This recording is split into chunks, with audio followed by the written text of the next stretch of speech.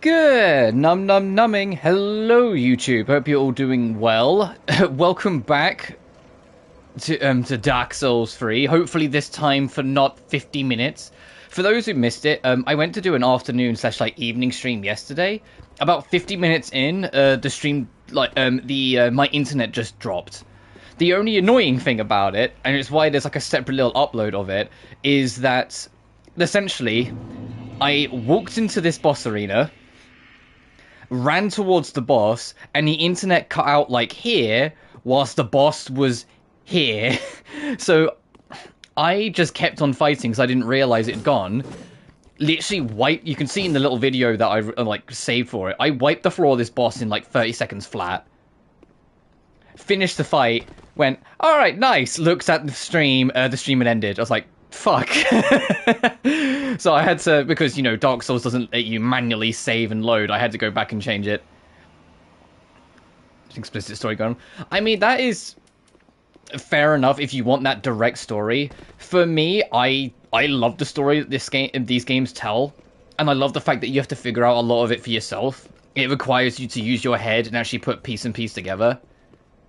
Like, even before we reach Prince Lothric, the last of the Four Lords, if you've paid enough attention, you can kind of figure out why he's refused to light the fire. Especially if you've played the rest of the trilogy, you already have context, because the fire, like, causing the Age of Fire to carry on doesn't solve anything.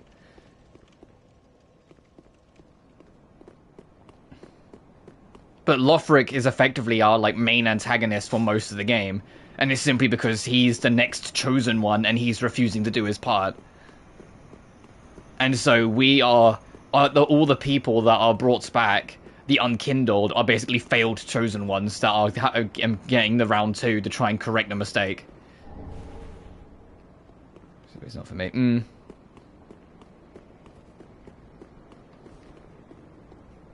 But either way, time for the archives. Also, dumbest bonfire placement in the game. There's a bonfire there, there's a bonfire here. What's the point?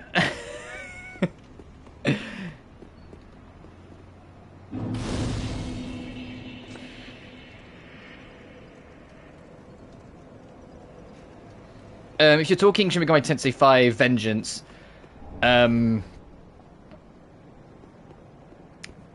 for all fusions, technically yes. Periaps, no. Well, I guess by technicality, yes, because you need, like, the individual demons. But essentially, in the very, very last area, you know you can find, I think her name is Eden. Like, just before you go towards the final boss. She gives you a demon, depending on your alignment. But because that's after your alignment is locked in place, if you're Chaos first, you can get your Chaos Demon. At some point you need to do a lore playthrough. And then, because neutral is only available on canon of creation, you have to do neutral on that one. I can't remember what her name is. I want to say it's Eden. It might be something else. But there's a demon, like in the corridor just before you get to, like, the final boss arena. That's, like, to the, like, if you keep on going to the left instead of going ahead, that will talk to you and eventually give you a demon.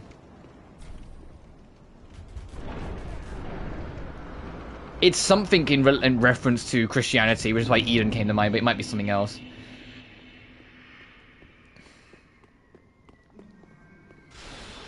Is there a difference between creation and vengeance? Yeah, vengeance is the story they wanted to write the first time around. Creation is the story they wrote the first time around because of budget and time constraints. That's not to say that Creation is straight up a lesser product. It's more that Vengeance is just the game they wanted to make, whilst Creation is, like, the compromise, basically.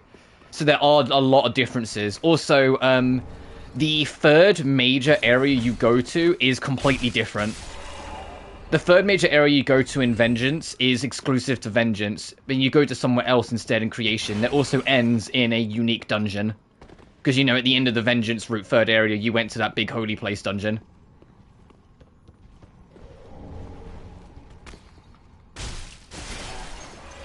It's why in Canon of Creation, instead of your choice being, your ending being decided on your morality throughout the course of the game, it's just a fixed option list.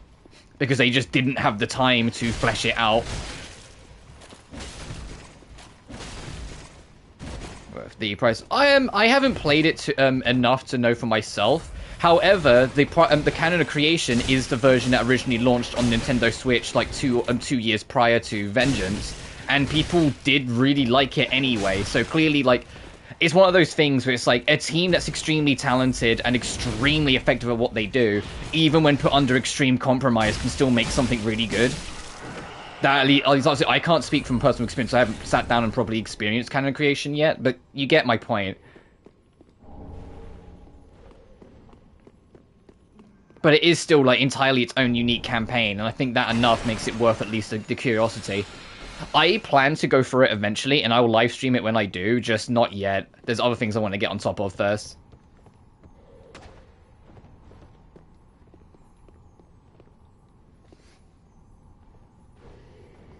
Oh yeah, it's 6 endings, because Canon of Creation has 4 endings, and Canon of Vengeance only has 2. So the only trouble is that if you want the platinum, you do need to have all 6 on your save file, because of the, like, battle challenge simulation thing. You get a unique final boss gauntlet challenge per ending, so you have to do all 6 endings on one save. You can't cloud save scum it.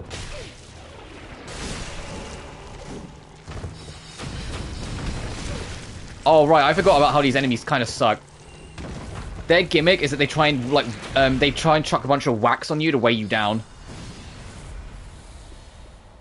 Just get the platinum. I mean, I plan to eventually. The plus side is, with Canon Creation, you only need to do... Well, technically, this also applies to Canon of Vengeance. You only need to do it once. Like, do the full journey once, I should say. How bad is the plat? I was about to get to it. It's really not that bad. You do one full playthrough doing whatever you want on Vengeance, then you've of whatever ending. And whatever ending you don't get, you can just speedrun the other one, ignoring all side quests. Just make sure when you get to any point where you have a choice between Tao and Yoko, pick the opposite girl. So if you've got the Chaos ending, agree with Tao all the time. If you got the Law ending, agree with Yoko all the time. And then with Canon of Creation, same again. The super boss Shiva, you have to kill Shiva to get access to the true neutral ending. So do one part playthrough that's doing all the side quests. Make sure you spare. If you don't want to follow a guide for it, there is one side quest. You didn't get the pick last time? In Vengeance, yeah, you did. It was all the choices throughout the course of the game where both Yoko and Tao were arguing in the story, and you had a choice to agree or disagree with one of them. It might not have ever been explicit, I agree with Tao, I agree with Yoko, but it would be, Tao believes in this, Yoko believes in this, and you saying, oh, I think we should do this, gives away that you agree with one or the other. Like, if Tao says we should spare them, and Yoko says we should kill them, it's not going to say, I agree with Tao, I agree with Yoko. The options are going to be, I think we should kill, I think we should spare. And obviously, whichever one you pick there it counts as the choice. And there's many throughout the game, and it basically just tallies up however you agreed with more often to make it your ending. But yeah, in Canon Creation, there is one side quest, I can't remember what it's called, but you can look it up if you want to follow a guide, where at the end of it, you get a choice to kill, I think it's Krishna, or spare them, and you need to spare them, because it will eventually lead you to the side quest that allows you to fight Shiva, and you need to beat Shiva to get access to True Neutral. Once you've done the True Neutral ending, the last 3 New Game Plus cycles, you can just skip all side quests, beeline through the story and do them, so they won't take you long at all.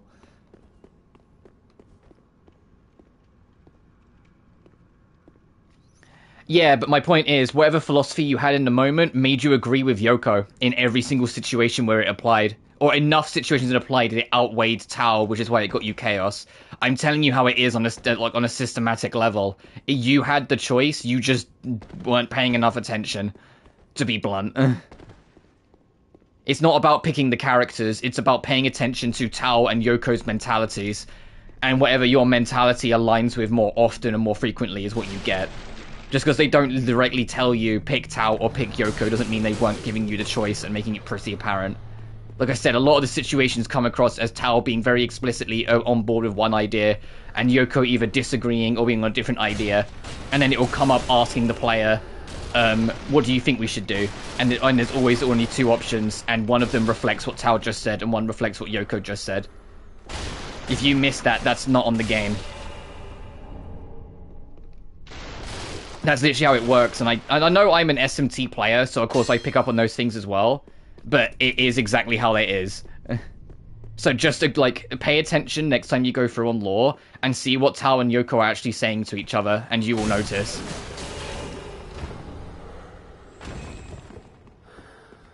So canon creation, although there technically is a morality check, it doesn't matter because you get to make the final say at the very end. When you get to fight Metatron, Metatron will straight up ask you what your plan for the new world is, and what you pick there is straight up your ending.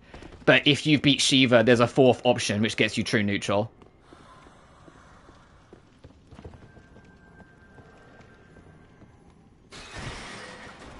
Anyway, to get back on top of the game, the archives, similar to the archives in Dark Souls 1, I don't exactly know my way around it. I'm kind of going to bullshit it and hope I get through it. Probably just like Dark Souls 1's archive, there are mages, like, everywhere.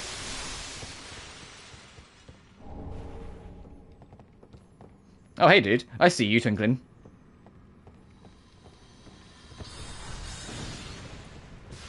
So the only game, like the only SMT game where I think like your moral choice should be made a little clearer is honestly Shin Megami Tensei 4. But that's because absolutely fucking everything affects your morality in that game, and it gets a little intimidating once you realize just how much does. Like, I love 4. 4 is easily the best Shin Megami Tensei game, but it still doesn't change the fact if they remaster it, it would be nice if they added a little something. So the theme of Dark Souls 3 is that the enemy is not doing his duty, right? Basically, the Age of Fire became basically like a ritual rite that happens every now and then. That's the easiest way to describe it. And like basically whenever the fire goes to fade, the fire, through whatever magic has kept it going for existence, basically summons people to be the chosen one to then like go on the journey and link the flame and basically keep the flame going to keep the Age of Fire going. However, after several hundreds, potentially even thousands of years since Dark Souls 1, when it was first ignited, these Lords of Cinder, as they later became known as, have started to realize that the world is rotting away regardless. And the only way humanity as a whole are going to grow is if they allow the Age of Dark to happen. So, when Prince Lothric, the next in line chosen, knowing this, deliberately decided against doing it, the flame basically panicked and tried to resurrect all old Lords of Cinders, basically going, oh, if they linked the flame last time, they'll do it again. And all of them, that being Yorm the Giant, Aldrich, Saint of the Deep, and the Abyss Watchers, all of them refused. We're probably going to die here because I'm getting... Oh no, I didn't, I got away with it. So it then panicked even further and started resurrecting any and all attempted chosen ones that failed, which are known as the Unkindled. We play as an Unkindled. And then that's where the story starts, and it's up to you to kind of figure all of that out. So I'm going to go for the Age of Dark ending. I'm going to fulfill what this game is alluding to the whole time along. The big thing that the game's always alluding to is that you need to be okay with letting things go. Because trying to, like, perpetuate the Age of Fire indefinitely is causing more problems than it's worth. And when we go into the DLC is even blunter about it. Because the DLC, when we go into the Painted World is having the same problem. Everything is rotting over, and the old painting needs to be burnt away to give space to the tapestry of a new one. It can't be any blunter that the fire needs to go through and end its time so things can move on. Like, the Age of Fire, the thing with the Age of Fire is that it made sense back in Dark Souls 1 to maintain, because it was where humanity found the strength to stand against the dragons. The trouble is, dragons have been extinct for forever, and humanity is rotting into a cycle of nothing ever changing. So why do we still have the Age of Fire? That's basically the question that you should like to be asking. The dragons are basically extinct. So what does it matter now? Whilst the Age of Dark, yes, it would be scary. Yes, things might not work out immediately, but it would allow humanity and the world at large to actually grow and continue to some extent. There might be a more pain and death in the immediate future, but as a whole, it would allow things to grow and change.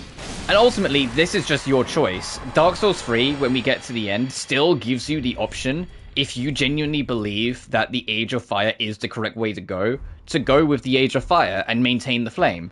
I'm just not going for that. I'm going for Age of Dark. There's 4 endings to this game.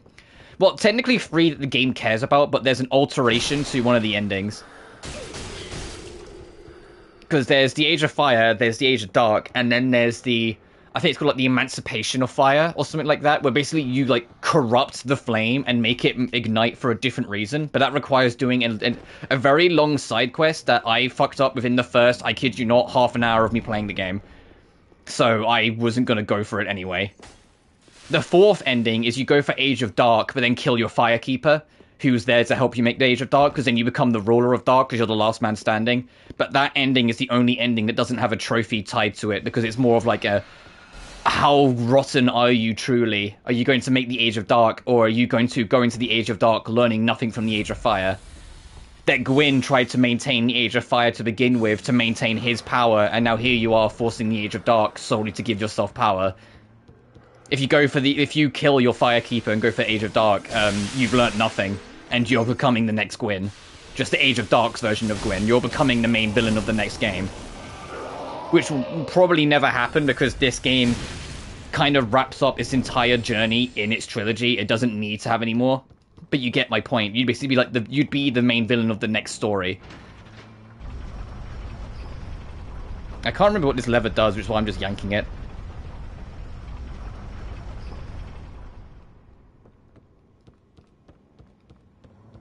Oh, it lowered this.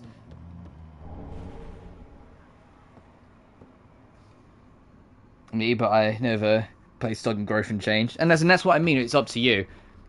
No one's gonna... Like, if you say, oh, I'd go with the Age of Fire, no one's gonna take that from you, because it's part of the discussion that the game is having, and how the whole trilogy is having. The trilogy started by showing you the benefits of the Age of Fire, then it spent the middle game showing you someone who is completely uninvolved with the whole situation, and now this game is showing you the cons of the Age of Fire. The whole trilogy is giving you as many perspectives on it as possible, to let you decide what you truly think is the right way to go about things. Because the Age of Fire allows humanity to have power guaranteed, and it's shown throughout the many ages that is maintained. However, through that power becomes a lack of change, and a lack of growth, and so if you believe in that or don't believe in that, that will affect your judgment, and you're valid either way.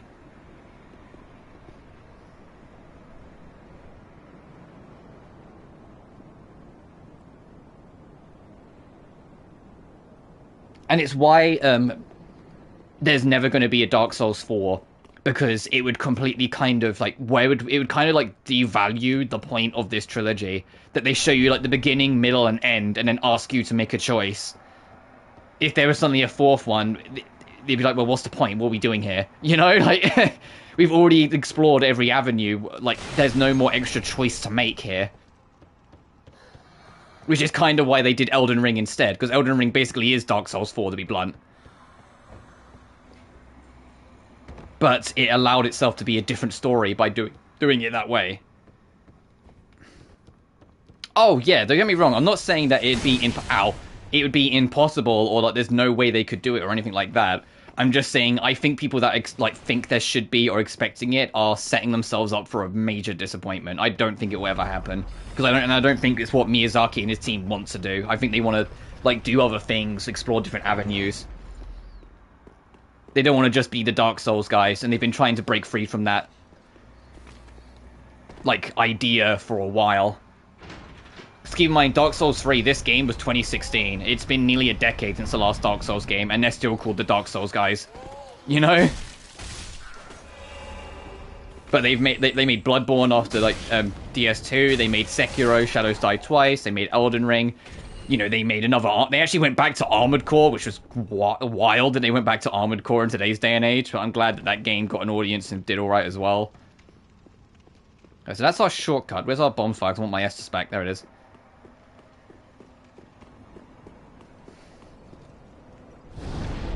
And now themselves here. And you mean like they just did Elden Ring Night Rain, which although had a mixed reception at launch, apparently the extra content that's been added to the game since launch has really made it its own, and now people are really loving it, which is always nice to hear. That something has a bit of a stumble, like at least commits and doesn't just immediately give up and actually grows into something. Duskblood looks like a crazy like co-op action game that's like Bloodborne adjacent, but not quite. The biggest thing that would like genuinely get me like excited is if they ever did another Kingsfield. And I know they kind of won't, because Dark Souls is kind of the natural evolution of Kingsfield. The only real difference is that Kingsfield is first person and Dark Souls is third person. But if you play a Kingsfield game, you kind of like, although it's different, you can see the parallels of what eventually became Dark Souls. But I would love another Kingsfield.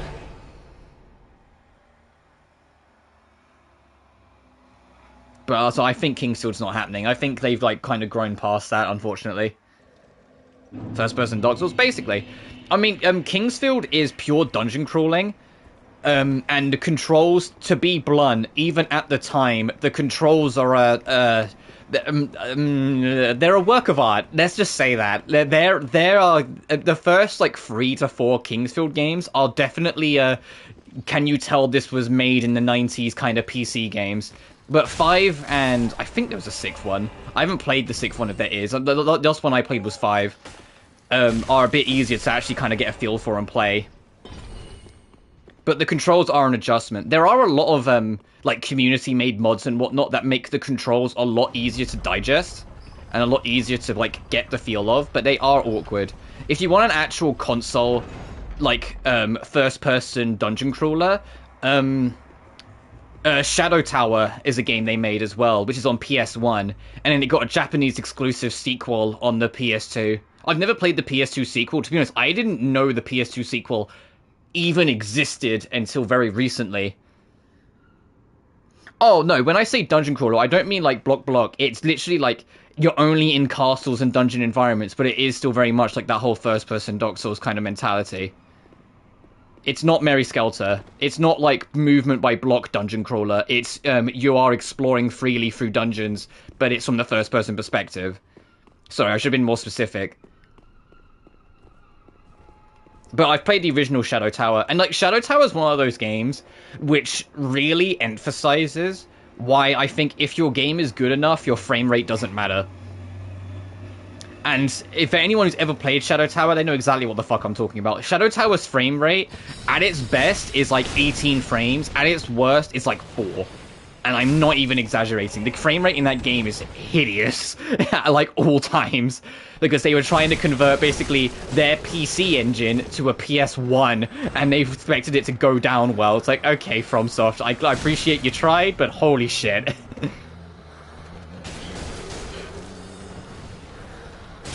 But the game's so, like, interesting in how you can approach it. Because basically, there's, like, in the Shadow Tower, there's, like, a bunch of main bosses, and you do need to kill all of them. But the central shaft, if you know what you're doing, you can go to any floor in any order. And because the game knows that, the game balances itself around that.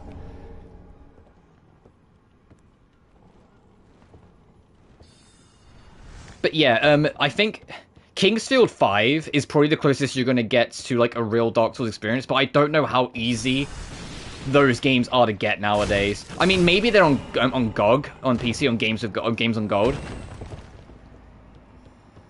Some of the old ones. But like I said, like, if you play like the old ones, like 1, 2, 3, and 4, look into community mods. Look into community mods for controls, because the control scheme is genuinely arse. It's genuinely fucking sucks, especially when you're trying to like figure out your magic and whatnot, and you're like, oh, this is awful. I'm not a fucking piano player. What the fuck's going on here? Like, it's a journey. Ah, fuck! I tried to get away.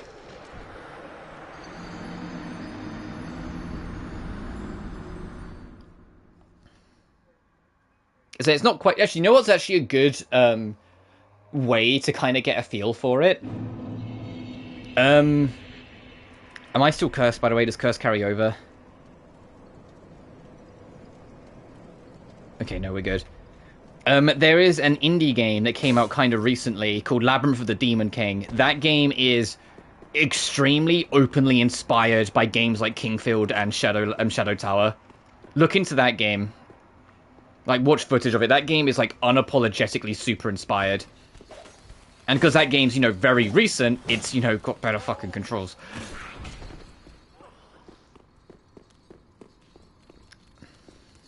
But I get, like, we've mentioned this many times before. I completely get that Souls-likes, or like 3D Metroidvanias with a punishing death system, because that's what this is, aren't for everyone. In the same vein that Metroidvanias as at large aren't for everyone. They can be quite confusing to newcomers, and that's entirely valid. But I've grown very used to Souls games in particular as time's gone on. Also, I should mention it because, you know, we keep on fighting these candle guys and they keep on fighting us. You can make these guys leave you alone completely. There's a giant wax thing at the bottom of all of this that I ran in front of but purposely ignored because I like fighting. And you can dip your head into the wax, and then all the, like, scholars here think you're one of them and will leave you alone. Because as you can see, all of them have wax on their head as well.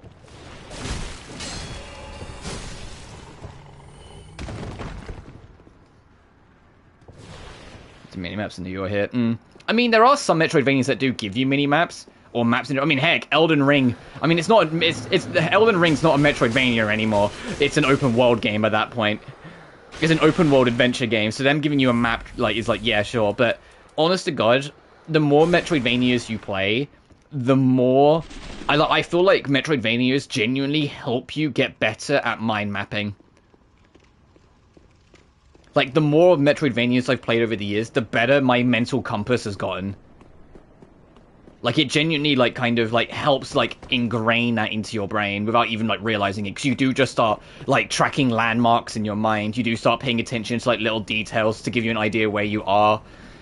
You know, like, if you've been spun around, you eventually start to get a better idea of what compass direction you're probably facing in. And the easiest way to figure out compass directions, by the way, is to make up which way is north.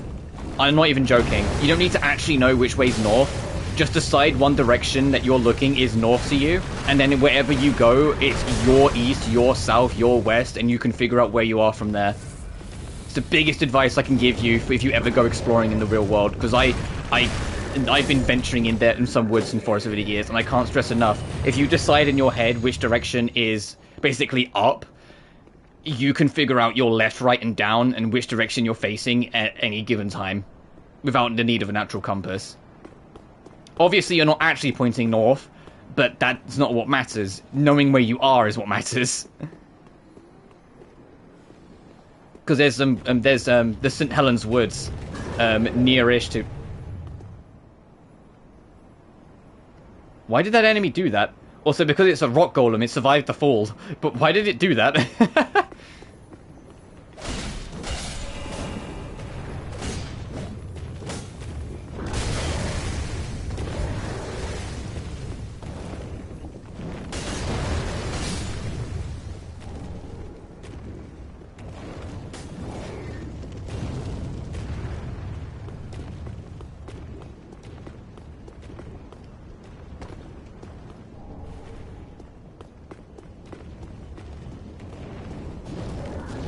There's so many fucking gargoyles. It's almost like I'm on the rooftop of a gargantuan castle. Of course there's a bunch of gargoyles and stone creatures.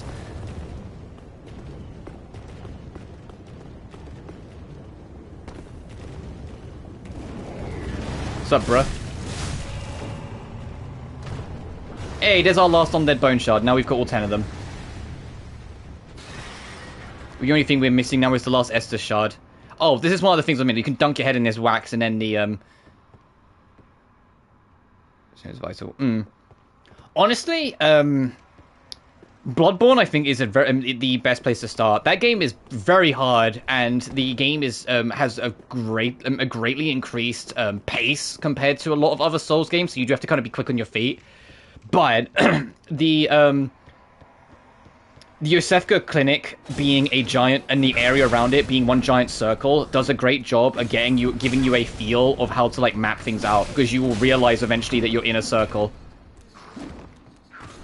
and then start breaking through that cycle on your own ends.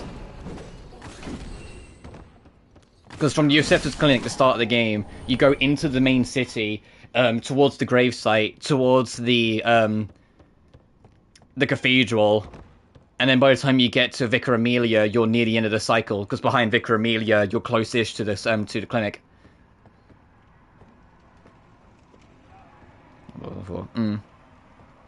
But genuinely, it's just one of those things where the more you play, the more of a feel you get for it. I had the advantage when I went into 3D Metroidvania of I had a lot of experience with 2D, and so applying the same mentality, but to just, you know, the Y-axis or the Z-axis, went a long way. Holy shit, that did like most of my health. Did you see that?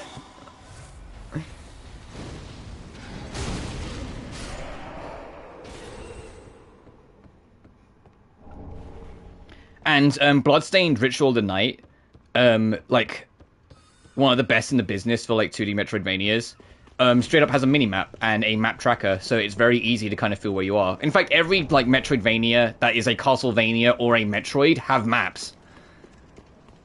It was very much a FromSoft thing to start moving away from maps all the time and let people actually feel out the map as they go. Because even the original Metroid on NES has a map. It's very antiquated and not that helpful, but it still has a map. Some of Dark Souls 2, Bloodborne, and an hour of Elden Ring. I mean, Elden Ring, listen, Elden Ring, although technically it is, like, you know, Soulsborne, it's a lot more in line with open world, just with, like, Soulsborne stuff in it. Like, it's still very much Soulsborne, but you know what I mean. Like, it's very much an open world adventure game and not really in, like, Metroidvania. But Bloodborne was my very first 3D Metroidvania, and it's one of my all-time favorite games. I loved it. But like I said, I'm aware that, like, because I played a bunch of 2D Metroidvanias growing up, I at least had, like, a glimmer more of a chance, because I could just see that it was just applying the Z-axis to something I'm already used to. Oh, I forgot about these feckers. This isn't, like, one of the more, like, annoying ganks in the game. This is free, like, human encounters.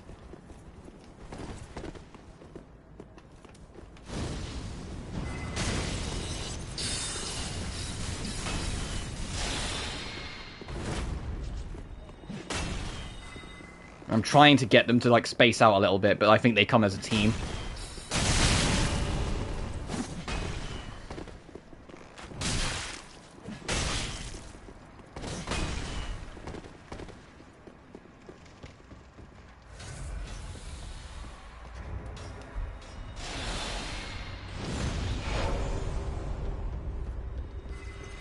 I think on my blind playthrough, I actually just ran away from these guys.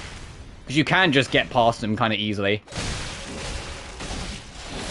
Alright, there's one.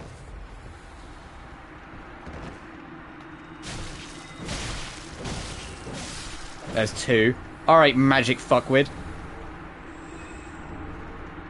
Oh, he gives you the two katanas. Interesting.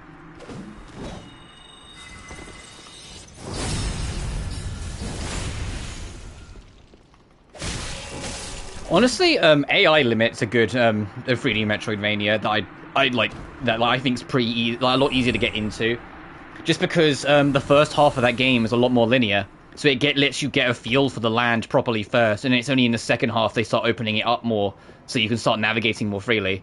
So I think that game does a better job of actually, like, kind of getting you into the feel of it, because it's more linear. You're going from A to B to C to D. It's just there are secrets off the beaten path, but there's only one real path to go through it. There's only one break-off in the first half of the game, and it's really obvious. Because there's an open window, and eventually you're going to go, huh, why is this window open? When you go through it, eventually leads to this side path that then leads you to the forest. Which the forest is a dead end anyway, so you don't have to worry about it going off to a completely different route. You just do the forest for a side quest, so you get to fight an extra boss near the end of the journey.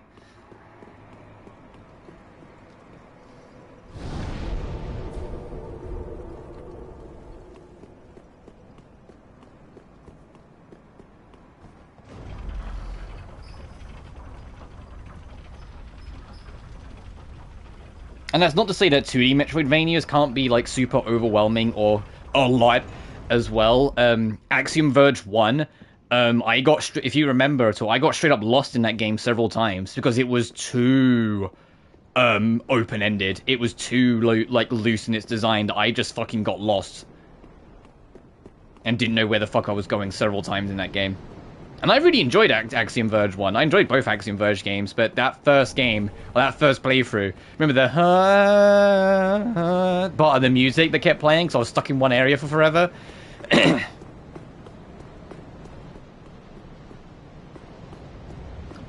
hope we get another Axiom Verge. Those games were great. They were very much embedded in the Metroid side of Metroidvanias, and I don't really play the Metroid side, like, at all. I'm more the Vania side of Metroidvanias, but I loved it. I like that, that was funny. Right, that was the Hunter's Ring.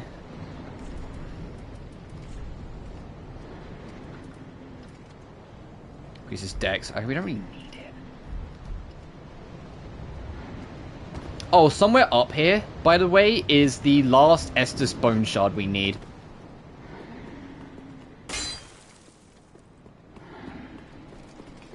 And then we can have 15 Estus and plus 10, because I need to turn in my Bone Shard as well. Oh, hey, Gold Knight. Oh, if I remember rightly, these guys were like the original Soul Grind. Because these guys dropped like a fuck ton of souls. Like, before the DLCs came out, I mean.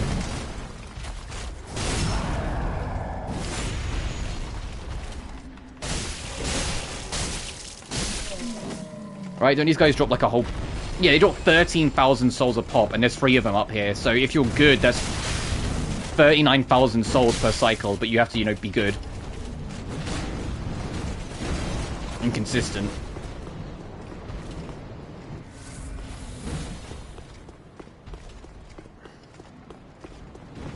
Like I said, the Estus Shard is up here somewhere. Doesn't mean I remember exactly where it is, but I know it's up here somewhere. Oh, this might be it. Hey, alright, let's go, actually, go back to the Shrine Bonfire and turn all this in.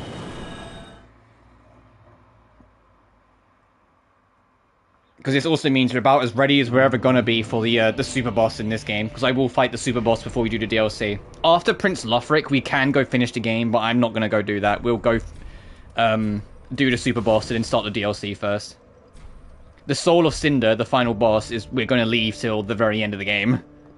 Like I did with Dark Souls 1 and 2.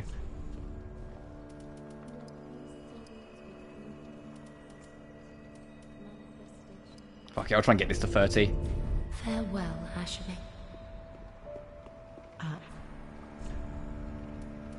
And because I'm on the path to go at the Age of Dark, it's why the music that plays now here in the Firelink Shrine is a lot more sad. Because it knows you're here to end the fire, not continue it. Ah, wasn't he?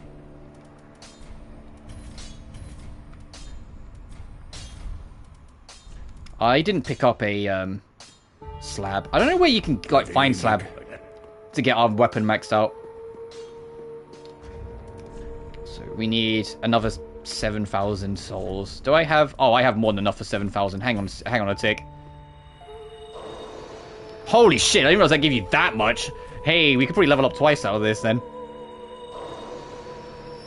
Welcome us. Very well then taken.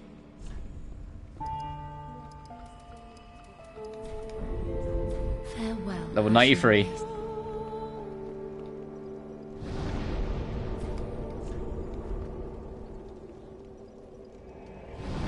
Right, between us and Prince Lothric is one long bridge with a bunch of enemies on it. We can get past the bridge, there's a shortcut to the right.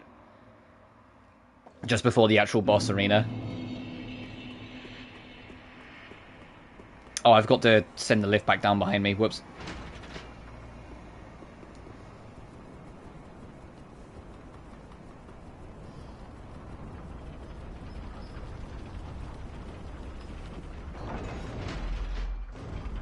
Oh, I've also I've decided what the next quote-unquote short game, or like not an a turn-based RPG that will take me like 40 hours, is going to be after this.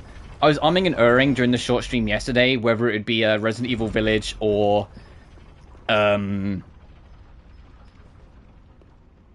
something else. As it slipped my mind right this second, but there was a something else option, I promise. But I've decided neither. I said at some point this year I would start the Tomb Raider reboot trilogy. I will start Tomb Raider 2013, so we will get closer to Rise and Shadow.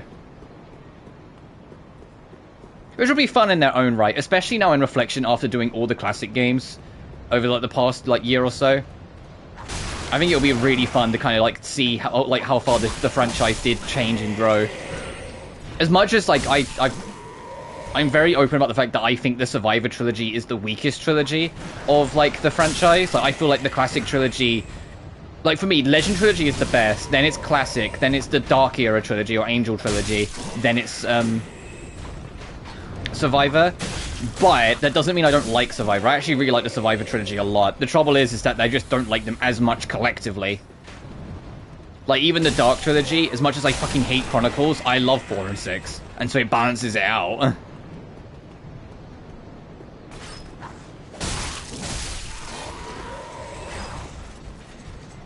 But yeah, I'll be doing Tomb Raider 2013, and then afterwards going to Rise, and then going to Shadow, which I think will be great fun.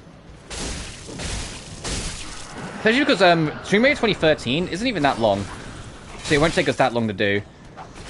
Rise is, I think, the longest of the lot, but it's still. And Shadow, I know a lot of people don't really like Shadow that much, but I genuinely love Shadow. Shadow is my favorite of the trilogy, because it's the most fucking Tomb Raider. It has blatant issues. Like, it's clear that it lacked budget, Square Enix rushed the team severely, and there were other issues, like, behind the scenes that kind of stopped it being what it could have been. But what we got is still insanely fun to me.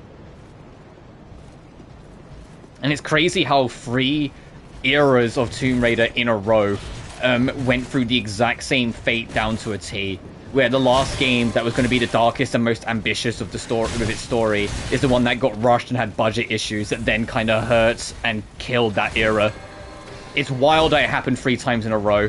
The Angel of Darkness killed Classic, Underworld killed Legend, and Shadow killed, or seemingly killed, Survivor, because they've already confirmed that Tomb Raider Next is going to be like a new start.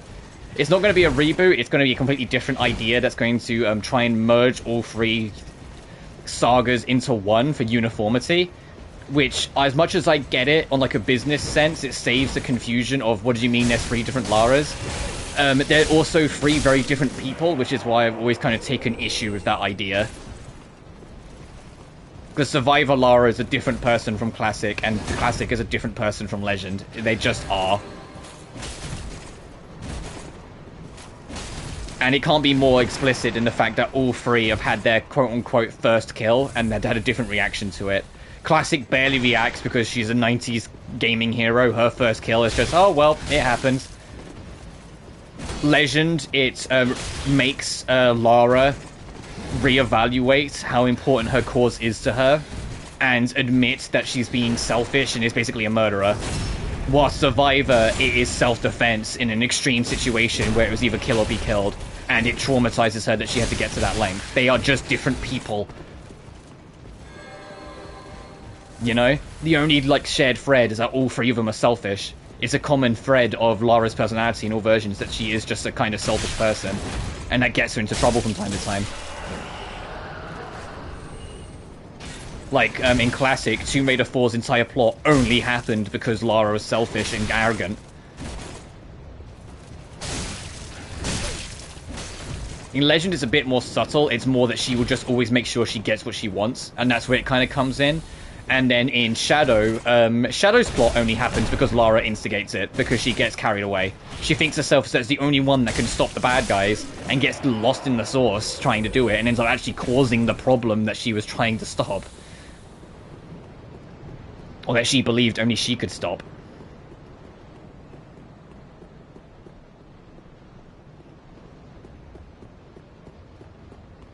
Anyway, Prince Lothric is waiting over there. The shortcut's here. I'm just going to open the door a smidge first. Yeah, because that's where the boss entrance is there. I just want to open the door now so I don't have to do it later. But I will twig the shortcut first.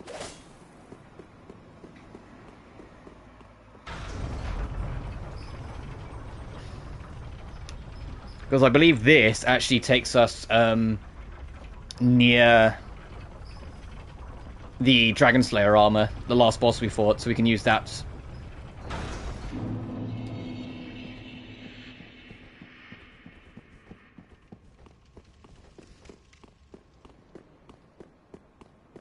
Which I suppose makes this bonfire over here a glimmer more valid, because it's less distance to run, but at the same time, it's still like, those two bonfires are so close. Because we would just use this bonfire for Prince Lothric as our run back.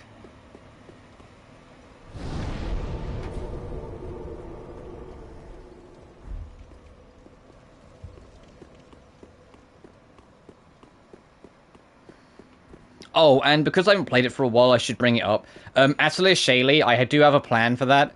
My plan is called I'm giving it one more stream. If it doesn't kind of sell me on it after the next stream, I'm benching it completely, because I'm just not vibing with the game at all, unfortunately. The game's way too slow and nothing's happening, and it's carried on that way for several streams straight now. We're on like chapter 6 or 7 and like nothing's happened. I don't mind it being a bit slow, I don't mind slow intros, but we're nearly halfway through the game, and I'm still feeling like we're in that sludge. And so like, if it doesn't start changing soon, I'm putting it down, because it's just boring me, unfortunately, right now. Alright, before we do the boss, I am going to refill my drink.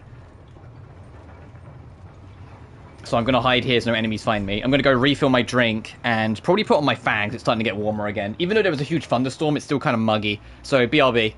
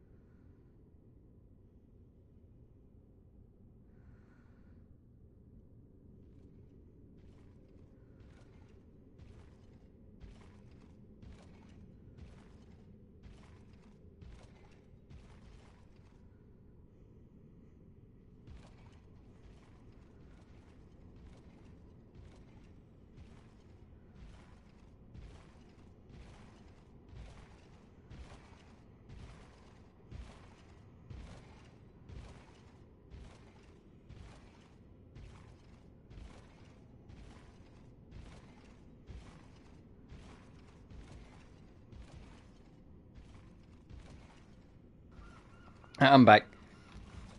But yeah, like, I can see, like, the appeal. I can see why people enjoy it without Liz Shaylee. My problem is just that, even ignoring, like, the fact that the story is very slow, which I said isn't an immediately, like, unsell or anything like that.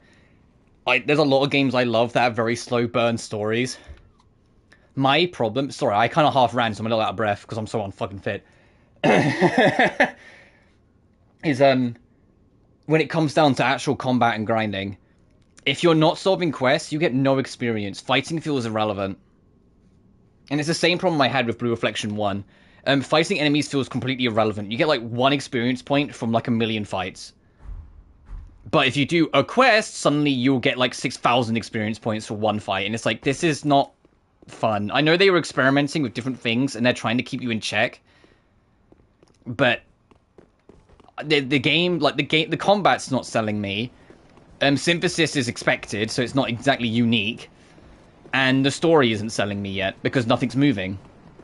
And like I said, I'm used to slow burns. My very, you know, my first real Atelier was Atelier Sophie. And that game, very little happens for the first half of the game. You're just kind of doing shit around town. Oh, hello, my cat just ran in and joined me. You're soaked! Holy shit, Socks. I know it's a thunderstorm outside, but I didn't mean you had to go sit in it. My cat just ran into my room and she's drenched and she just hopped onto my bed. Oh my fucking god. Sorry, 1 second. I don't want to let my bed to get fucking soaked through. 1 sec.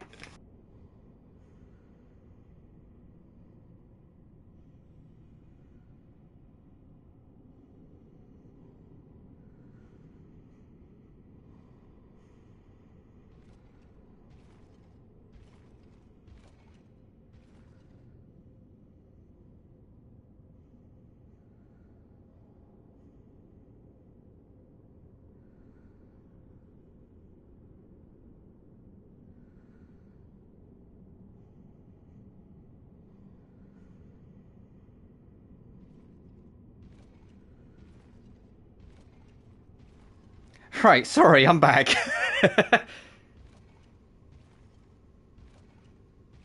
But, like... But yeah, so I'm going to give it another chance, because it might have a chance. I said, Atlas Sophie, that took a while to hook me, because it has a very slow story, but I ended up loving it. I have problems with the game, but I still ended up loving it. But what other thing, like, say, like Sophie 1 did that kind of helped was that there was a lot of character events and a lot of character stories along the way. But there was always something going on with the characters, and, like, Shaylee, it feels like there's a lot of times where there's just dead air. And like I said, that's not to say that there's anything wrong, like... or like that it's bad or anything like that. It's just it's not for me right now. But it's also like the only Atelier game I haven't finished yet. So excluding like, you know, the handheld spin-offs and Nelke. So I kind of want to finish it, but at the same time I'm like, ooh, this game is different.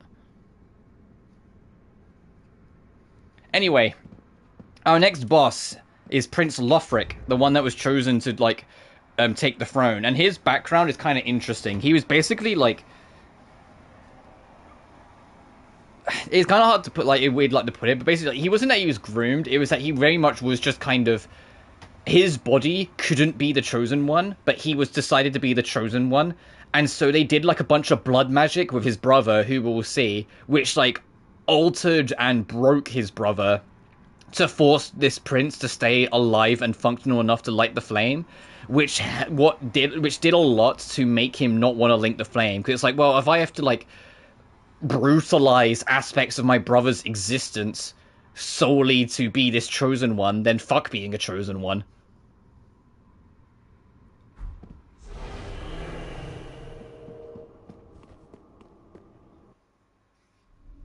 But you'll see, the prince is actually the quiet small one. Dear. This one. Another dogged contender.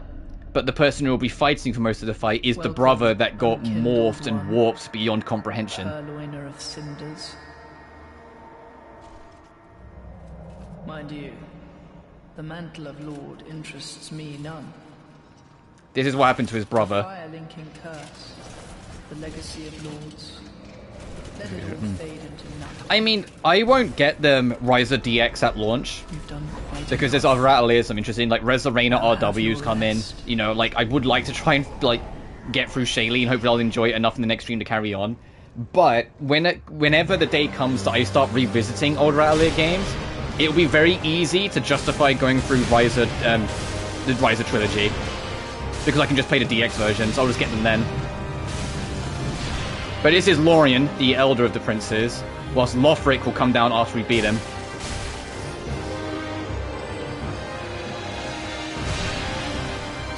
Oh, this is also one of my favourite battle themes in the game, by the way. Ignoring the DLCs, because the DLCs are kind of cheating. As we'll get to when we get to them. Alright, that's phase 1. I'm super stoked for Resurreina. I think the game's going to be great. But once the first prince falls, the second prince will come back. And then the fight's dynamic changes. To end the fight, Prince Lothric must die. Anytime you take down the elder brother, he will just get resurrected by the younger prince.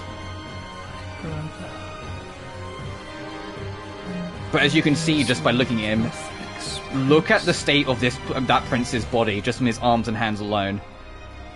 He only became like that because he was supposed to die, but because the church was so adamant to make him the first, the continuer of the fire, they did all this to him to keep him alive.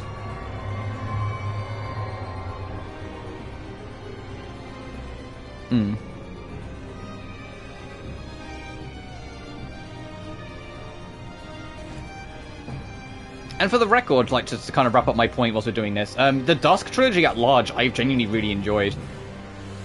Both Aisha and Escher and Logi were phenomenal, and Escher and Logi had the same problem that I'm currently having with Shaylee, where like very little happens in the first half of that game, but when you get to the second half, it's so fucking good, I forgive it.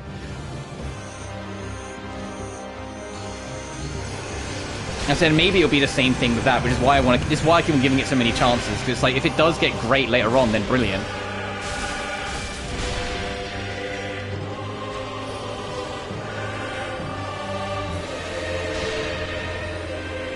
I love this theme so fucking much. It's so, like, it's powerful as a boss theme, but it's also got the raw emotion of a brother who's watched his older brother basically sacrifice his limbs, his body and mind solely to keep him alive, and he hates that that's happened. There's emotion to it. There's pain to it.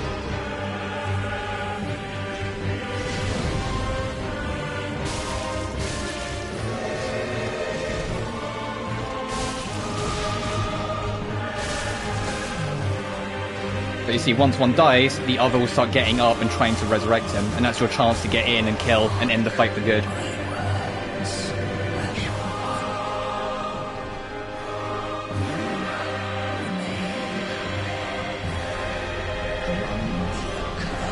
And in his dying words, he gives you his last warning. I love this fucking fight so much. I love the music, I love the fight itself. I know that, like, our dex build is kind of cracked, so we did insane damage, but I genuinely love that fight.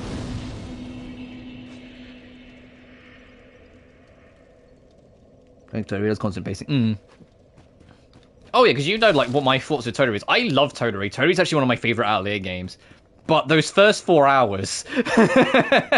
those first 4 hours I did not like. But once I got past him, it was great. And that's kind of why I'm still, like, giving it the chance. Because I feel like a lot of people do like Shaylee. And there's definitely a reason. And I'm sure it will be there. I just need to, like, commit more to it. But like I said, we'll see. I'm prepared to give it one more, like, real good go. And if I come away from that one more good go thinking, oh, alright, there was a couple things, then obviously I'll keep playing. If I love it, brilliant. But if it's just that I come out of the next stream completely dismissive, then no, I'll stop. Because it won't be fun for you guys to watch, let alone me play. Anyway, now we've put in the last soul, we can straight up go fight the final boss.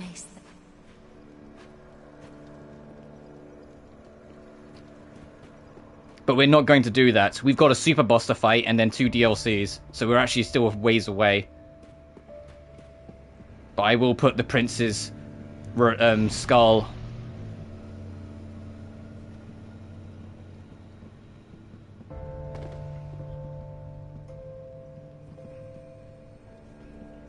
Shady. Because, like, every other Atelier game has more things going on. That's my problem with it. Like I said, even, like, games like Sophie 1, even games like, Violate's a good example, where the story barely moves for most of the journey. They have more going on in the interlude. Like, there's more character moments, there's more little events, there's more little side quests. Shaylee, once it's kind of, like, done its story bit, there's just kind of nothing for the next 5 hours. And that's where I start to kind of burn out.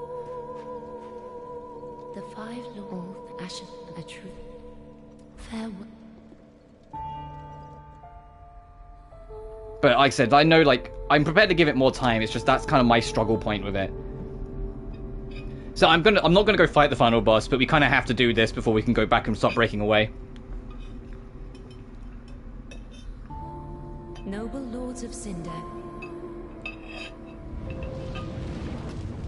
The fire fades.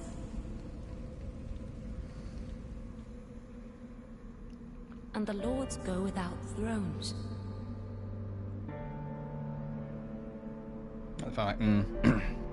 Oh yeah, Yumiya, as much as I liked Yumiya off rip, Yumiya is a game that I think gets better the further it goes along.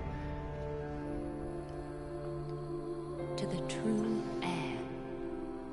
And I'm excited to see where they go from it. I have my big theory of Yumiya, or like the new saga as a whole. My big theory for the Memory Saga is that I think these ancient civilization vehicles will include that they implied heavily that there's an ancient vehicle that's like a specialized water ship. I think we're going to go full Wind Waker in the next game. I think the motorbike is the main vehicle of Memories 1.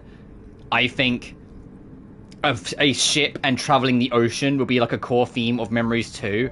And then, oh, I don't know, maybe like they'll take it to the skies for Memories 3, we'll have to see. But that's kind of like where I feel like it's going.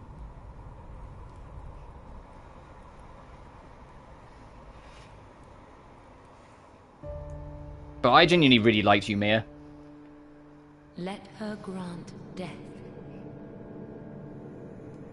It's no, it wouldn't be. It wouldn't even if like. The old gods of Lord. I don't know if it would be my game of the year if it wasn't for some of the other games I've already played this year. But like End of Magnolia, I preferred over it, and AI Limit, I vastly preferred over it. Right now, AI Limit's my game of the year. I love that game. I said I haven't played Expedition 33 yet, so give it time. Alright, we can now go fight the final boss. We've unlocked this, but so we're not going to go do that. The Flameless Shrine will be the last place we go. We're going to the Dragonkin Mausoleum because we've got to fight a super boss. Yeah, Resurreiner RW I'm genuinely excited for. I think that game will be peak. Sophie 2 team. It's literally got Sophie in it. Oh, they did show in a new trailer that like a lot more crossover characters are going to be present in RW. It's just that the characters that we saw first are just a playable team. So like Ryzer's in it, she's just not playable. She's just someone you meet on the journey, for example.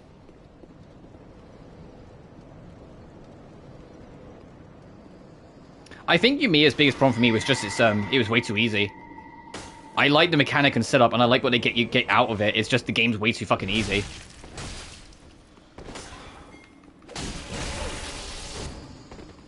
And then when you go on the DLC difficulty, because they did add a free DLC, like super hard difficulty, the super hard difficulty is not fun for the opposite reason. It's not that it's too hard. You know what they do to make it harder? They just hyperinflate all the enemies' health bars, so the fights take fucking forever. And I was like, yeah, thanks guys. You really fixed the problem here. But yeah, it's fair enough it's not for you. Oh, you're gonna keep on resummoning that knight, huh?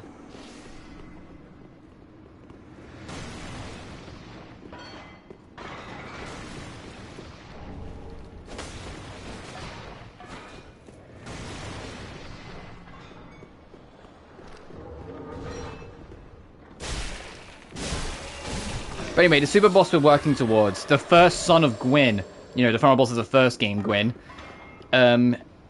who lost his name and is now merely known as the Nameless King. And is one of the most infamous, because he is, you know, the fucking super boss. And you know, from FromSoft games, reasonably challenging. So making a super boss in it kind of gonna get attention.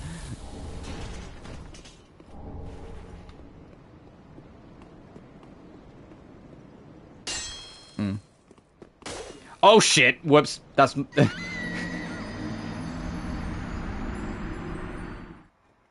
Alright, so, I'm gonna do great on the super boss. I'm swinging at nothing, that's running off the edges. You know why I did that? I thought I had my shield out, and I went to do that. But because I didn't, I just did this, and that was enough. It's a bad habit of mine. I just sometimes, like, just, like, tap the shield as I run, because I just find it silly to do.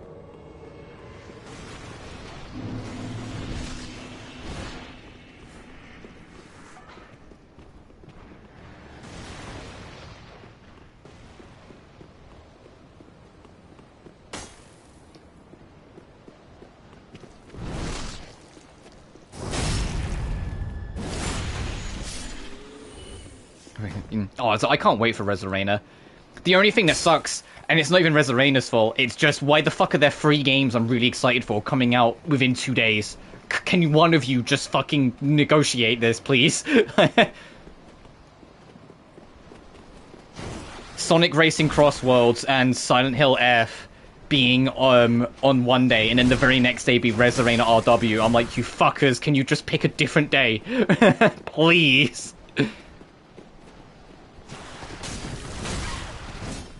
The plus side is that Silent Hill F has 2 days early access, and if you pre-order, and Crossworld has 3 days early access if you get the deluxe. And so I'm getting the deluxe anyway because it's Sonic.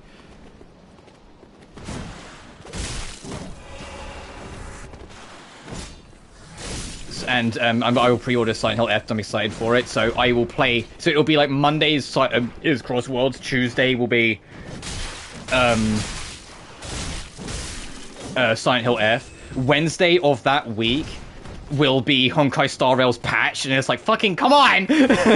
And then Thursday, I believe, is the only free day I've got before Alia Res Arena comes, so it depends which one I'm enjoying more between Crossworld and Silent Hill F, which one I play more of that day. Because I will probably try and do all of Honkai Star Rail in one day, that day. Because I think, actually it depends, because I think that will be, I don't know how many patches away that is, but I don't know if that will be the actual last patch of Amphorius or not by that point.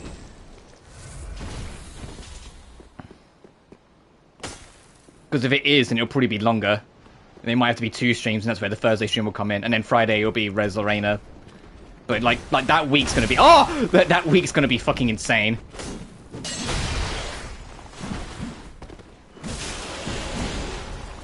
And then, like, somewhere, once we're done and start cleaning up the schedule, I think Trails from the Sky is, like, out in September as well. So, like, obviously that'll be when I try and fit it in. But trying to fit that in when I've got not 1, not 2, but 3 Juggernauts I'm really looking forward to coming out in in the span of 2 days, like, I know, something has to give.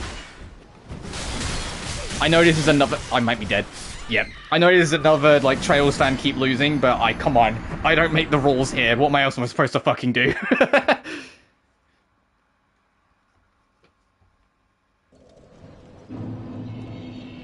No, but I want to start with Sky. That's the thing. Like, I always have to keep reiterating, I genuinely enjoyed that bit of Zero I played enough that I want to play the series, and now there's an opportunity to play it right from the start. Of course I want to take it. Yes, some other things will get held up, but I would like to think, assuming I still enjoy it, it will... Ow. It will be worth the wait in the end. And it's actually part of the reason why I wanted to try and get Shaylee done. Because if I have all the Atlas finished, well then, it'll be a good excuse as any to look for a new big RPG franchise to sink my teeth into. You know? You okay, buddy? Okay, that guy was just kind of vibing. I kind of feel bad for killing him.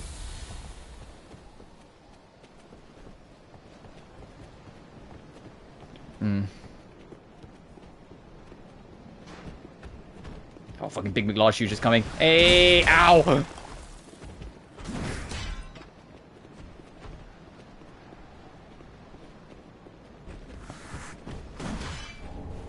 Thunder Resistance. That might actually be good for Nameless, because he has a bunch of Thunder magic. I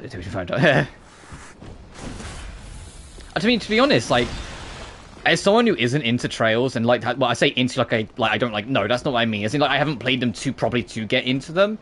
I've never seen the Trails community this excited before. Like, they are stoked for Sky First. Like, everyone is like really on board and really excited for it, and it's lovely to see. It's good to see a fandom actually be excited for something within their fandom, you know, and not be like, oh fuck, here we go, or oh, I don't know about this one, or oh, it's something different. No, everyone just seems universally kind of on board.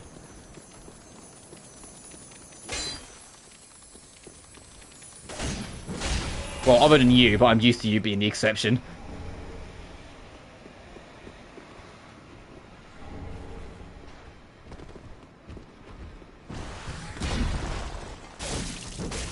And hopefully it'll do well, and they will remake 2nd and 3rd.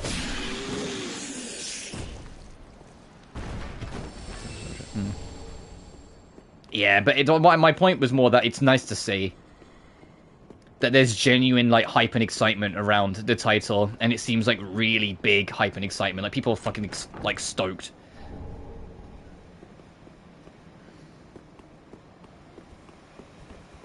And it's just nice to see. Like, it just makes me feel warm inside to see, like, everyone, like, kind of coming together to be like, oh, this looks fucking cool.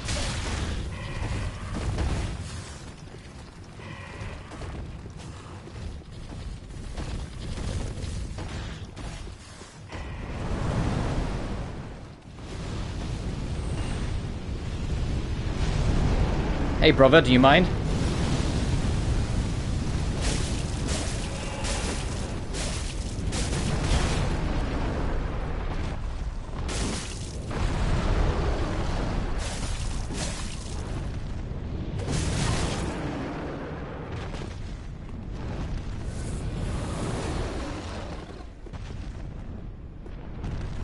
Oh, you can turn around. Oh, fuck. I nearly had the perfect zigzag through there. Damn it. That's what I was trying to avoid.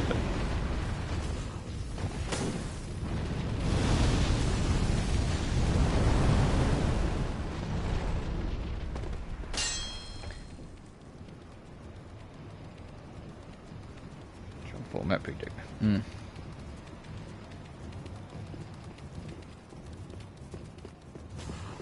I mean, not to play the, like, it's not that deep card, because it is, like, that is obviously a thing, that is a part of it, but I think that's not as big as a worry as you think it is. I think if people are on board with it, they will play it regardless. And if it ends up being different than what they expect, then it's something different for them to try out and fuck around with, you know? Oh, hey, that was Rykard that we just took down.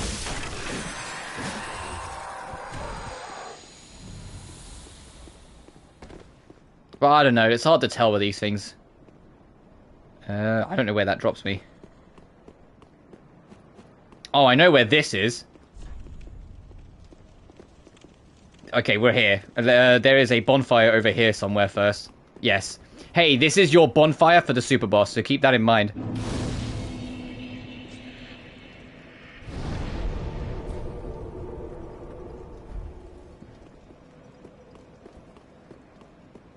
But we'll explore over here first, but we are getting ready.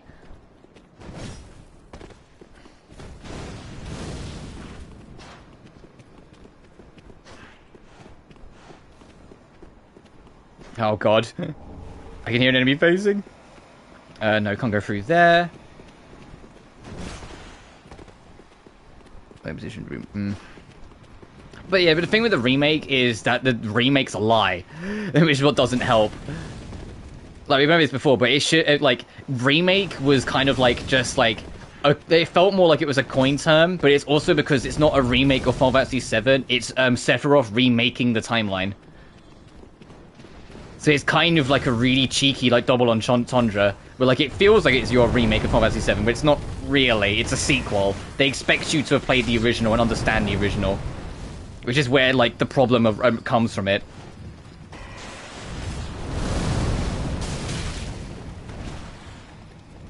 I think it was clever and cheeky as someone who, you know, has the original 7 under his belt, but I get that it was kind of like, there are moments in it. I still think, as a whole, 7 is easy enough to understand on its own terms. The only thing in, like, base remake you might not get is why the fuck the cat shows up after the plate falls. But that's just because that's a character in part 2, and obviously part 2 isn't available yet, so that's just foreshadowing at that point. That's just, what the fuck's this cat doing here?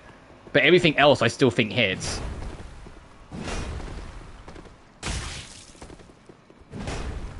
Also, hello, Havel. So it wouldn't be a land of dragons if it wasn't our favourite dragon slayer. Speaking of, I do have plans to get back to Rebirth. Like I said, my big thing was that I just burnt out, and there's been other things on the schedule, so I haven't had a chance to get back to it. But I do have plans to get back to it. I actually, like, have a pretty concrete plans that of when I plan to go to it and what I'm going to do. Name's Good Expectation. Yeah, that's the point of the wink. They make you think it's a remake, and then when you play it, it's not quite. That's literally the point of the twist, and what makes it so clever and cute. It was like one of the few Nomura moments that I was just like, this son of a bitch actually did something kind of clever. Even though it wasn't just Nomura. People are quick to, like, throw everything at Nomura. No, he had a whole team of writers. And he only directed part 1. He's the producer for part 2 and 3, because the rest of the writing team are more than capable of doing the rest on their own now. I am curious what they'll call part 3, though. Ow. Because they can't call it Reunion, because that's the Crisis Core remake, which is what everyone first thought part 3 was going to be called, Reunion. Because Reunion is the core, like, theme of the original.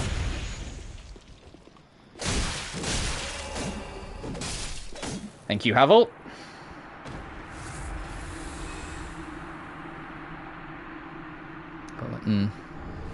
Dragon Tooth and the Haggle Shield. You don't get the Havel armor, though. I can't remember where you get it. Oh, there's our fucking slab. Hey, before we fight the super boss, I'm gonna max upgrade my weapon. In fact, let me just go do that now. Let's just not bullshit.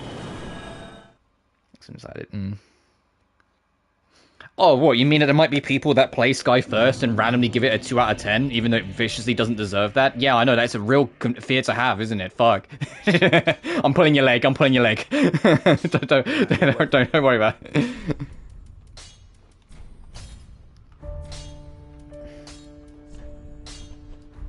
Pretty. Oh, you sarcastic fuck. Come on.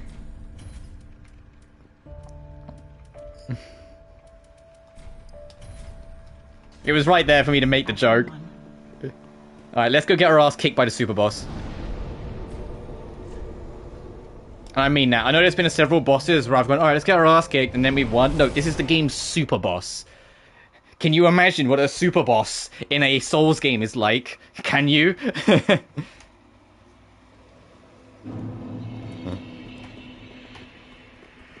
Keep in mind the other super boss in a FromSoft game is Melania, Blade of Mikolash.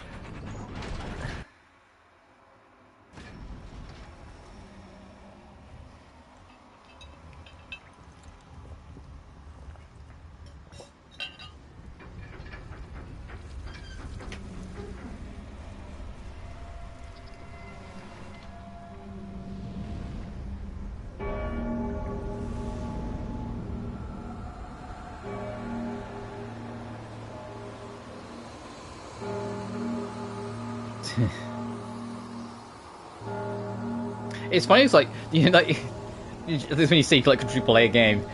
The thing that always makes me laugh was Ubisoft saying Skull and Bones is the first real quadruple A game, and it was like the biggest piece of dog shit ever. And it was like, yeah, that sounds about right. Ubisoft.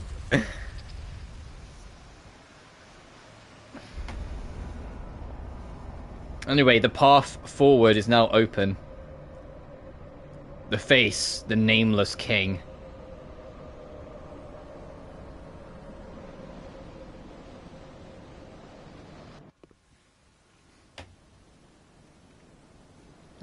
I mean, yeah, technically it's not full action, it's hybrid.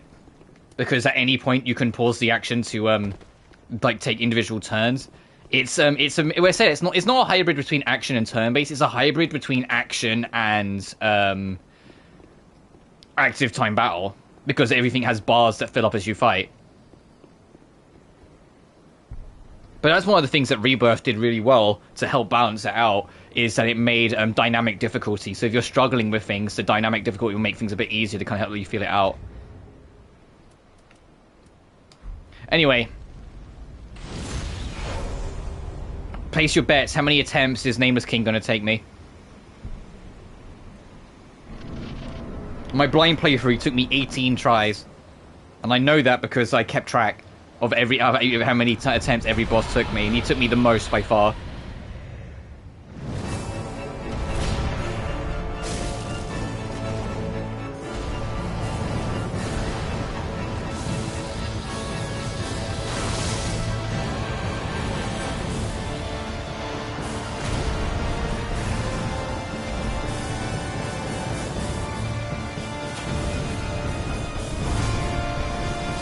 There's two phases. You kill the dragon and then you fight the man. And if you can believe it, the man's actually harder than the dragon.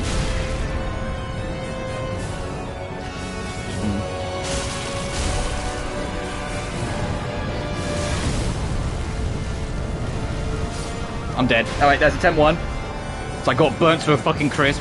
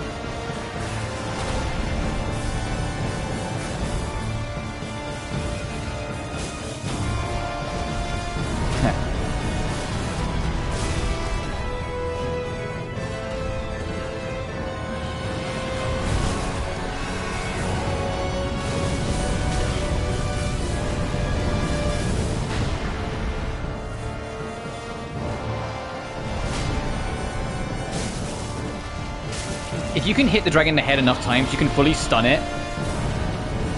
Oh, actually, this is exactly what we need, so I can get loads of damage off.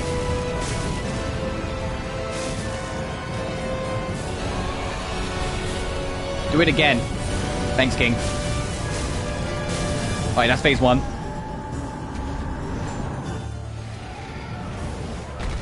But yeah, no, you don't say. Well, the man's harder than the beast, yeah. And upon its defeat, the nameless king will finish off the dragon for us to absorb its power into his own. And now the real fight begins.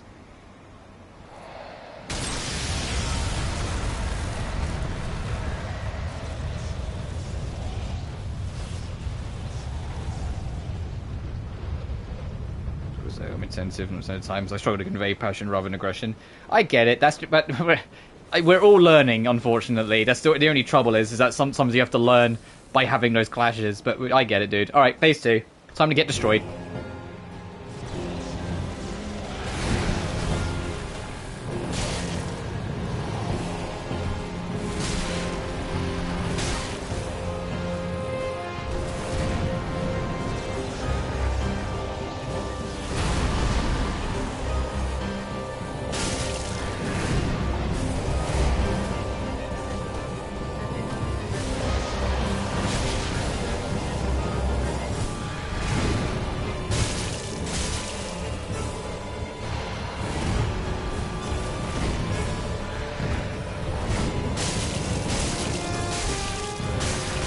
Oh, I got greedy. Oh, damn it. All right.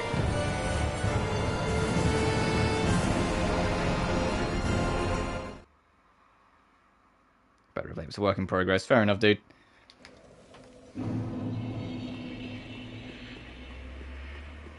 It's for fire and dark. Fair enough.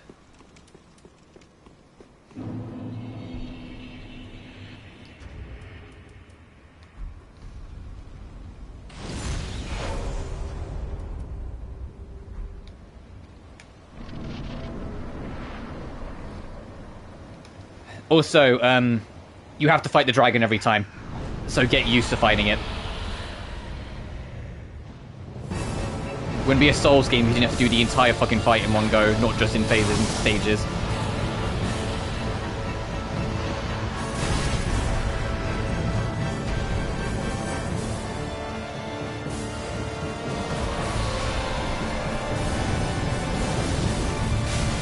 Oh, got too close, whoops.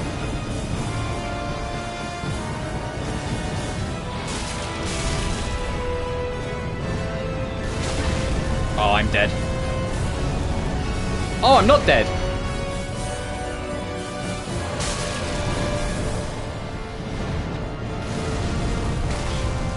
It's so hard to get away from that quickly.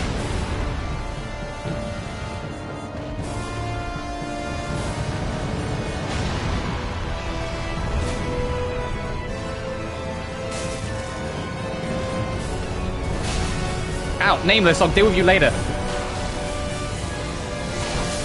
Fuck. You ain't no bitch, you're dealing with me now.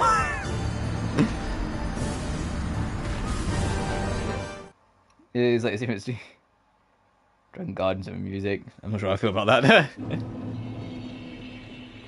Alright, free dead. Listen, on my blind playthrough nearly a decade ago, it was 18 attempts.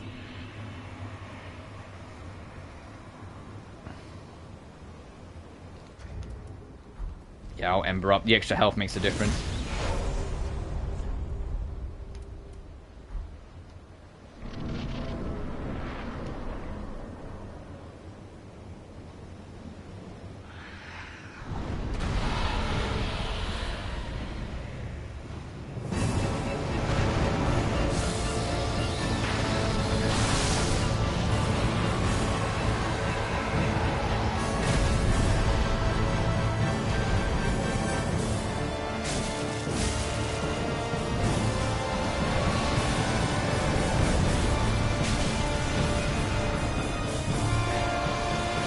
Wind attacks. Ow! Souls games and wind attacks having janky as shit hitboxes. Name a better combo.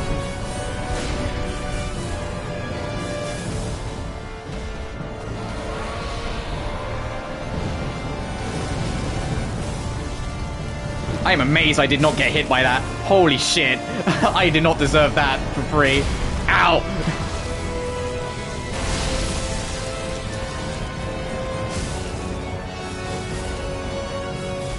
Dragon 1's OP. Yeah, I hear you, dude. I think that's lost to the archives, unfortunately. Hey, I got the stun. Straight in the eye. Goodbye.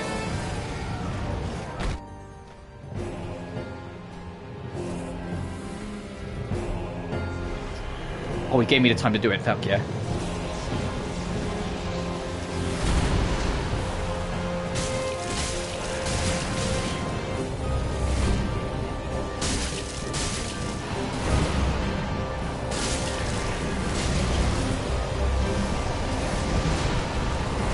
Oh, of course, that time you do the follow-up. I'm dead. Fuck!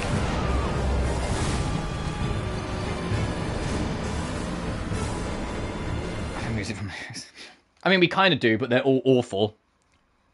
Is the trouble. They always sound like slightly muffled, where they just try and mute the sound effect through the music.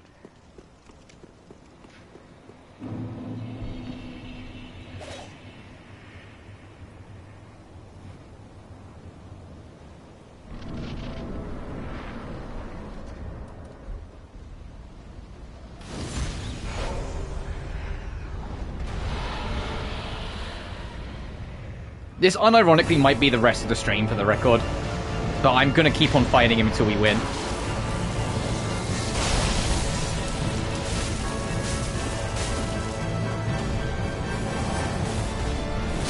Hopefully it won't be all fucking stream, because I would like to start the DLC today as well.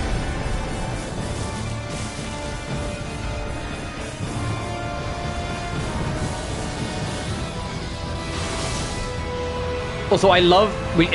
something that Dark Souls 3 really started nailing, and they do it more in Elden Ring as well. If you lock on your camera to the enemy, you get cinematic as shit camera angles for certain attacks at times, and I love that. There's a boss in the DLC called Dark Eater Midair that's like the king of that shit. If you lock onto the boss, there's there's a bunch of like fury attacks it does, and the camera will like give you a cinematic angle the whole way through, and it's sick as fuck.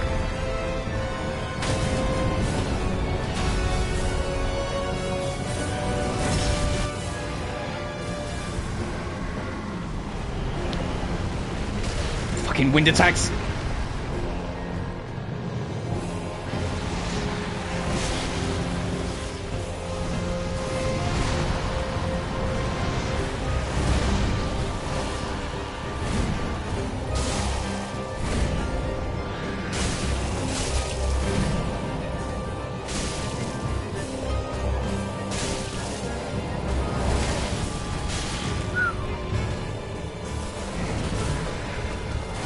I had to try and get the heal in. It was worth the risk. Ow.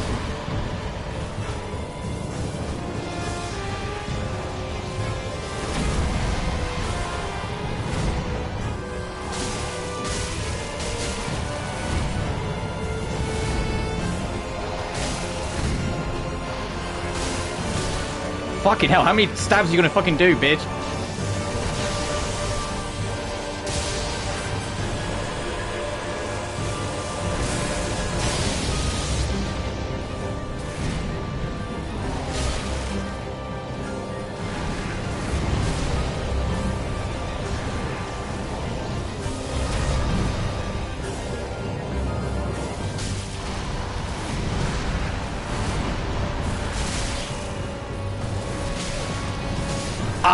Damn it. Alright, we're getting closer. Nice. That's more than the Trump Britain Liverpool. That was not a bad attempt, though. I just got a little overwhelmed at the end. Also, yeah, I have my shield on my back, but I'm not using it because, no, his stagger is ridiculously high. If he hits your shield, he'll break through your guard every time, so it's not worth it. You might as well just have a sword in both hands.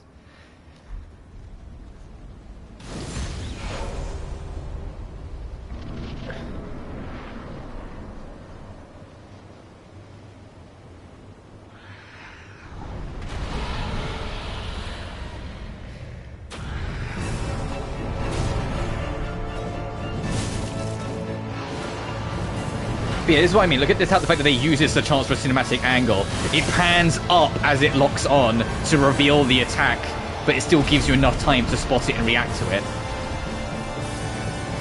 Like, it doesn't immediately snap to it.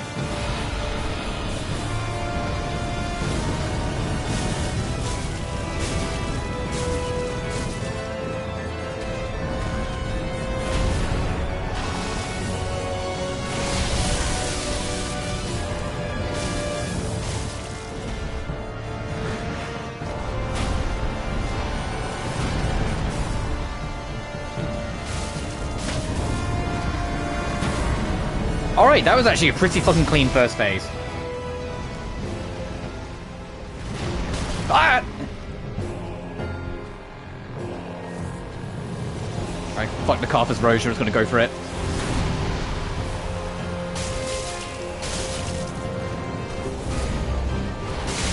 But yeah, but you can also see why they give you a ring to boost your lightning resistance in this area. I'm not gonna have it because it's not gonna make enough of a difference, but you can see why they give you it.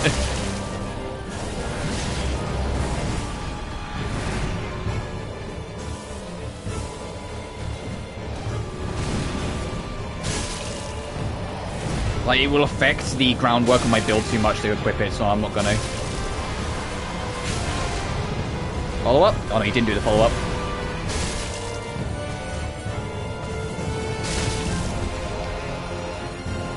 Oh my god, we got a fucking stun on him. I'm just gonna top up the healing while I got the chance.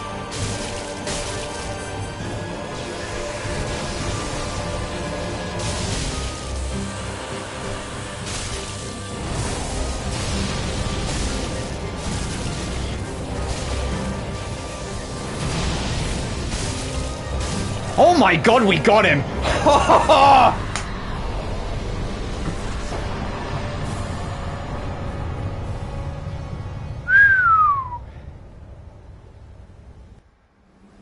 How many attempts was that? I wasn't counting. Like 6 or 7?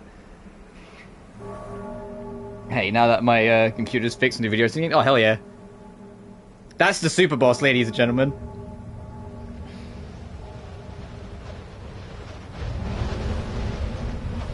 I think it was the one attempt where I went, yeah, fuck the Carthus Roja, fuck the bleed build, you know, fuck the entire premise of what my build is built around, bleeding them to death.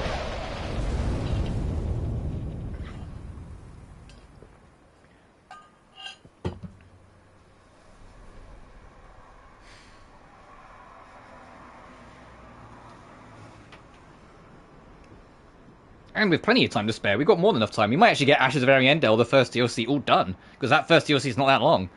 And then it'll just be Ring City and the final boss next time.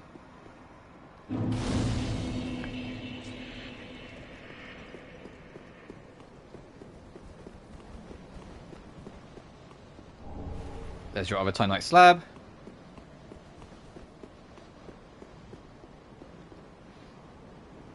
Who's the architect? Oh, absolutely.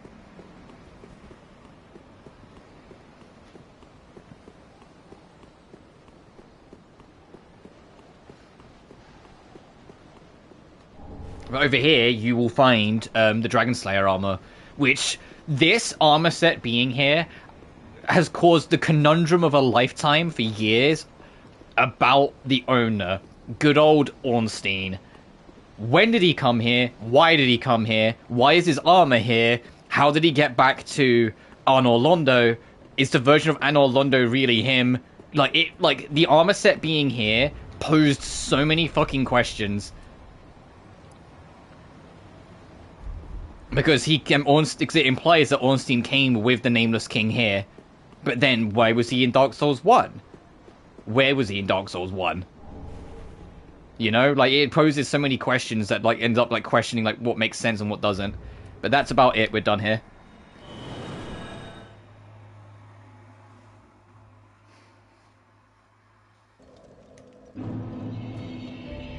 Ashen thou, then I am thou. Very then taken.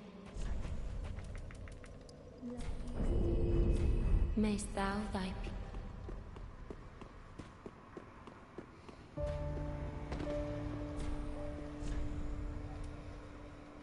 But as reward, you can take the Nameless King's sword spear if you want.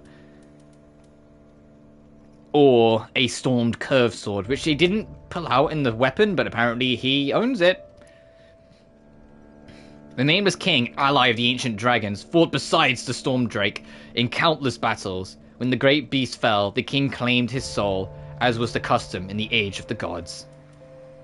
The owner of the nameless king and deific hunter of dragons, the sword spear is imbued with lightning, for which he was the heir.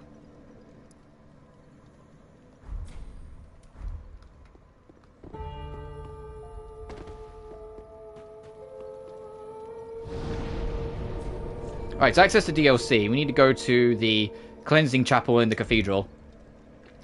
And there's going to be a man called Slave Knight Gale that we will talk to. And Gale is very important for the overarching quest that this DLC goes on. This man here.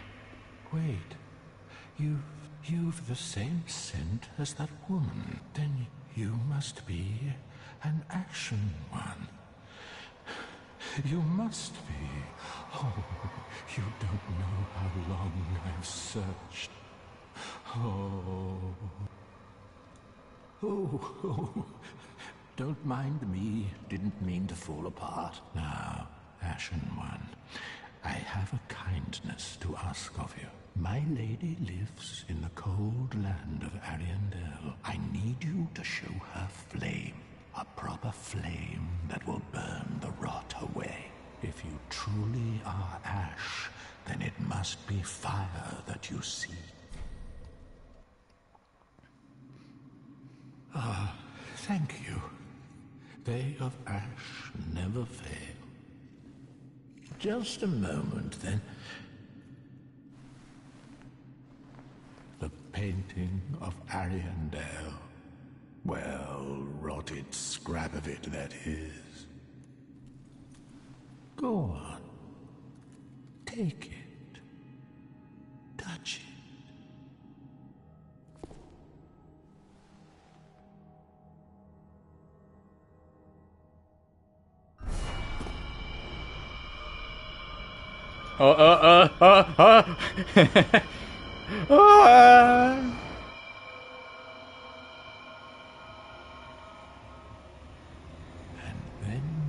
The ashes were too.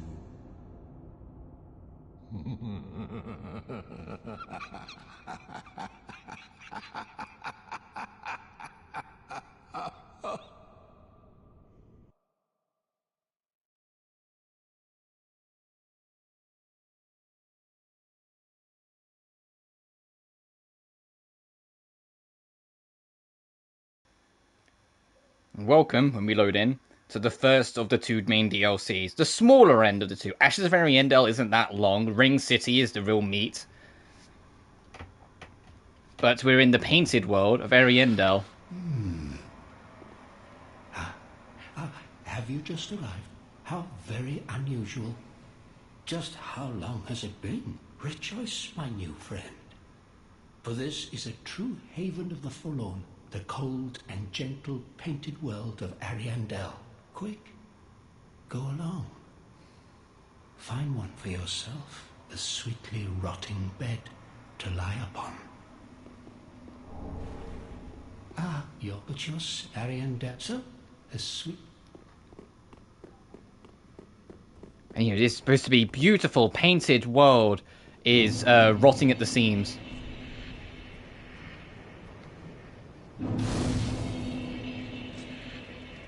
Because it, in its own way, has refused to accept a change. And excuse me. And a new painting needs to be made for this world to continue. But for that to happen, the old one needs to be burnt away. And as we'll see, we will meet a certain someone who is refusing to let that happen. Viciously so. The one that could burn the old painting to make way for the new one is literally trapped in a dungeon because the lady who is insisting that things stay the same imprisoned him there.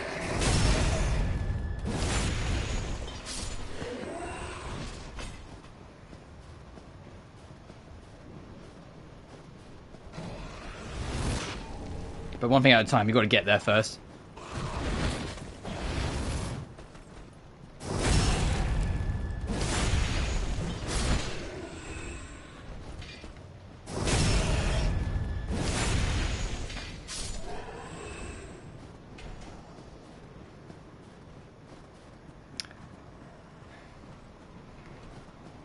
We'll go for that item in a second, because I remember that's the trap.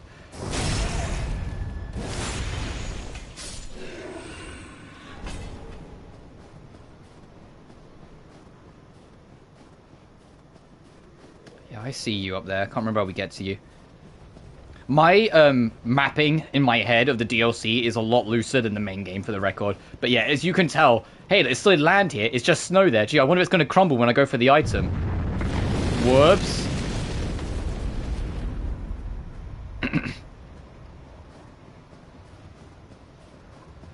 They do this again in Ring City. But in Ring City, it's a little scary because it's a much bigger fucking drop. Sorry, doggies. There are 2 bosses in this DLC. The actual boss, and something that was a little extra for online players to, once you do it, unlock the ability to do online arenas. Like, because, you know, every Souls game starting with the DLC, the one has an arena mode.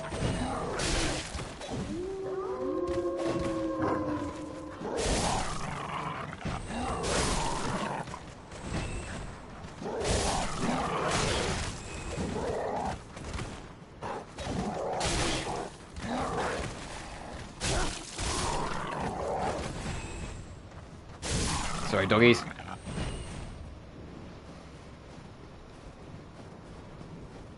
Oh, this tree's alive. There's a secret. There's one particular tree.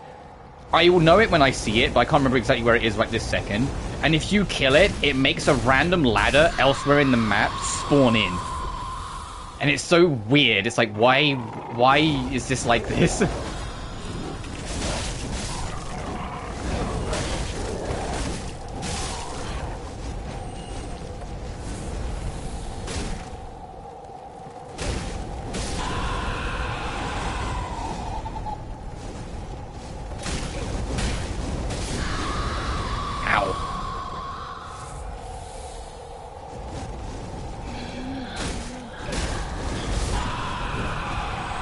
Oh, it's actually here, I think. Yeah, that tree that's down there. I think it's that one. You kill that one, and it makes a random ladder spawn elsewhere. It's weird. It's weird.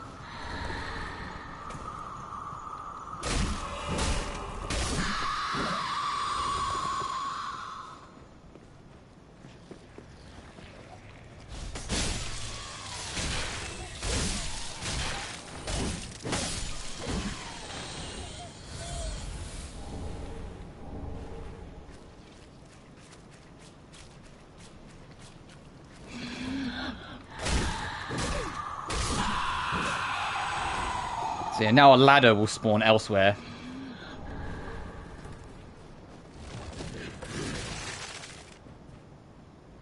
The fuck was that? Oh, there's more. Okay.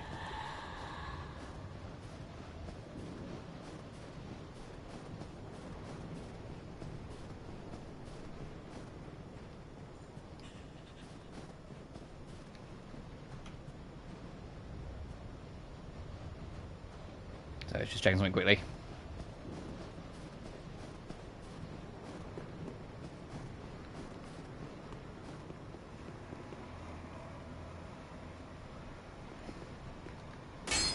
Okay.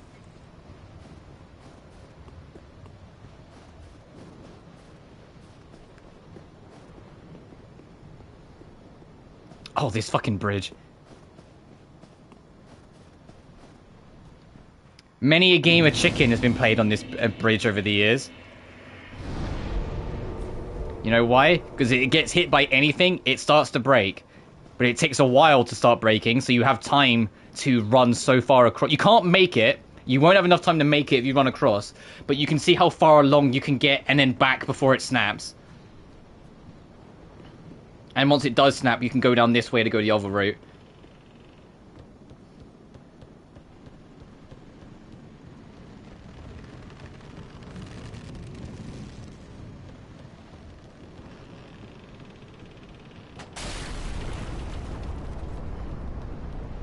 Don't know why it bounced me up like that. So you can see how far along you've been to get it, and then eventually it'll give.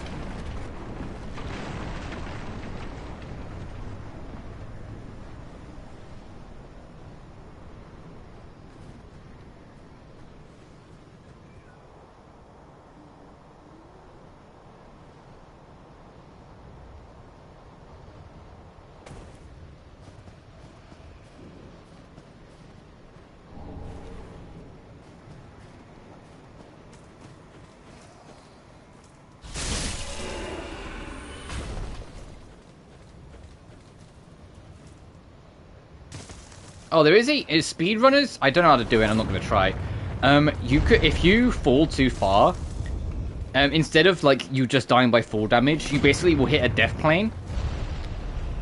But if you get close enough that the camera thinks you're at the death plane, but you're not, the camera will get stuck and it will despawn like a bunch of invisible obstacles, and you can use it to go all the way back up to get past the door to fight the boss immediately, instead of having to do this whole side quest to get the door open.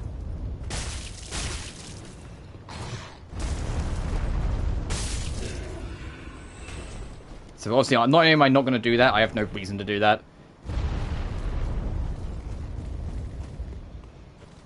And I wouldn't even know where to begin to try and do it, because I don't know where you drop, what you do, where you trigger it, etc.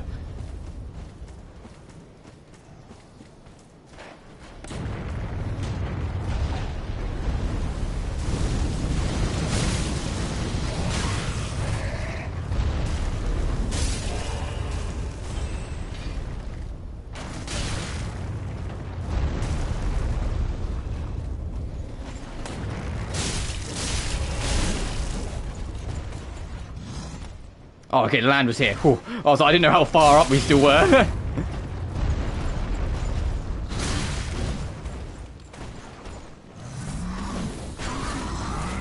This fucking Viking motherfucker, get out of here.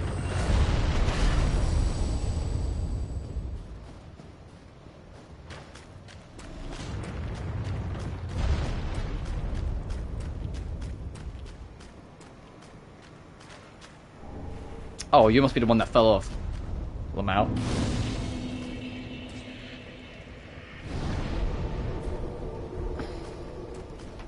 But down here is the... I can't remember which way it is, if it's that way or this way. I'm going to go this way first. But one of these directions leads towards the optional boss that unlocks the arenas. I think it's this way. Yes, because I remember it being under there. Alright. I said, beating this boss, or using you do it, is it unlocks the ability to do online arena competition. But I'm not doing that. I'm just here because it's another boss to fight.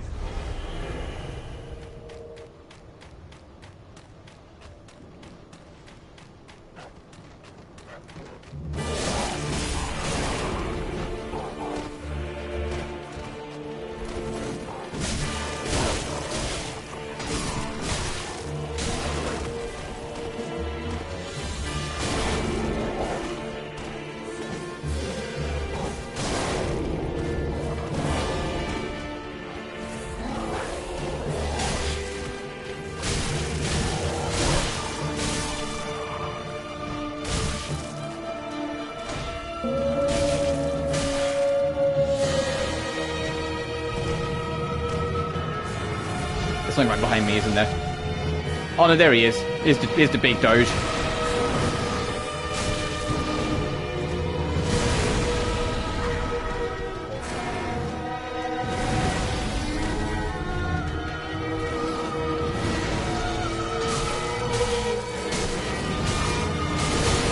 Shit, how many hits do you want to get in your fucking combo, bitch?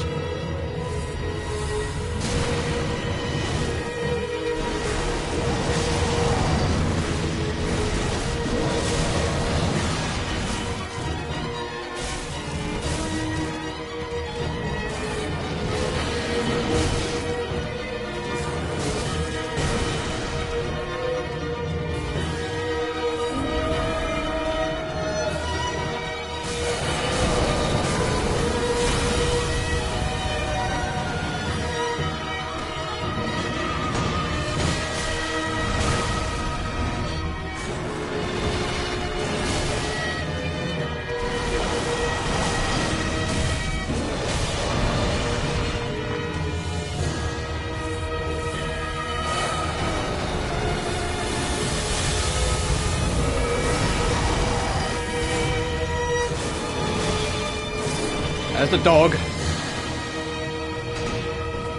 I'm gonna head out. No worries, dude. Thanks for sticking by. Fuck you, and there's the man. Champion Bones and the Valor Hearts. So then through that, you can now access like the arenas online, but I'm not interested in doing that. We've got another boss to fight.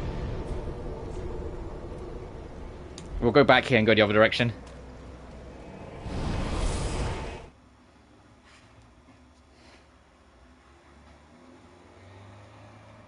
You take care of yourself, dude. I'm gonna be... Wow, we've done all this, and we've only been streaming for not even 2 hours. I thought I'd been streaming for longer. Holy shit. Yeah, hey, we might actually do, like... At the rate we're going, we might actually finish the fucking game today. Because we've already done one of the 2 bosses of this DLC. I mean, the other boss is one of the longest bosses in the game, because it's 3 full health bars. And it's also very fucking hard, so that might take us a while. But then Ring City, it's do the descent, take down the demons, or what's left of the demons, go into the actual Ring City, and then from there it's the half-light of the Spear Church, whatever the fuck they're called, Dark Eater Midair, which I don't exactly remember how you unlock that fight, but that can't be too bad, and then the final boss of the DLC.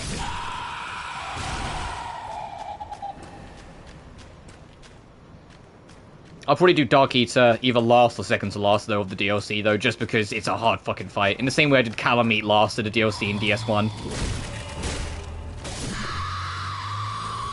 That was also because I had to look it up, though. Because I didn't remember at all how to unlock Calamite. I just remember it had to do with the big guy. I was like, oh no, you have to actually go aggro the fight first, right.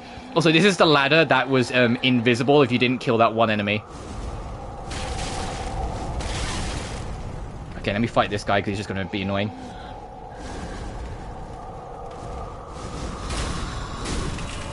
Oh, you got me in the grab attack? You get me out of here.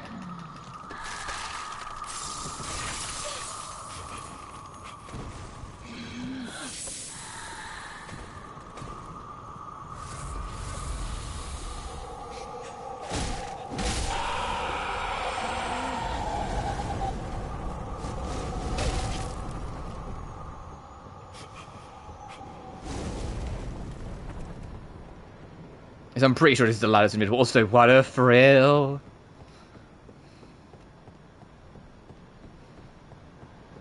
Holy shit, what a thrill indeed. Oh, God. Fucking Snake Eater. Come on, get up here. Speaking of, that's a month away. Metal Gear Delta. The MGS. Fucking just SMG, I nearly said. The MGS 3 remake. Although I plan to play it at launch, we'll see how that goes closer to the time, just because that schedule in September is going to rip my head off. And, yeah, listen, we'll just kind of see. It might end up being busy. It's also a lot of money. Getting all these fucking games in late August and September, it's a lot of money. There's something has to give, so I might hesitate. I might hold off, but we'll see. Right, another slab.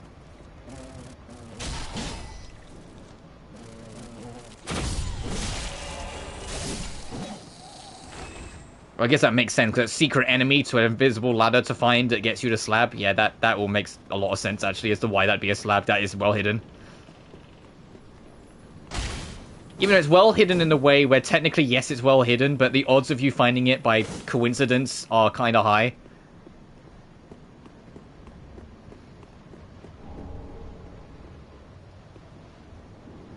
Oh, and that's this side of this. Got it.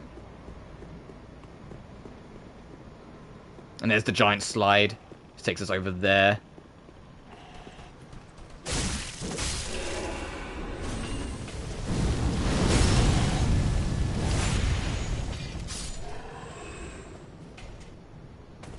Da da da da da da da da da ba ba ba ba ba da da. Oh.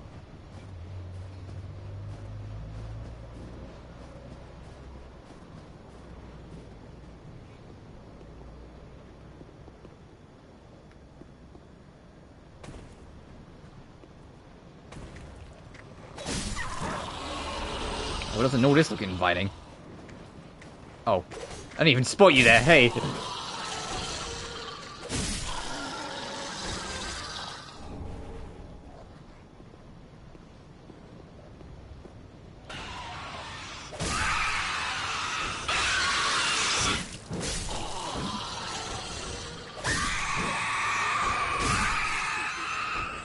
Stop this from getting crazy before it does. Oh, there's a lot of you fuckers, huh?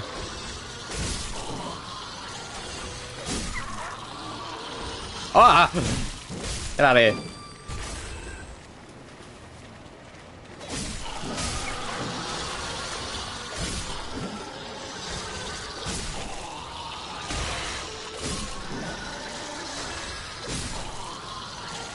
The remnants of the rut. I wonder how you get... Oh, actually, I can see you get to that from there. It's a long jump.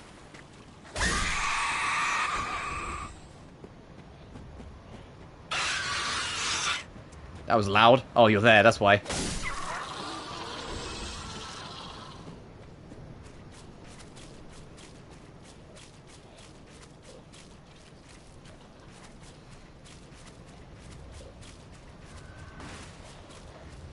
Oh, not these fucking... I remember these guys. Uh-oh. Fucking Wolverine motherfuckers.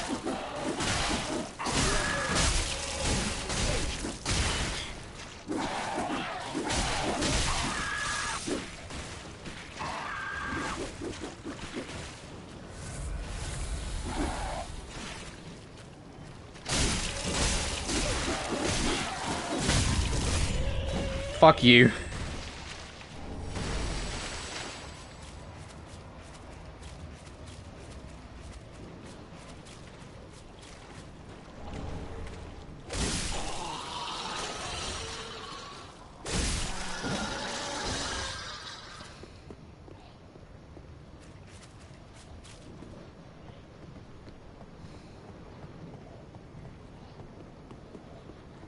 I feel like there's an NPC in here. As in like an invader NPC that attacks you. Oh, there is an NPC in here, not the one I was thinking of. You finally come. Wondrous as grants a wish. Make this world true, burn the world away. You are. Sure, but then after we are so make that my lady. Oh, I like.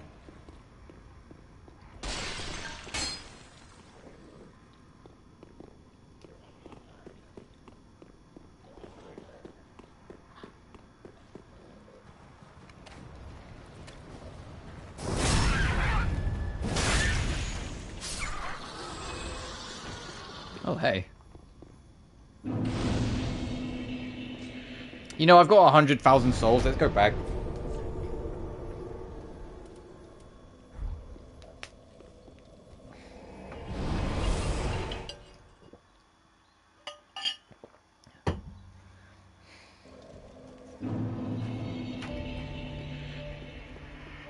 Asher, then I doubt. Very then.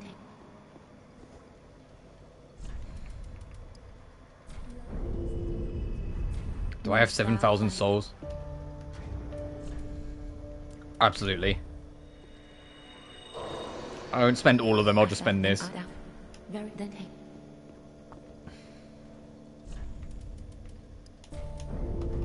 Mayst thou thy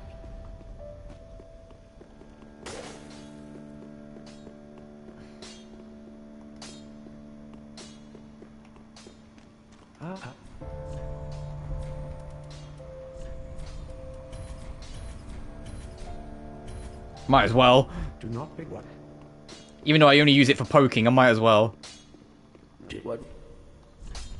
I'm like, fuck it, upgrade my shield while I'm at it. Pretty big. Pretty.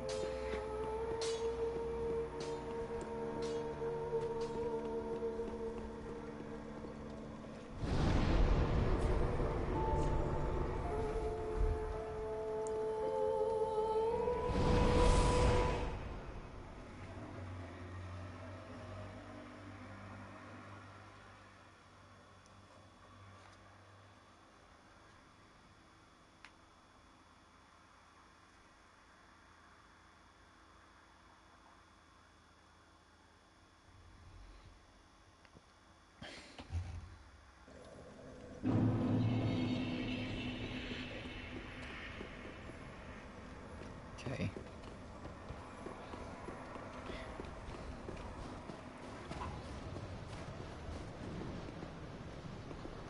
That's where we came in from.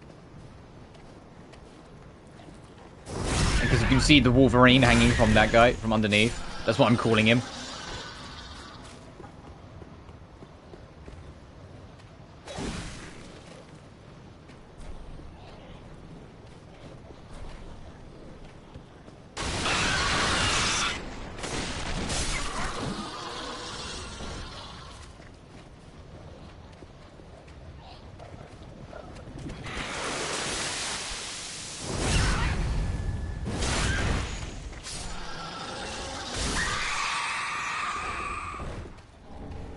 Hey, yeah.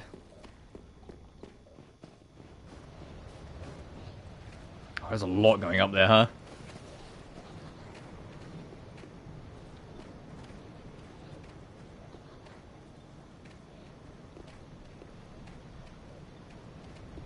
Okay, I was trying to see what the purpose of hopping onto this would be. But no, I see the path. Bit rickety, but I see the path.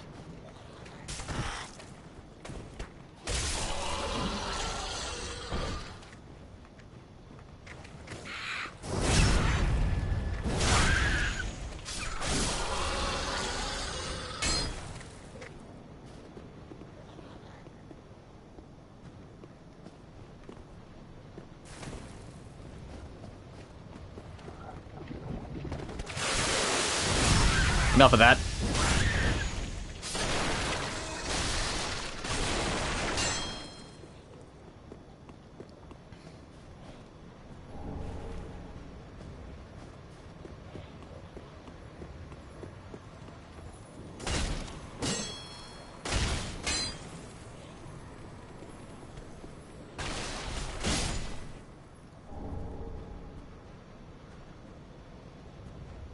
I think we're okay to drop anyway, as I don't think there's anything else of particular interest.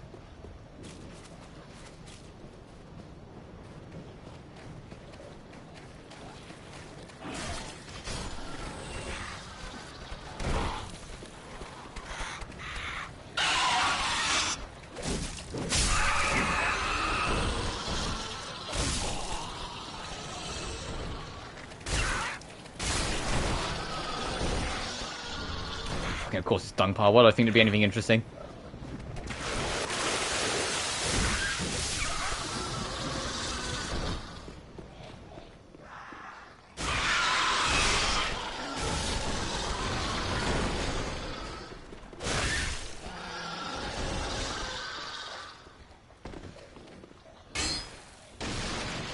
No fake walls? It's an interesting little hut otherwise. Hmm.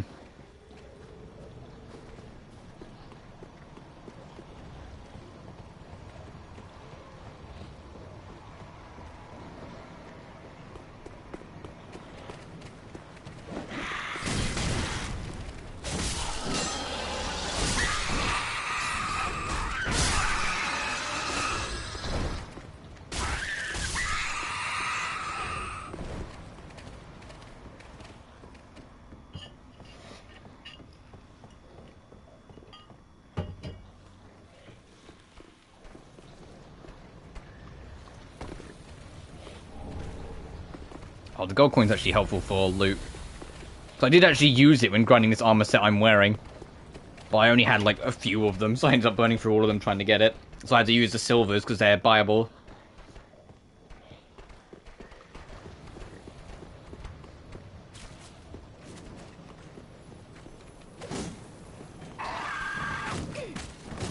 Holy shit.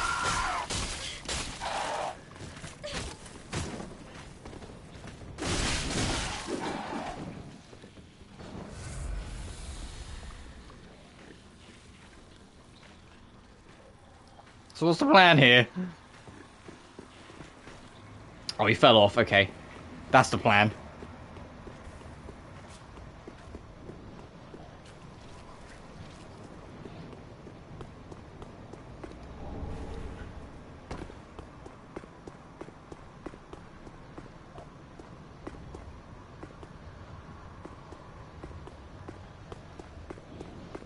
I did see there was a open window here.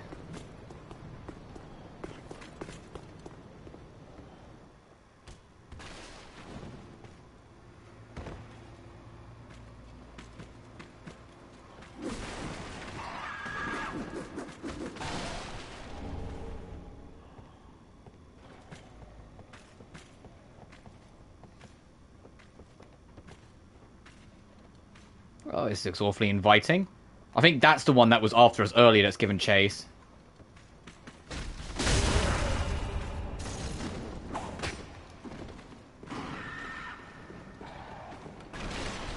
Actually, no, because this door's open, so it can't have been. This door's closed, sorry.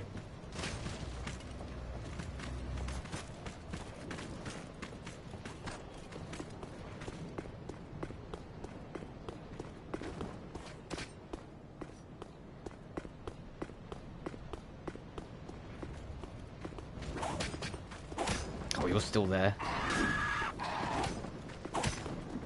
Actually, I might be able to Magoo this. Hang on.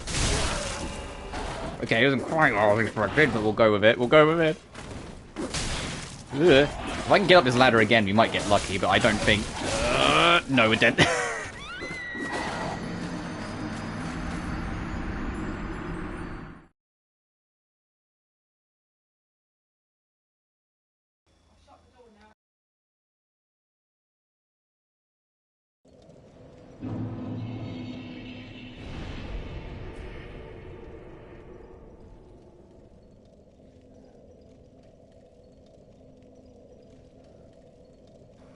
Alright, 1 second, guys.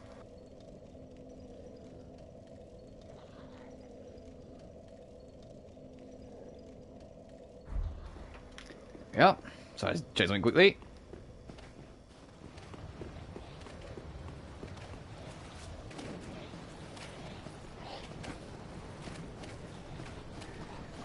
Oh, God.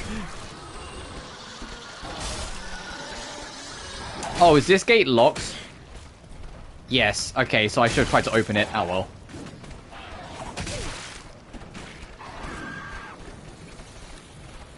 No wonder these guys are running. Yeah, I get it, buddy. I get it. Let's get out of here.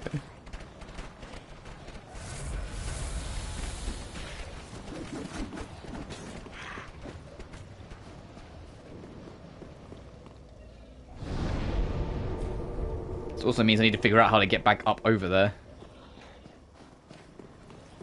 So I was kind of just detouring and faffing about, and then suddenly we were there.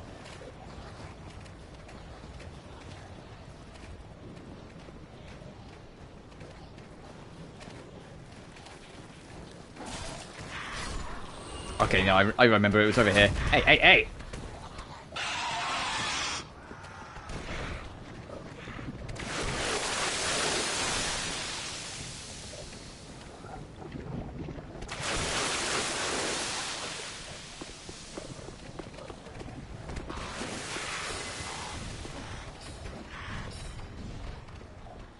Oh, there's a little gap there.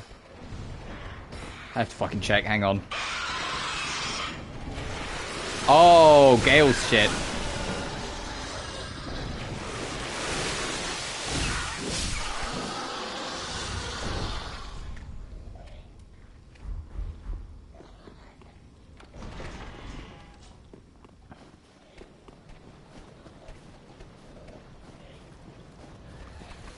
I'm not going to be using it, but yeah, that's Gale's armor. Excuse me, squad. Thank you.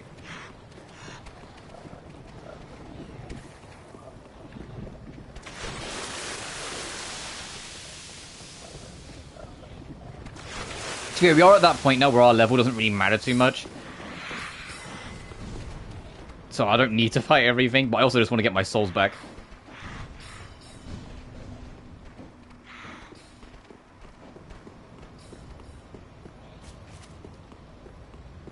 No, I'm not falling for that again.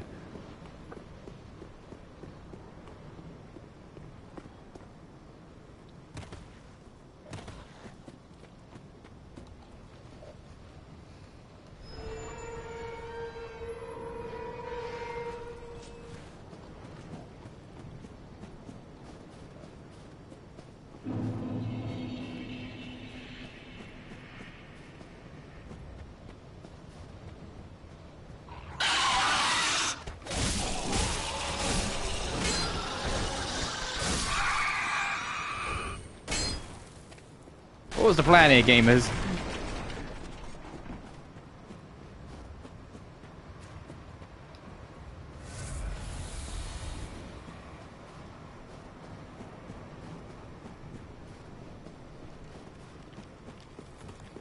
Is there alive? Oh, here's the NPC invader.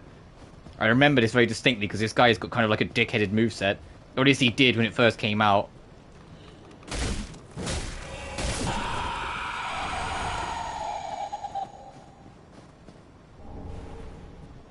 Obviously, there's a chance things have changed since back when it first came out all those years ago. There's probably been several bounce patches.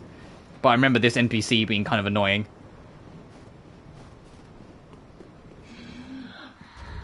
I've seen your kind.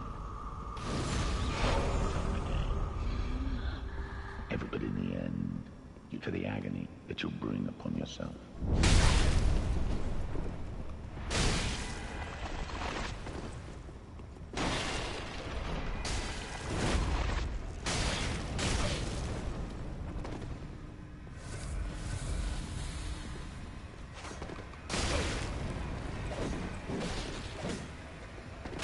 Yeah, he's still kind of annoying. At least he got a wall bonk. That's funny. I get to mock him for a second.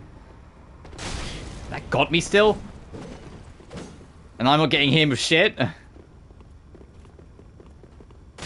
are we doing? I think his AI balked for a second there. What the fuck was that about?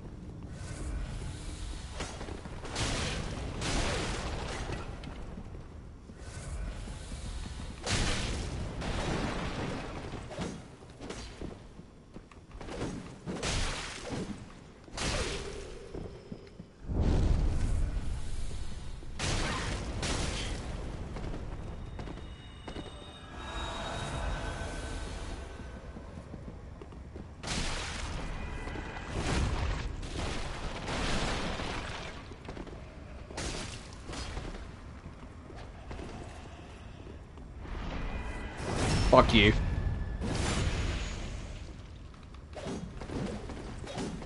But he's such a rolly, like, scrawly little bitch.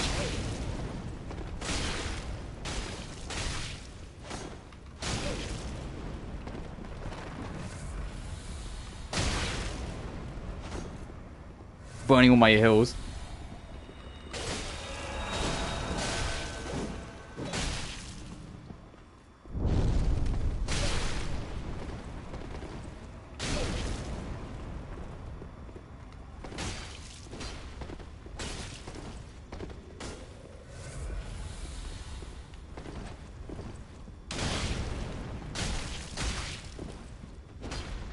The problem is that he's also the epitome of input reading.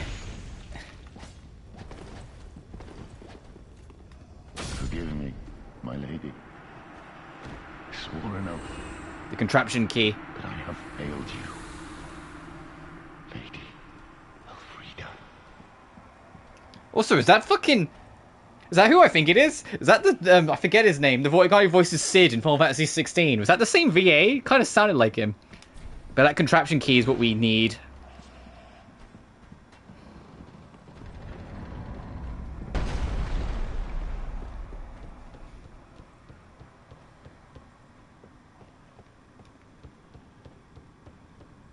I believe I feel the scent of ash upon thee. Thou art the one of whom Uncle Gale spoke. Oh, this kid is the ending of the quest. The We need to remember where she wound is. flame. 'Tis good. When this is done, may I return. The door is open thanks to thee. 'Tis good. 'Tis the door.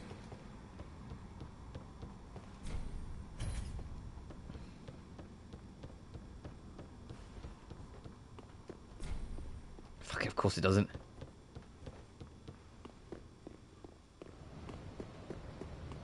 Which is wild because it's right fucking here.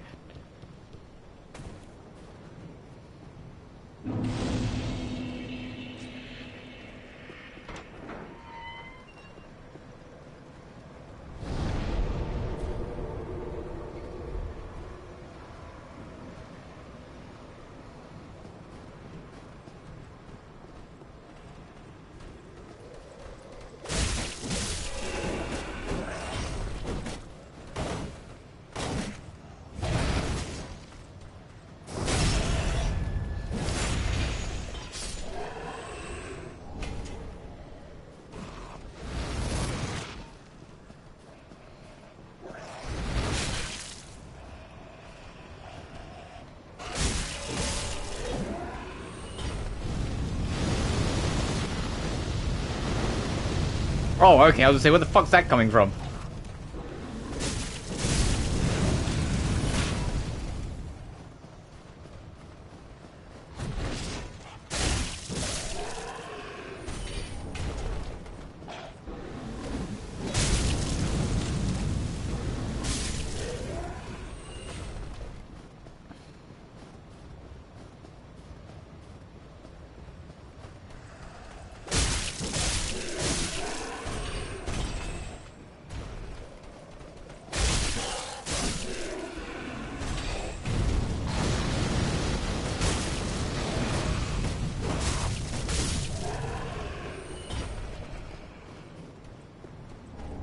Ooh.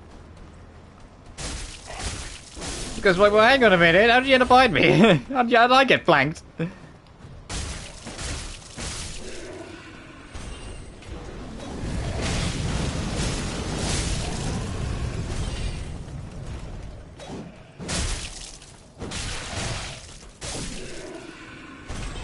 Safety heal. But all the like major encounters I can think of that aren't Frida, the boss, I think we're done. I remember the Grave Tender, and I remember that NPC that you have to fight, because I remember him being a pain in the dick. That took me like 4 attempts when I first got to him.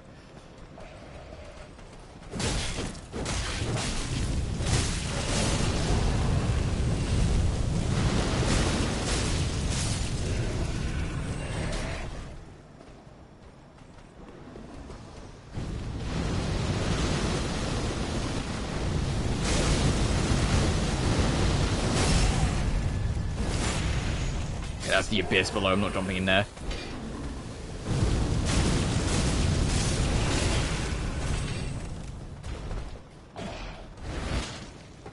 So many of these enemies go out of their way to make themselves known. It's like, come on.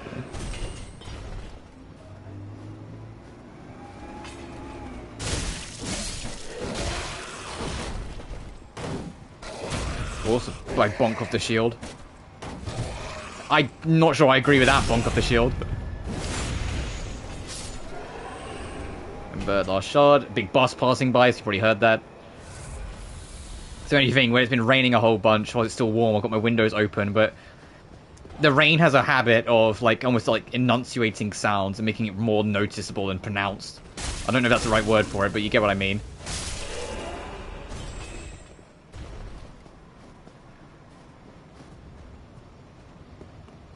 Oh, okay. I was getting ready to start looking for a way around, but no, we just like kind of like fumble our way up. It was so dark I couldn't tell if the lift was there. I think this is the other side of like the lady. Yeah, the painting. The painter. 'Tis good, I promise.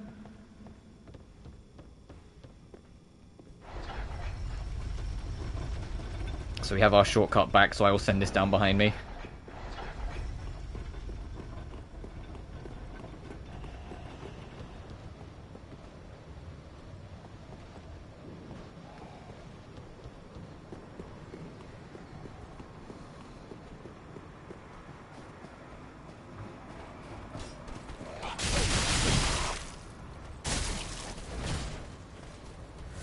Bitch.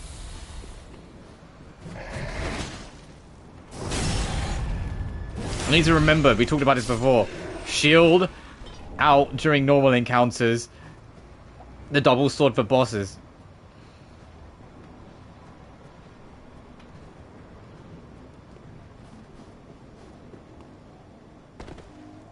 And that just leads back round, okay. To be fair, that all said, I think we are basically done here. If I go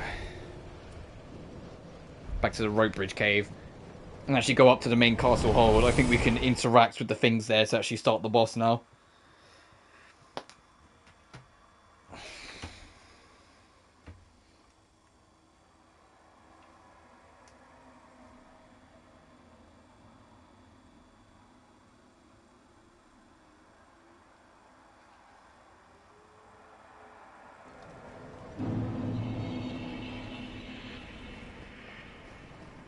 Actually go into that chapel.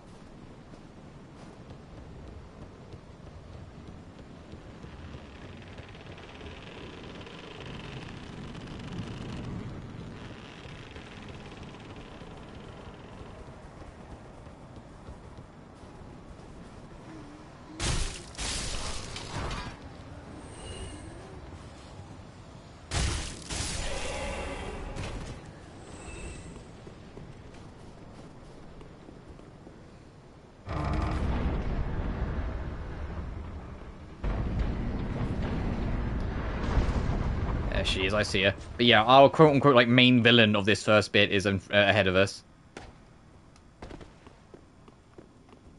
Because she's the one, yeah, Freed, she's the one maintaining this realm. Welcome to the painted world of Ariandel. I am Frida. I have long stood beside our blessed Father and the rest of the forlorn. But forlorn thou seemest not, Ashen One. I know not the missteps which led thee to this painted world, but thy duty is all, and thy duty lieth elsewhere. Return from whence thou camest. I presume it visible to thee. The bonfire, here in this room, a meek and faded thing, but 'twill guide thee nonetheless. Yeah, she doesn't want you here because she knows you'll be here to bring in the fire that will burn away the rot. Ah, yes. There is a thing thou shouldst by rights possess. Ours is a chance encounter to Perhaps be it was meant to be. a It'll be remembered to the cold world. I think remember the chill bite ring, Now thou'st to which I believe is yeah, frost resist. be sweep.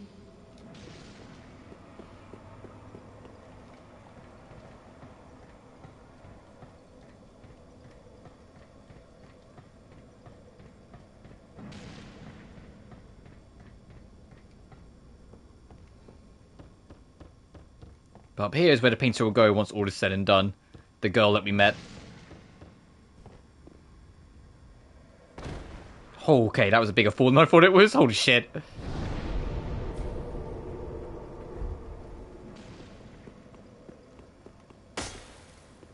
Leave, sweep all thought of us.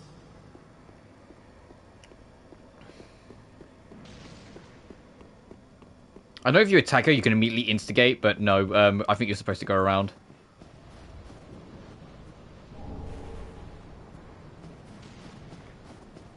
I think.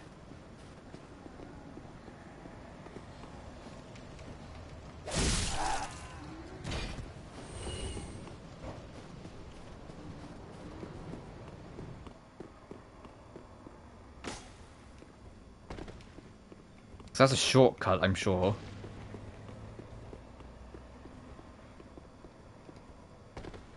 Leave, sweep. Is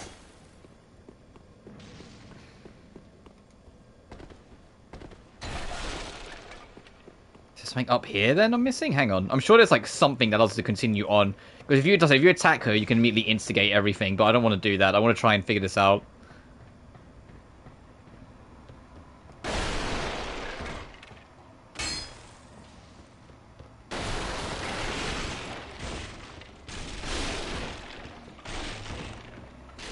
There doesn't look like there's anything up here. So, and this is significant for the end of the quest line of this DLC.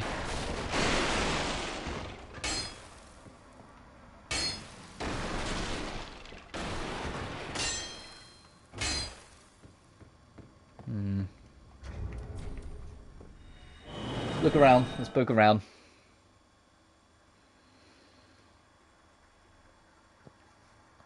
I thought we got everything, but we must be missing something.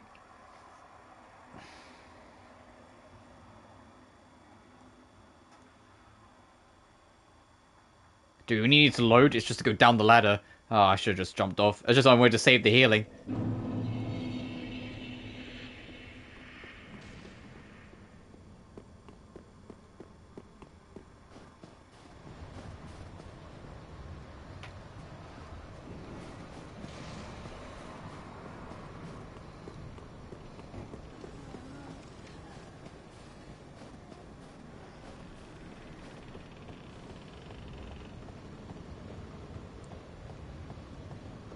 I guess we'll just go back and check the town, see if there's anything in there I'm missing.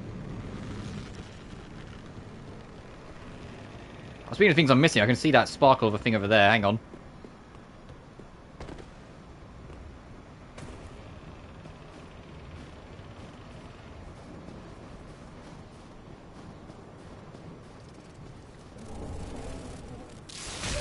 Hey, vermin, on my way.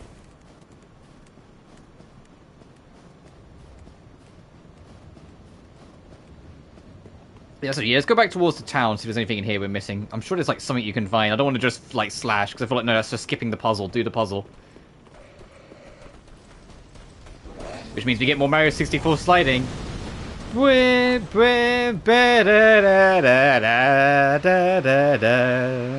Da da da da da da da.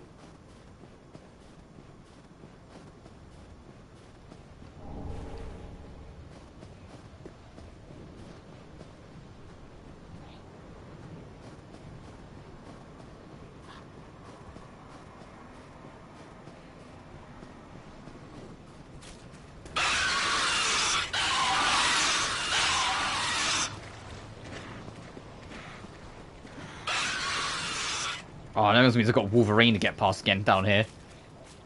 Because I want to find him again. Yeah, this fuck. Excuse me, Wolverine.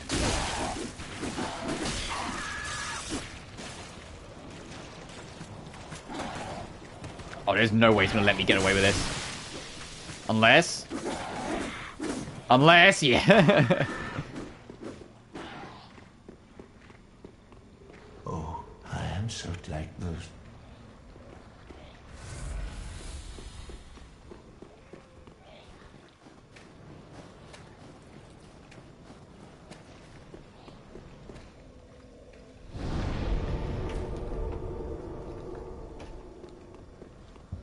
So we dealt with the NPC and got the contraption key, and I thought that's what we need to do. I mean, we might have to have talked to Lady Freed first. Let's go talk to the paintings if she has anything new to say.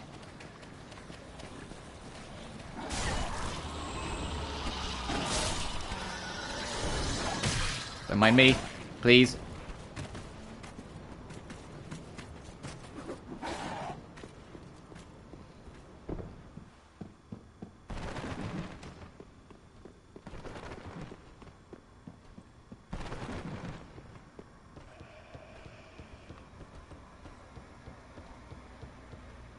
Tis good. The door is open thanks to thee. Tis, I promise. Tis good. The door. I don't know then.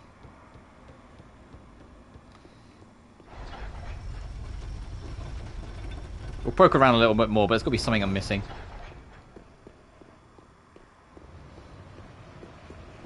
Worst case scenario, I can just quickly look it up, but I don't really want to do that.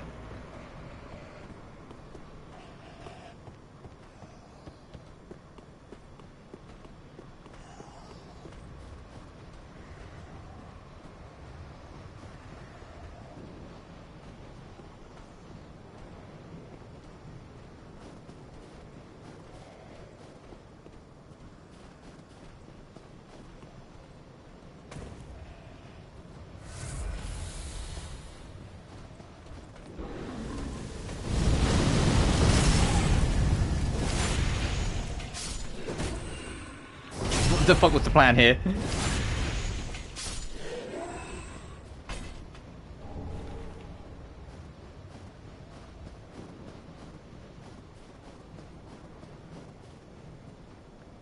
Yeah, so just that.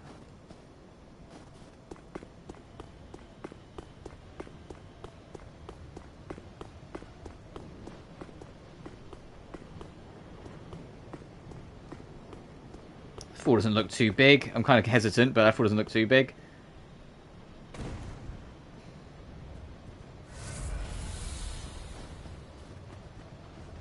Oh no, it's just here. Okay.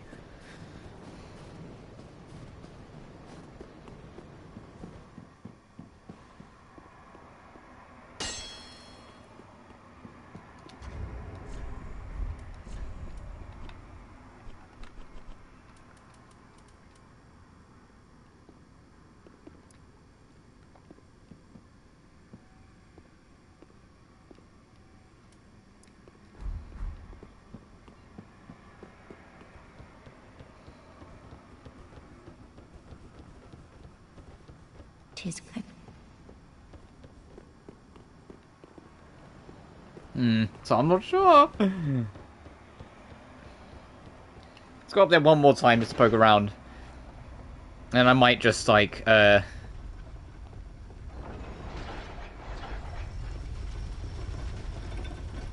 might look it up, to be honest.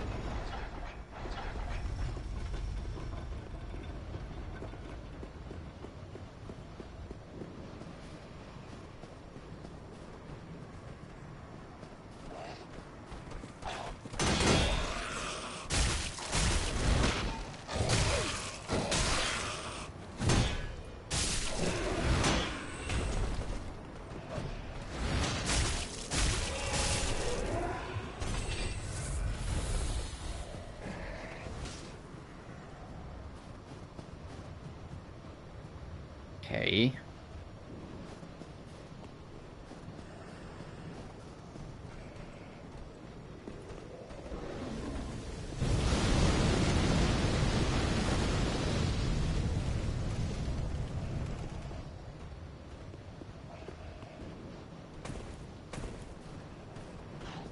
I think we came from over here, but I gotta poke around, try anything. Sound like whatever the fuck that was you just did.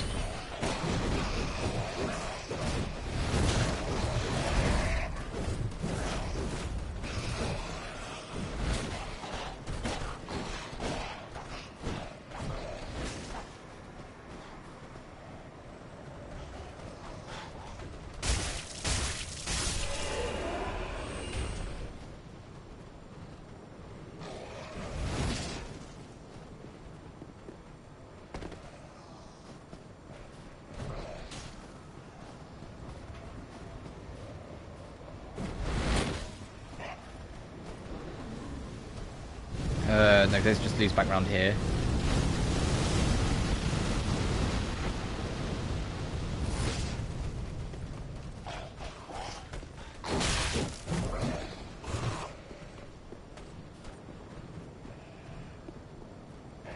Alright, I'm not sure. I'm gonna quickly look it up.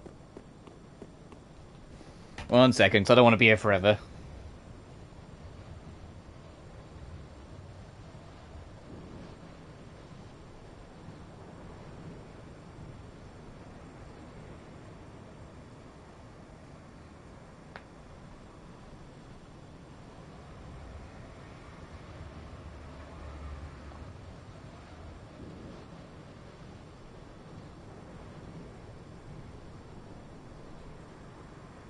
Oh, find a sewer area filled with bugs. Okay, alright. That's all I need is a clue to go off of.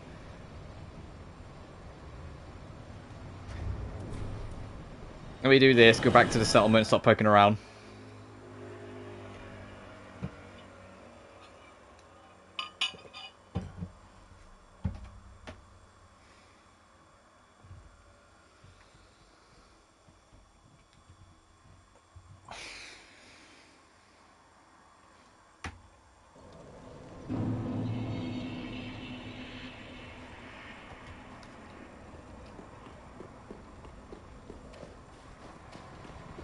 We did kind of find a sewer area, but apparently there is a wall that goes into like a basement area in one of the buildings.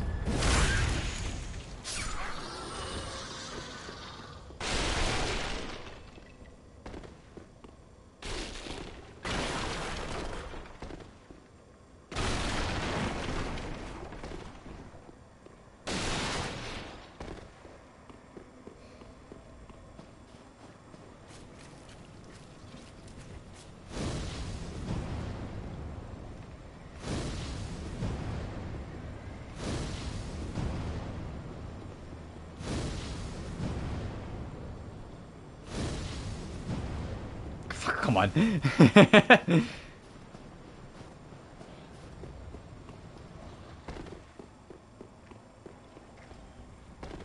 Oh, I like them. Sorry, dude. Oh, I like them. Yes, of course. Says it.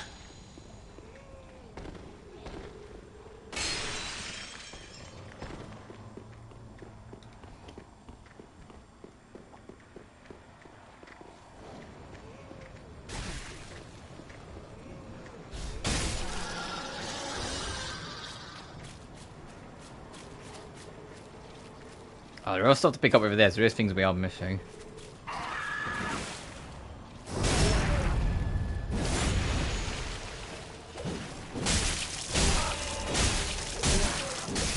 I was not spending a second with you if I can help it. But let's poke around so we can find anything.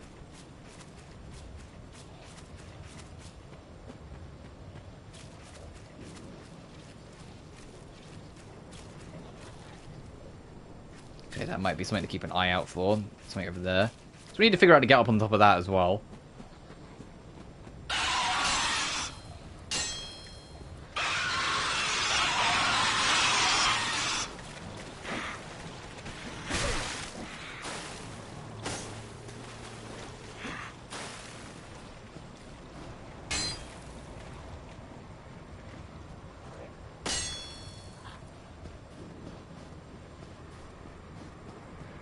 So this is me being like inquisitive and curious, trying to figure everything out.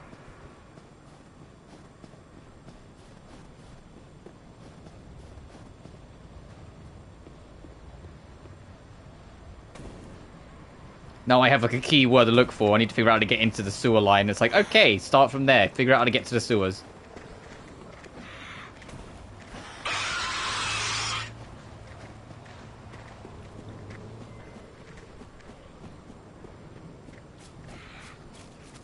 There's stuff on the other side of that, so I might try and get to that.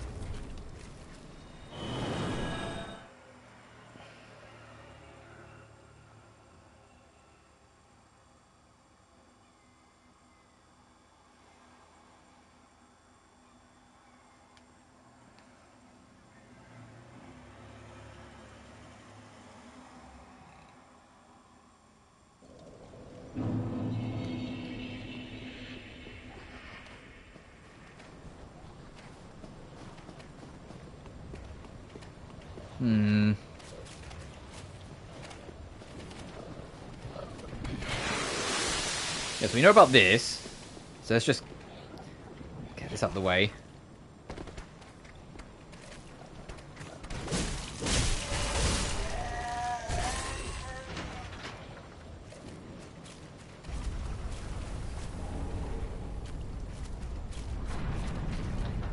And it's actually going to be quicker to do this again than go all the way around.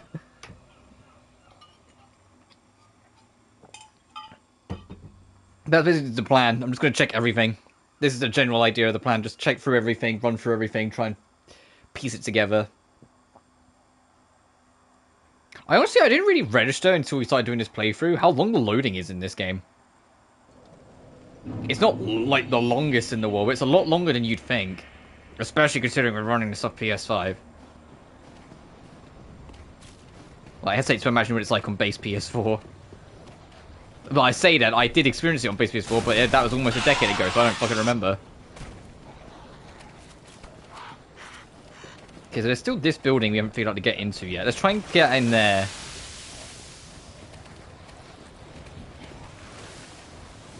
That's all we can do, is just check every building as we go until something connects.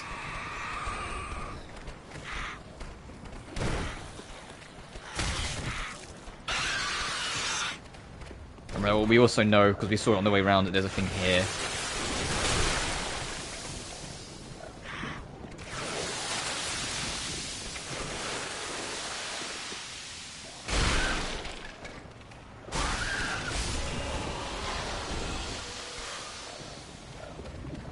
Excuse me, big boy.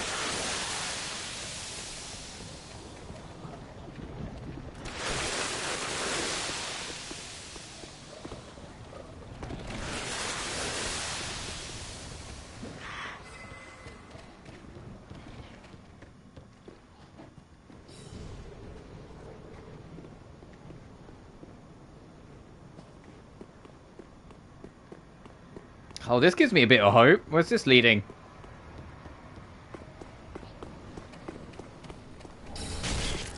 Oh, the talons that the Wolverines use, you want to be one yourself. I don't. I'm good, thanks.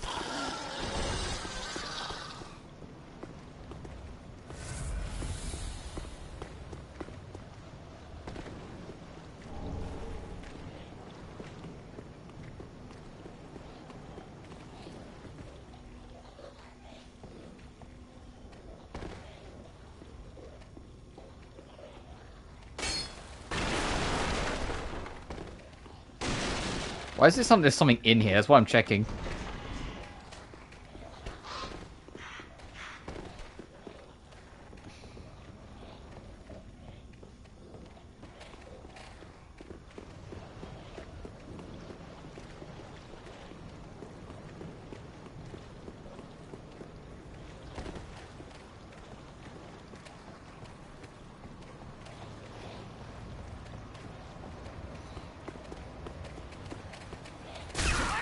Oh, it's probably these guys we can hear.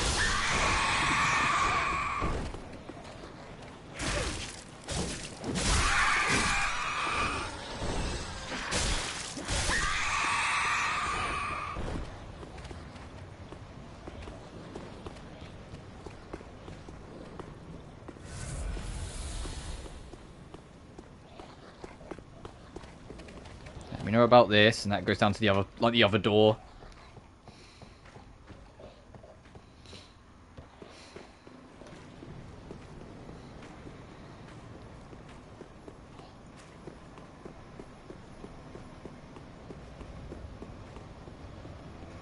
I mean, we didn't check out the whole church, to be honest. There might be like a secret passage or something in here I didn't spot.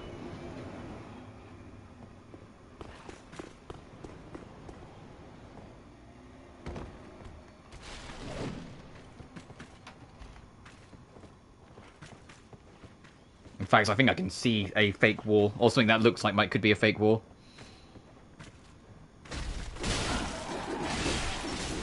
This means I have to handle these hells first. Get up! They're going to chase me out the building anyway, so I can use this to my advantage. Please let me out.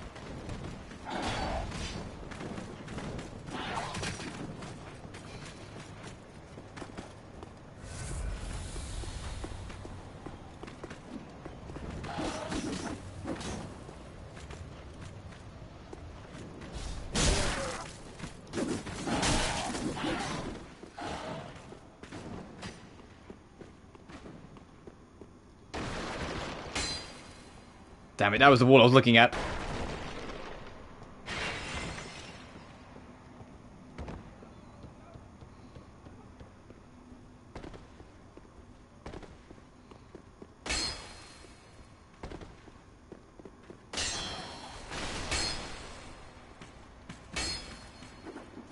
Oh, hey, you're back.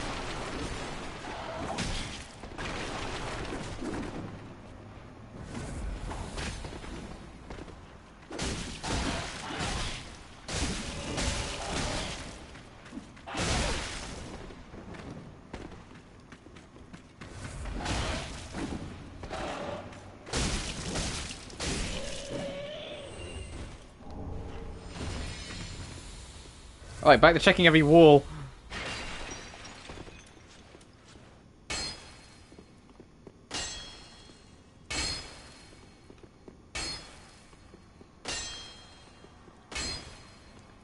No, it's not going to be these ones. It doesn't make any sense to be. Hey, buddy.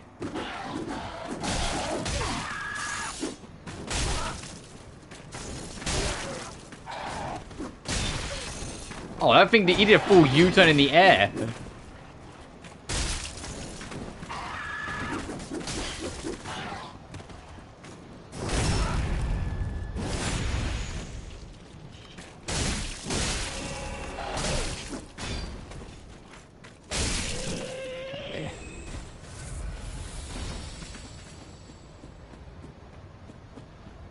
You see why I was checking all this wall, though? Because it goes into this. I was like, maybe.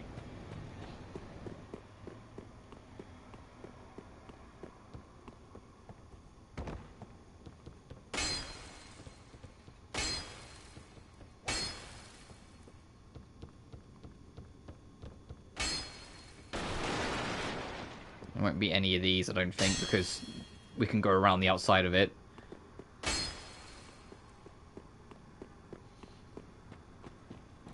Yeah, this is all just here.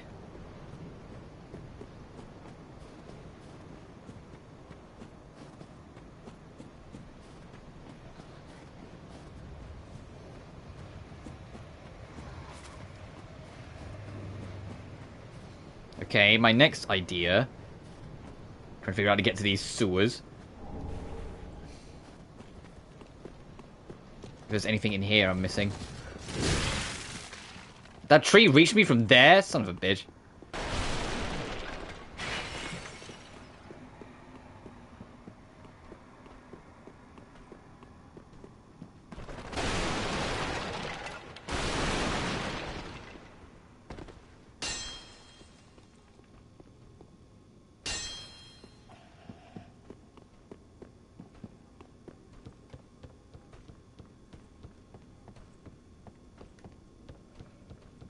Tis good the door.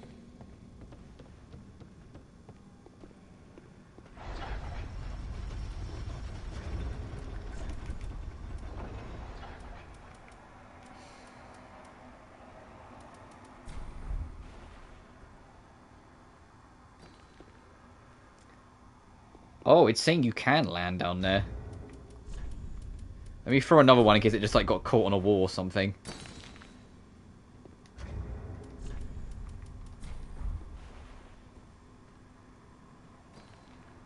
Huh. I'm still not sure how much I trust this, but fuck it, we've got nothing else to lose at this point. No, it's just that it's a surface that technically you would survive the fall from if it wasn't a death boundary. Alright. Back to square one then, let's look around elsewhere.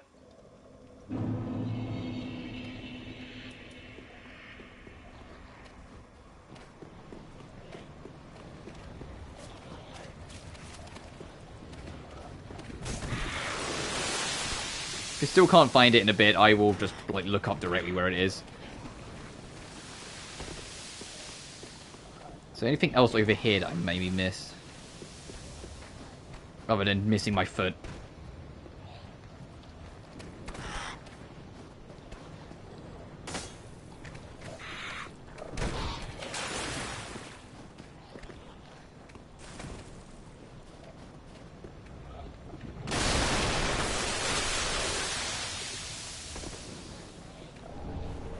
Oh, and that's the Quillen's sword. Actually, let me go back. I want to take a bathroom break anyway, so let me go back properly back. I know we kind of like forfeit those souls, but that's fine. So I can quickly go take the bathroom break, and it also gives me a chance to just look it up whilst I'm taking my bathroom break, so I'll be back.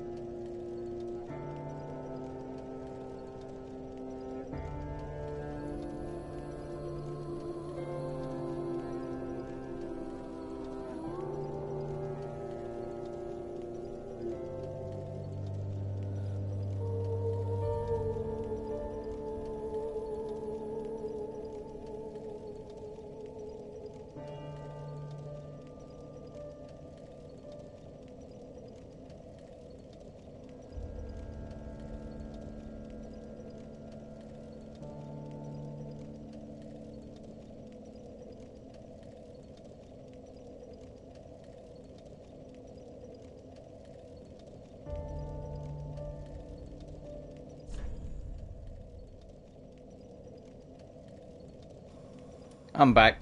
I glanced around and I think I might be missing something on the Snowy Mountain path, so we're just going to run through it.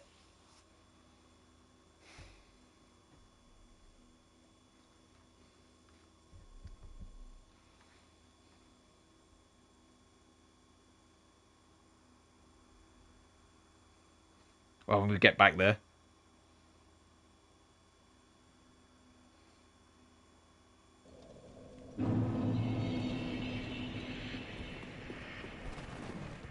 Are my souls back? Oh, they are still here. I would have thought they would have deloaded.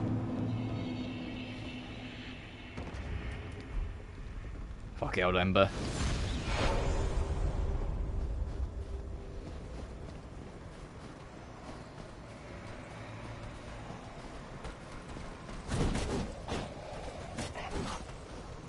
We don't need to deal with these guys again. I'm just poking around.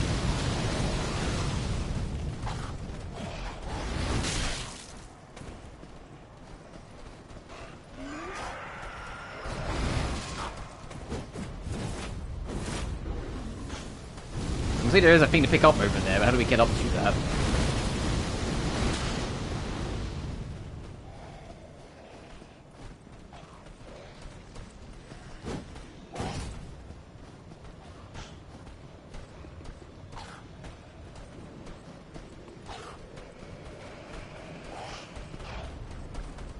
Well, okay, this gives me a bit more hope. We might have found something. Yeah, these dogs are new.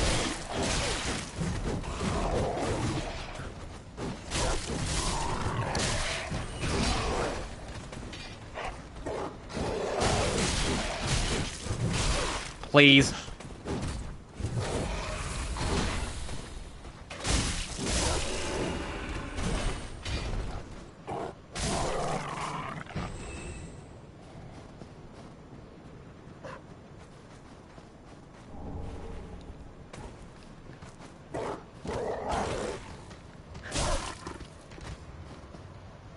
Okay, he did fall off. For a second I thought he didn't. I was gonna say.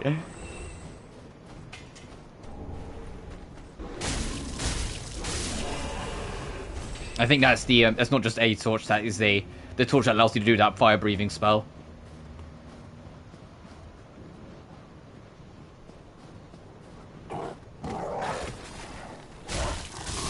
Yeah, I think we found our path now. I think I just got turned around a little too much.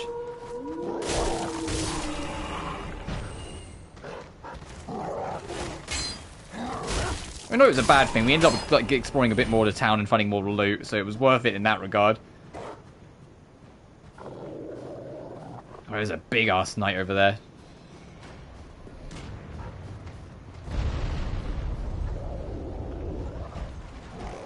And we have to go that way because you're guarding this.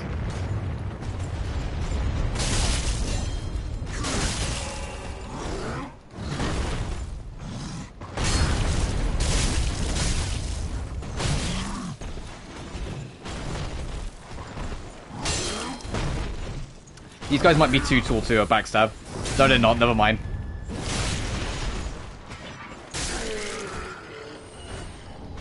Quick stone hammer.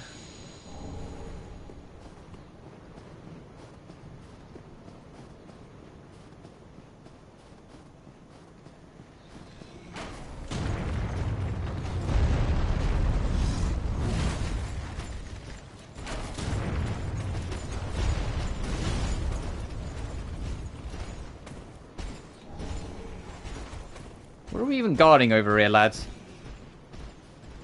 Oh, would this be the sewers that we were looking for? Yeah, this feels like it.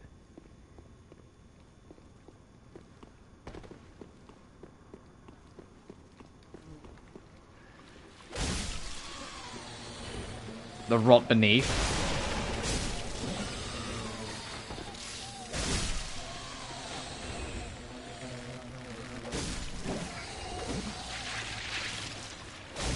And there should be a lever here that we'll find that will open up everything beneath.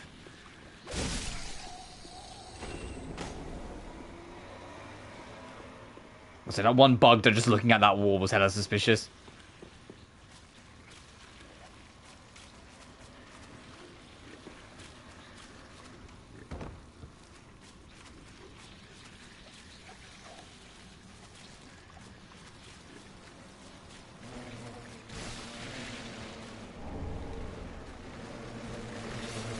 Jesus Christ. Iframes! Oh boy. And I think this opens the Lady Freed boss.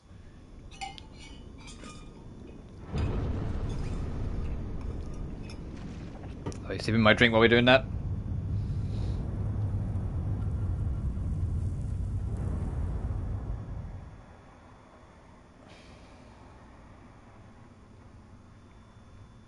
She's gonna know. She's gonna be like, oh, god damn it. Yep, she's like, oh, for fuck's sake, they found the lever.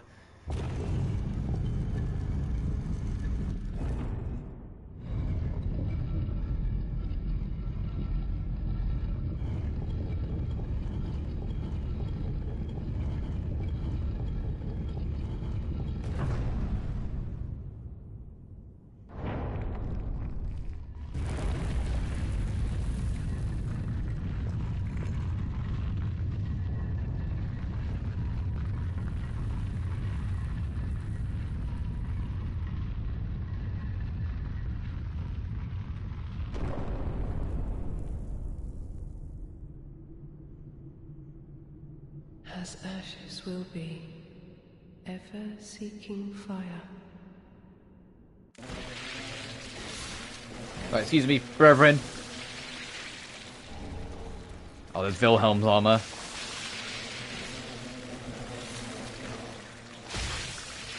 Ew.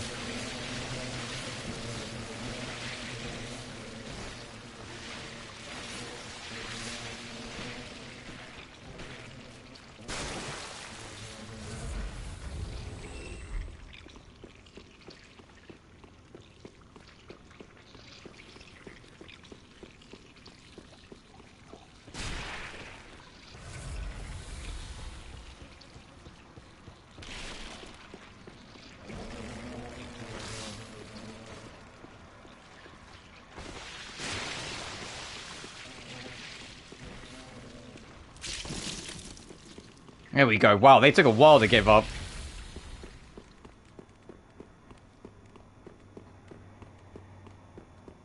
And this is the shortcut.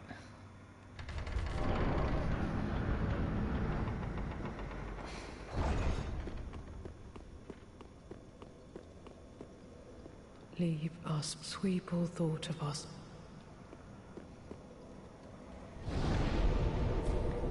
I'll spend these souls first, and then we'll go in and get ready for the actual boss, the main boss of Ashes of Ariandel.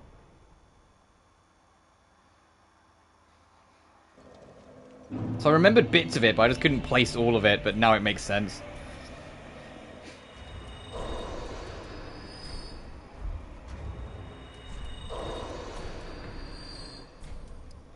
Oh well, it's rare I get turned around that badly, so I'll take it.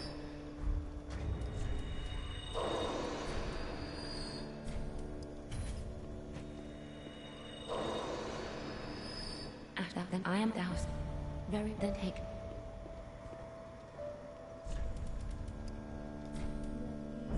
Oh, come on. Thy people.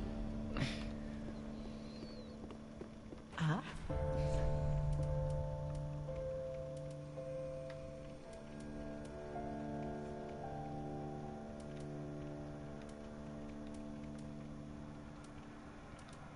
Oh, you can just buy a slab. Fuck it, why not?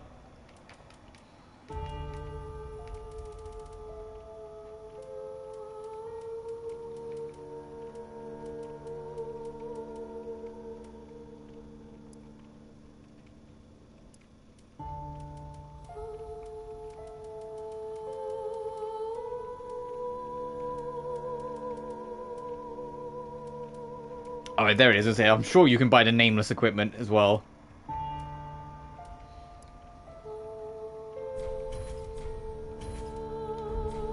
Ashen One.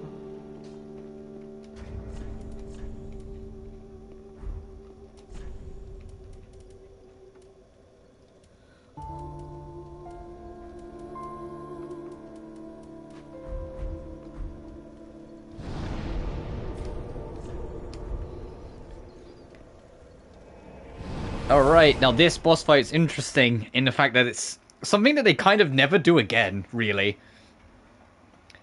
They wanted to push their luck and try 2 main phases in Bloodborne, and now they've taken it a step further and wanted to do, what if we had 3 life bars, 3 main phases to a boss?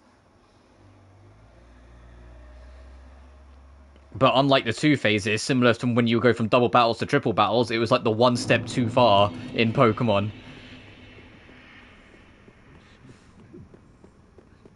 But this is the guy that would allow the fire to burn the old painting that is imprisoned down here because of Lady Freed.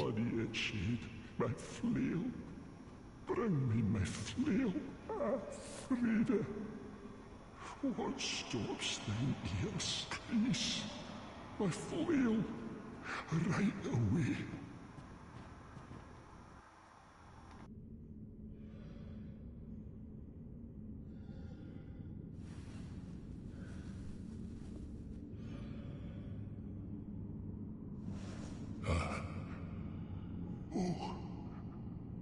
Bring Frida to me, please.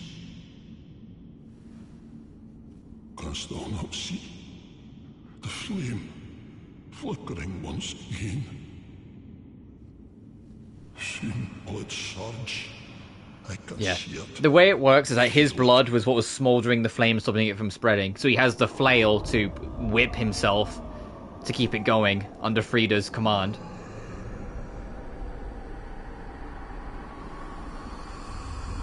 But Frida, now aware that we're going to do it... We have no need of thy flail. 'Tis only the flame quivering at misguided ash. Please avert thine eyes.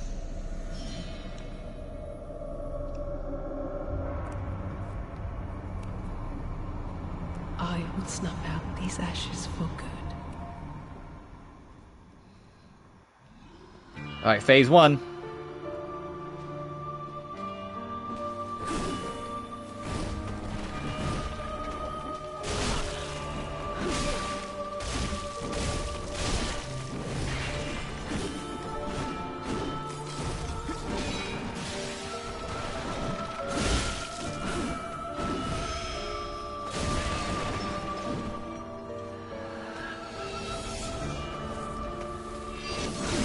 Fuck!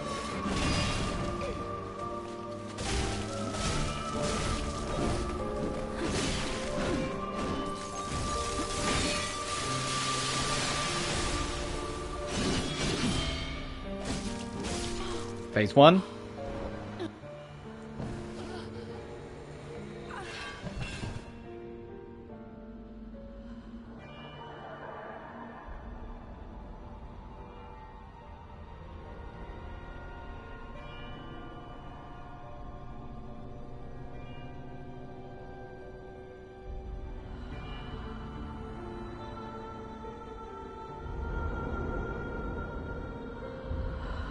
And he's going to notice what we've done to Freed.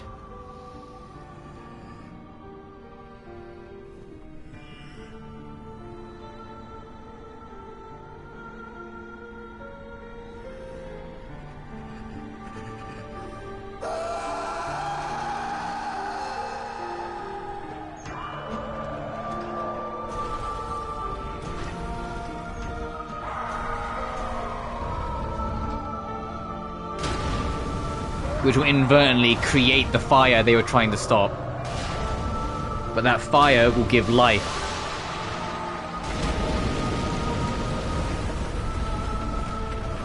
God, I remember watching this on PS4 and it lagging the shit out when all that started crumbling, actually. So that's actually kind of like crazy seeing it at a smooth 60.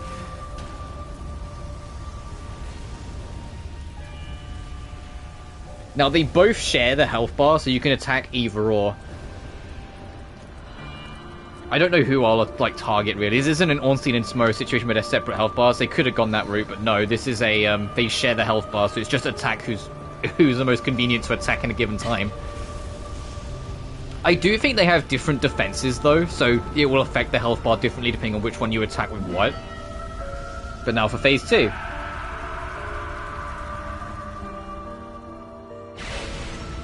For Ariandel and Frida.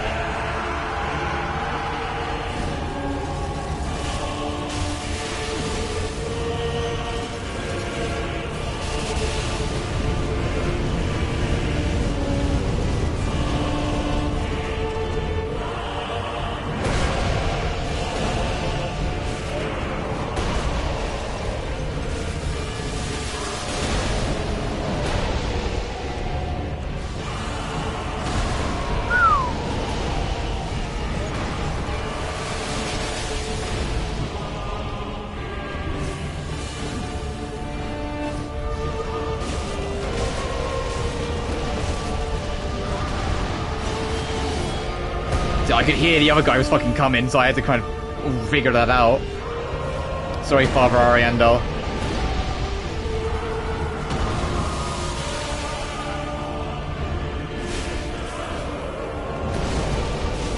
He's coming! Oh lord, he's coming!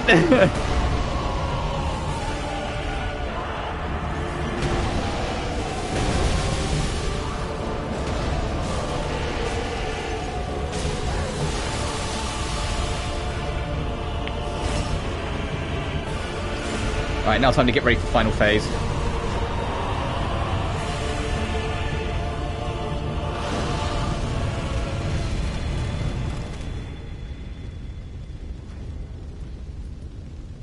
Because yes, we aren't done yet.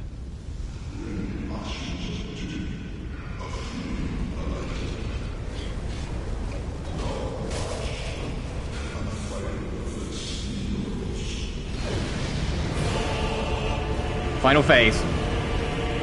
Blank frame Frida.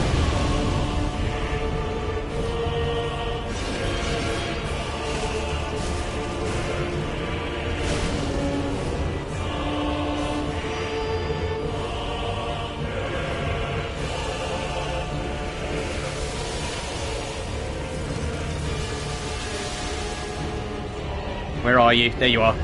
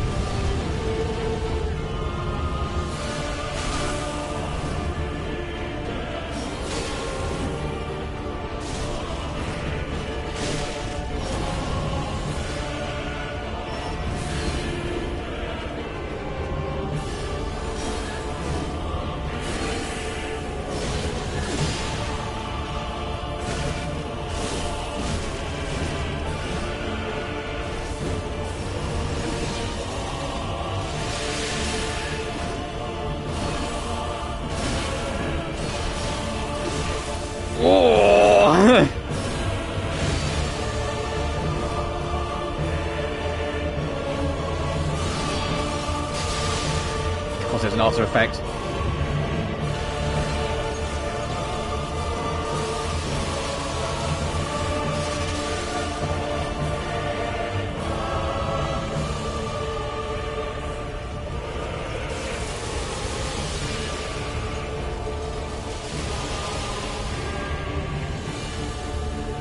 There she is.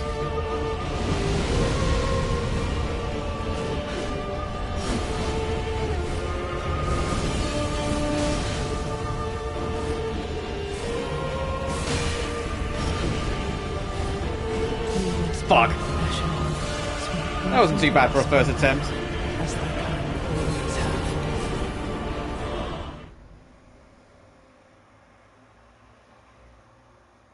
Problem is I was trying to get greedy with the swings, and that's what got me in the end. Like, I started burning through my Estus because I was just getting greedy with the swings. I need to be more cautious.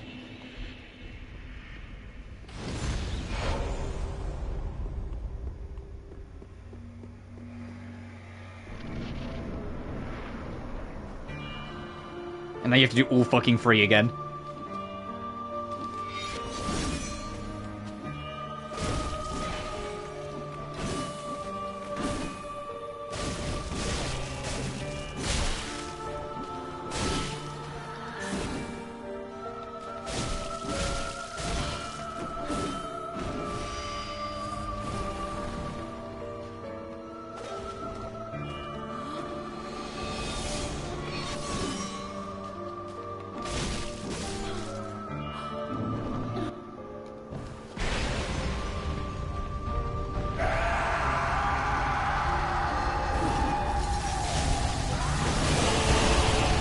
Trying to get the most out of that. Oh shit.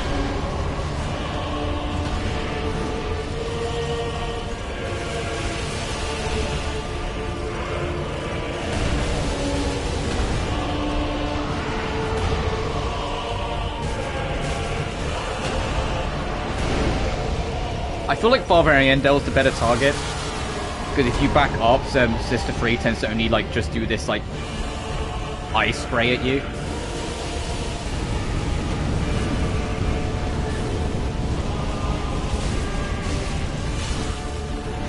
Whilst if you back up from... If you're focused on Sister 3, Father Ariandel still comes straight fucking for you.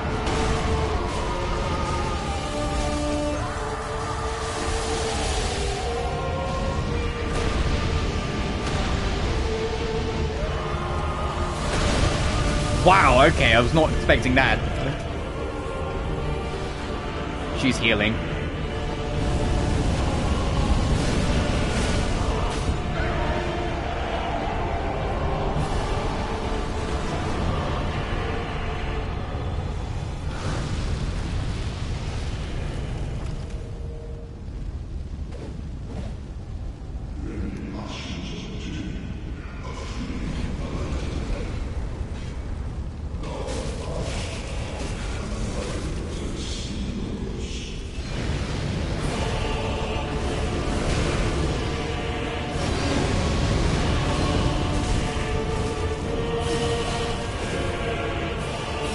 You can't actually do any damage to her while she's building up, but I believe you can build up the bleed, which is what I was going for.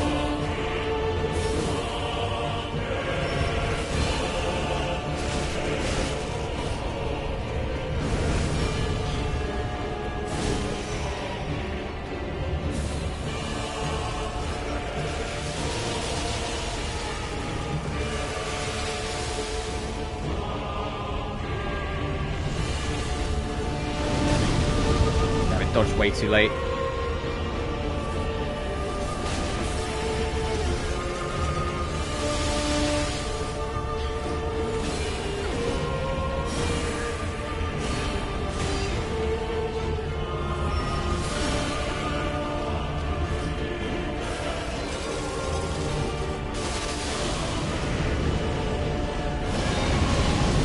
Oh, that doesn't... You can't iframe through that. Got it.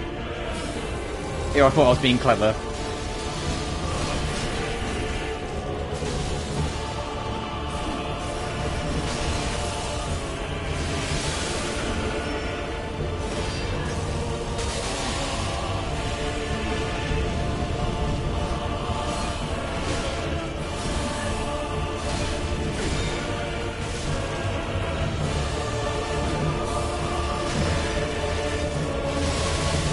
I was holding diagonal, but it wasn't far enough. That reached? Bro! I think it shot like a shockwave through it. It must have done, because there's no way that reached me otherwise. I thought I was more than safe distance-wise. Fuck.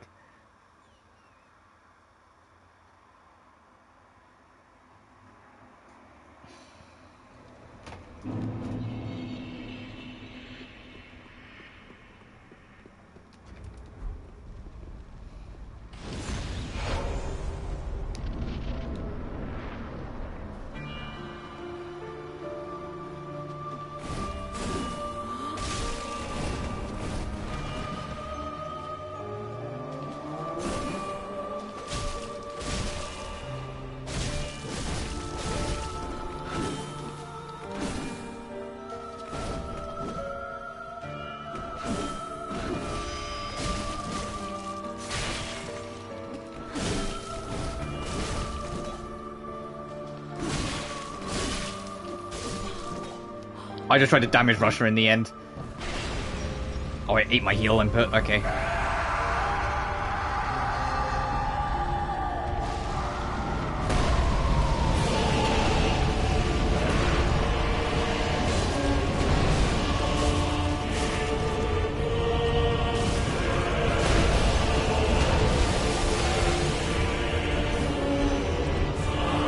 Oh, she just did her disappearing trick. Uh-oh.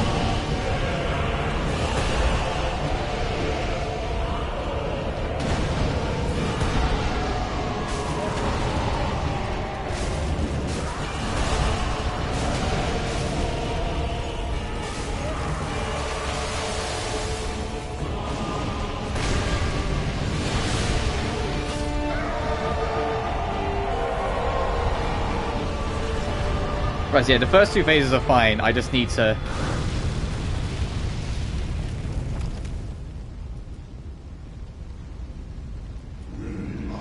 just can't do anything while she's doing this shit. Okay.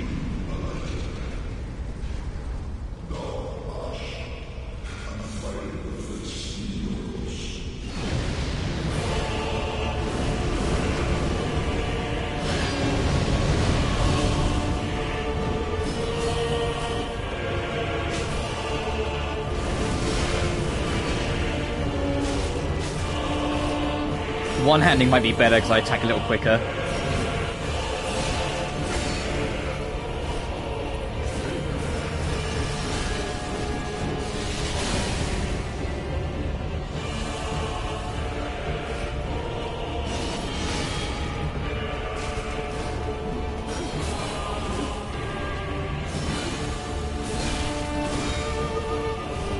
You can backstab her? Oh, I mean, she's a human. I guess that makes sense.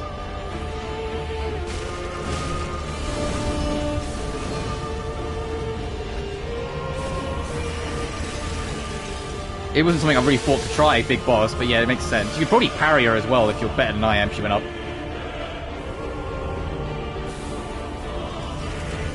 If you pay attention to the fog, you can actually, like, the smoke trails, you can actually see where she's going and preempt her, but I'm not that good.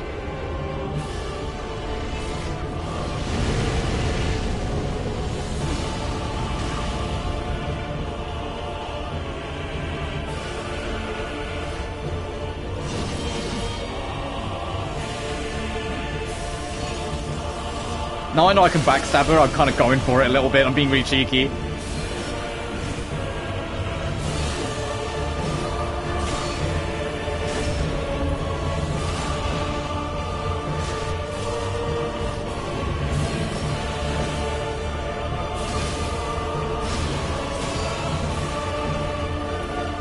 She's onto my shit. She's onto my bullshit.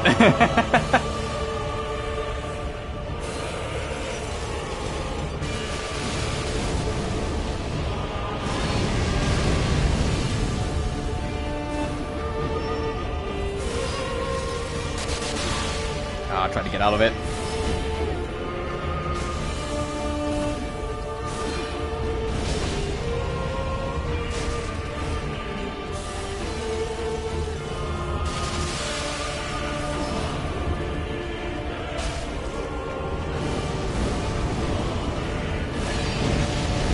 Ah, yeah, no. I get iframe caught on that too often. So she's gone up, so she's gone over, so she's probably gone over here.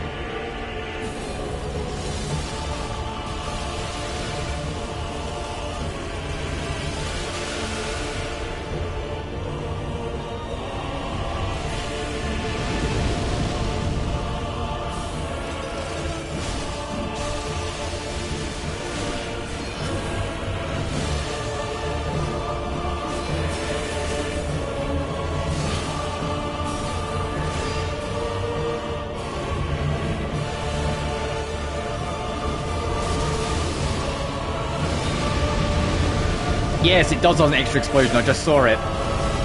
That's how she got me that last one. 'Cause it does a little extra explosion at you.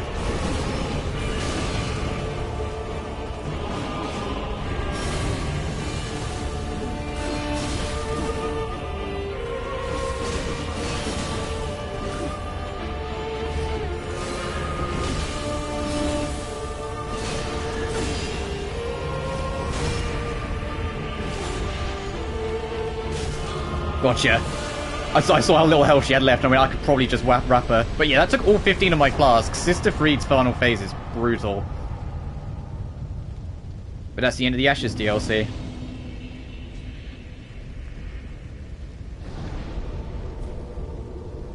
And from here, alternatively, you can skip all this and go straight to Ring City if you beat the final boss of the main game. But from here, you can do this to go to the Dreg Heap to start the Ring City.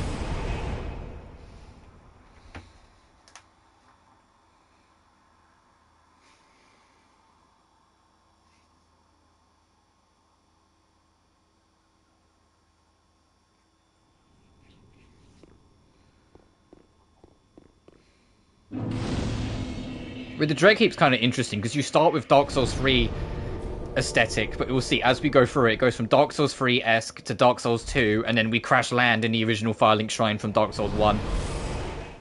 But I'm going to head back and spend my souls. Because the Dread Keep is also where they start getting a little spammy. Not Dark Souls 2 spammy, but a little spammy, so we will die a couple times. Very well, then hey. Once our dex hits level 50, we'll put our rest of our points into something else. I'm not really sure what else I'm going to put it in, but we'll figure it out.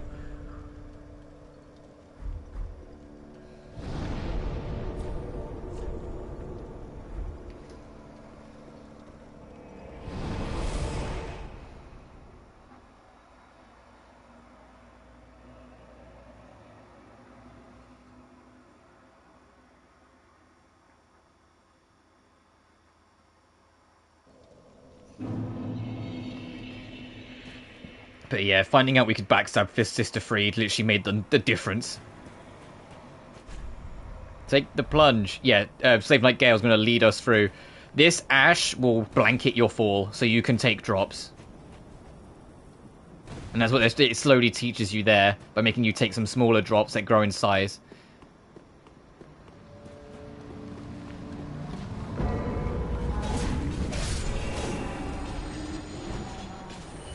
We'll do that in a sec.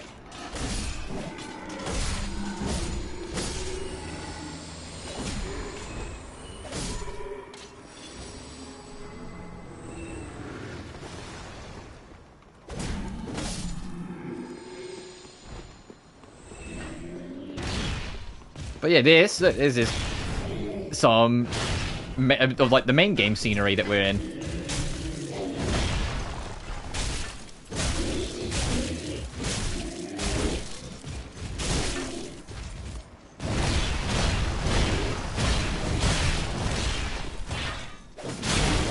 Fucking, there's so much onto that attack.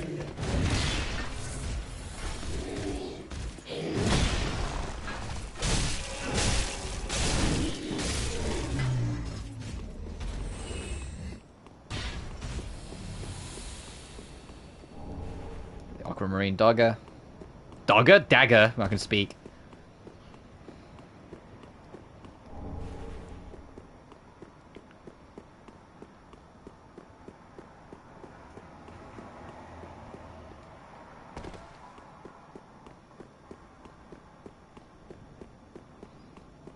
But the main thing, you know, I said there's like a bigger version of that snowfall later on. It's here.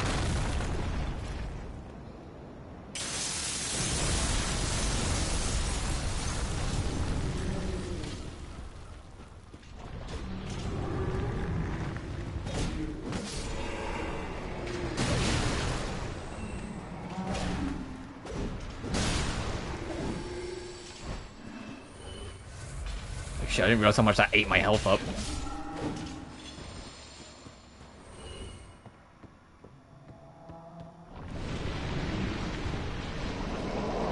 Scythe. Oh god! The fuck was that?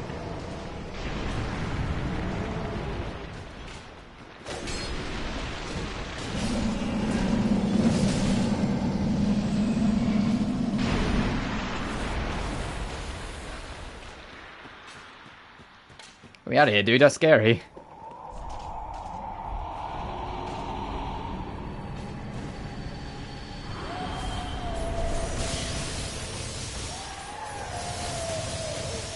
Alright, now the way these spirits work, these angels that are going to span the shit out of us, is that they all basically have a caster, and you have to find and break that caster, and then they will vanish as well.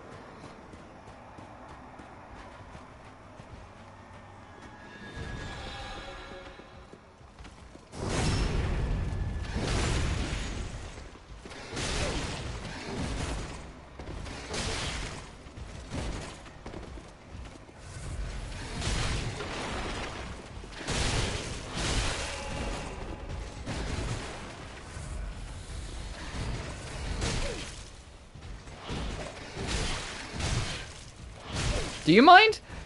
Fucking wombo comboing me.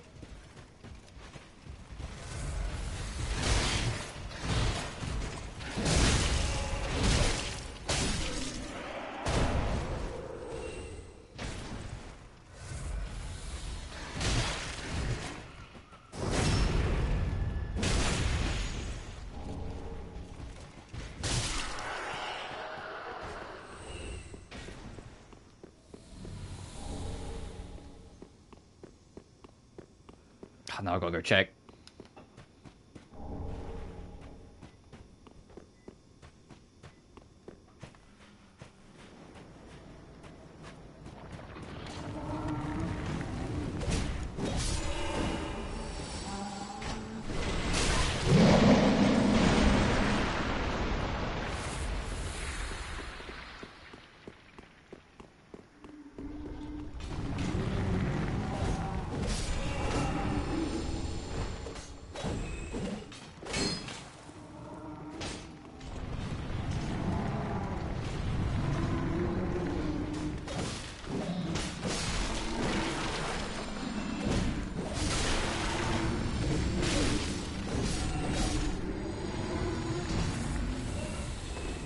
Fucking... yeah, I knew it.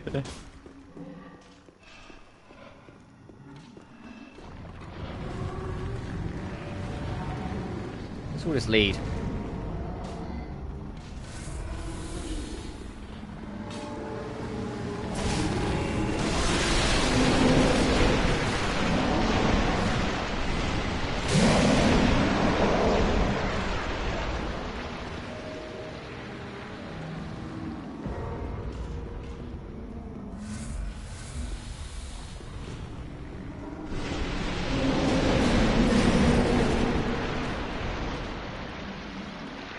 Oh, there is more over there, okay.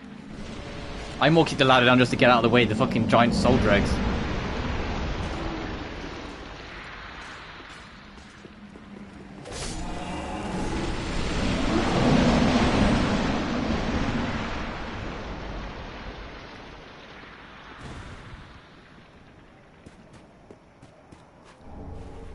Covered a silver ring +3. Oh, spirits, yeah.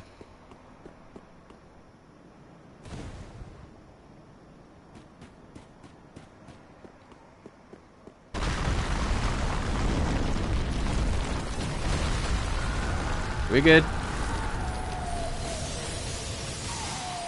Oh, this is the summoner. You kill this, it kills that.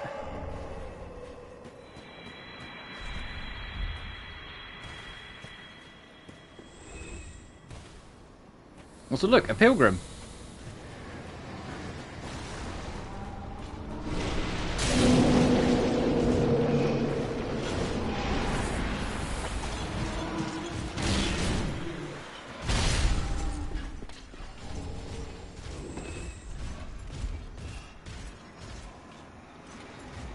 And from here, we fall into the windmill area from Dark Souls 2. We're going backwards through the series.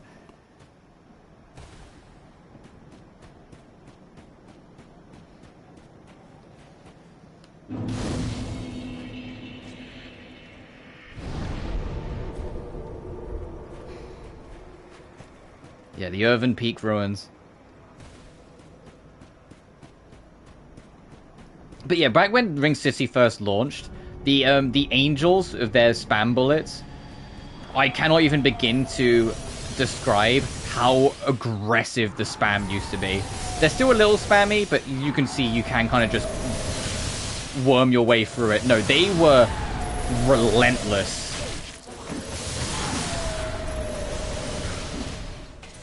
Also, Desert Pyromancer.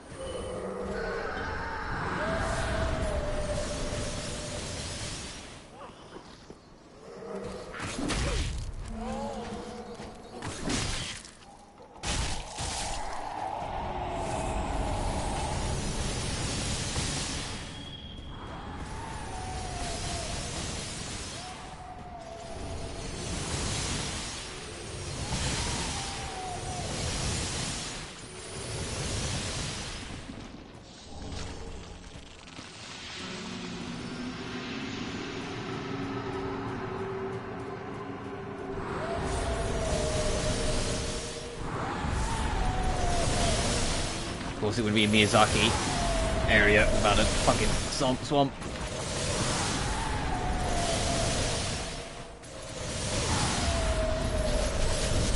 We got the loincloth. That's all I wanted.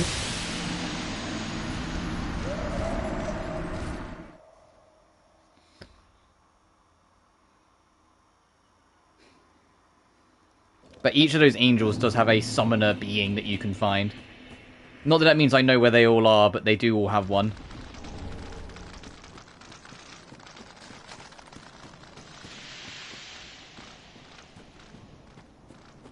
In fact, the only one I knew the location of is that first one you encounter, because it's on the way.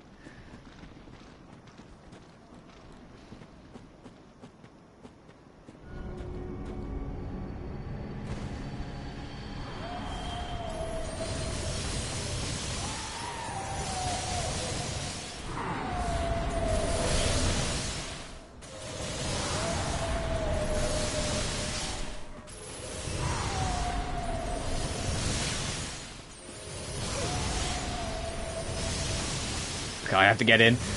I was trying to circumvent, but no, I had to get in.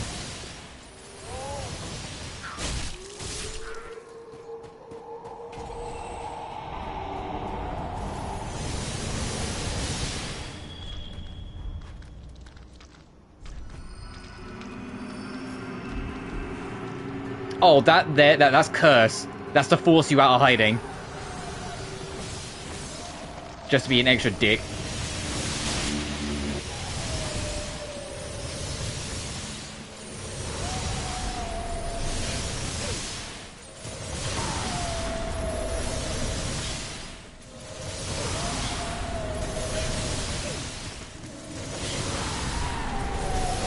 Fucking...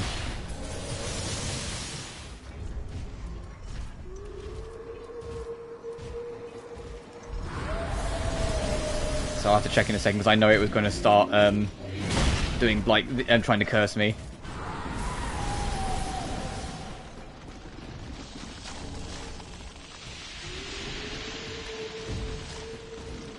And they're not back here. But you can see, the thing will move to try and get to better positions to snipe you. So you're never completely safe. It only does, like, the curse blast if it genuinely can't reach you.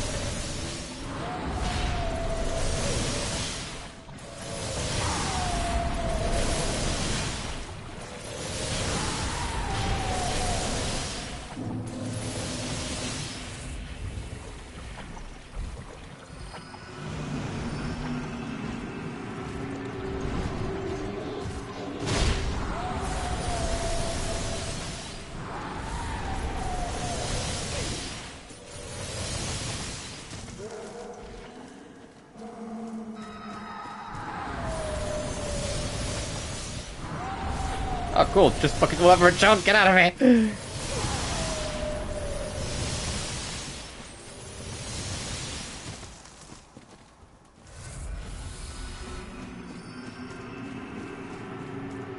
Yeah, it's because it's out of range. It tried to do the curse thing on us again.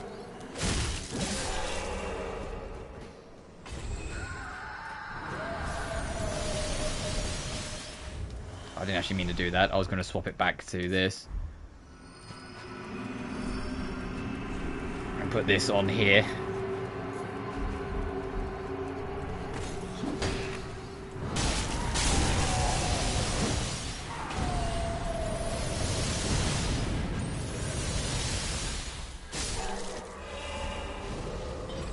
Hey, Desert Fire Monster Zoe.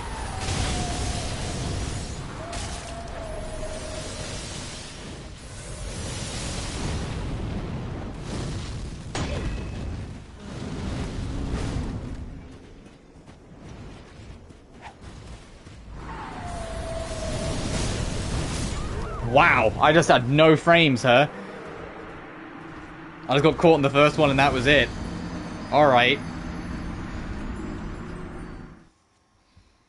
Just had no say on the matter. That was it. No, you're getting got. Wouldn't let me dodge away, wouldn't let me do anything.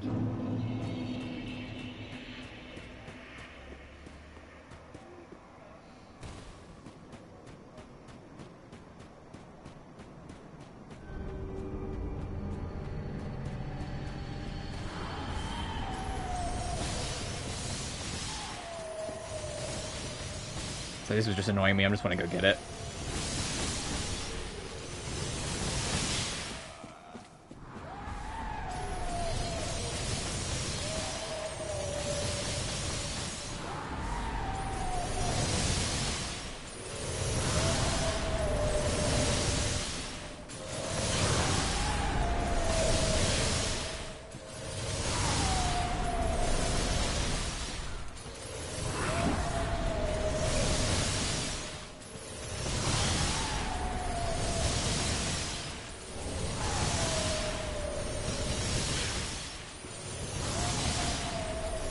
Oh, it's gonna be narrowly out of reach, yep. Fuck. I was hoping I could, like, squeeze through and get it. Ah, well. I know we lost the souls, but that's fine. I said, our soul level at this point really doesn't matter, so, like, live or die, it's whatever.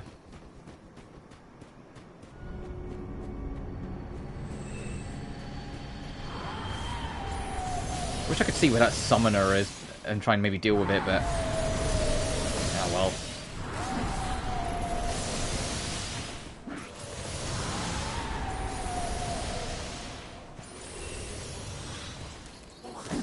Well, specifically for this one. The first one's not so bad, but this one, it'd be nice to know where your summoner is.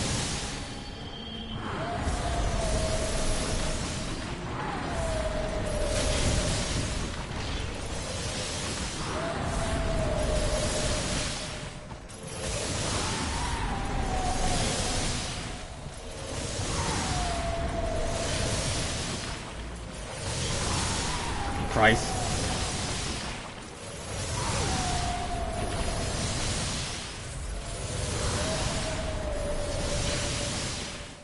And a reminder, they used to be way fucking worse about this. This is them post-nerf. They used to be way spammier and way more aggressive. They were a fucking pain in the dick.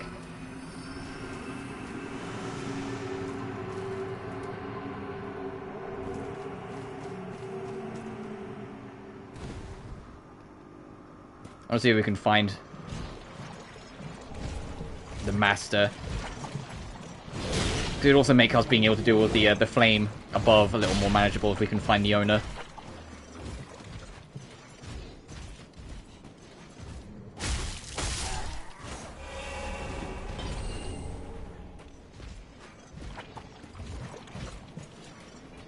Oh, I was hoping there'd be something here.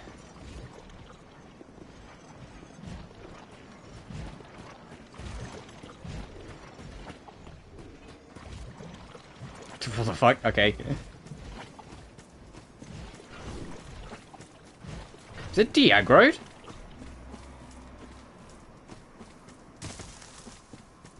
Oh my god. I think it has.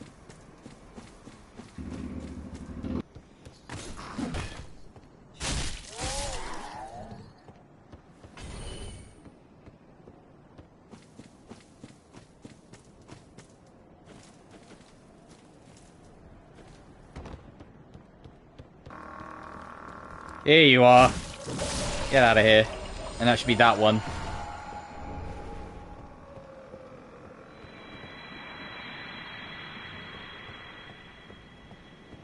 Don't know about that one over there, but that one being dealt with is a godsend.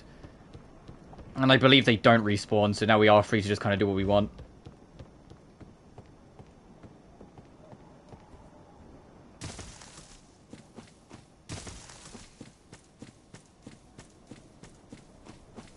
Progress.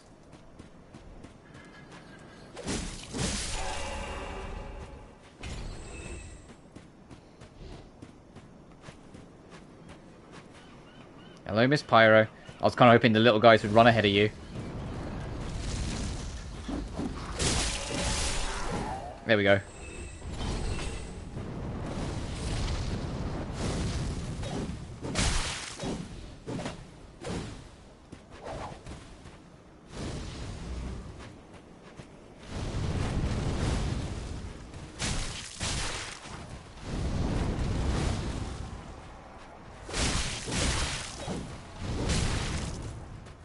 How many S's you got, bitch? Oh, okay. Thanks for telling me. Two. Two was the answer.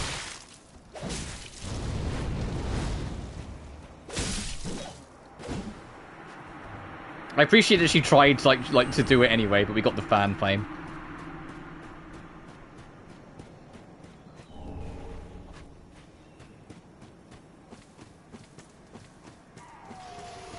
Oh, that one's still alive, though.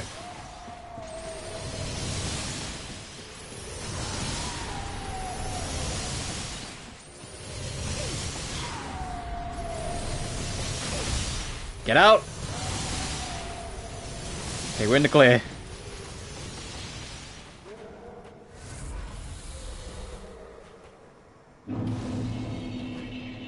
of course, like, the area that's, like, in the Dark Souls 2 theming is the one where you get spammed. Of course.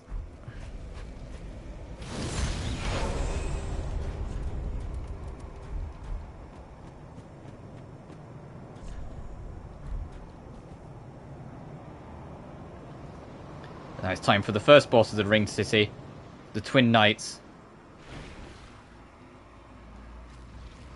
And we crash land in Dark Souls 1.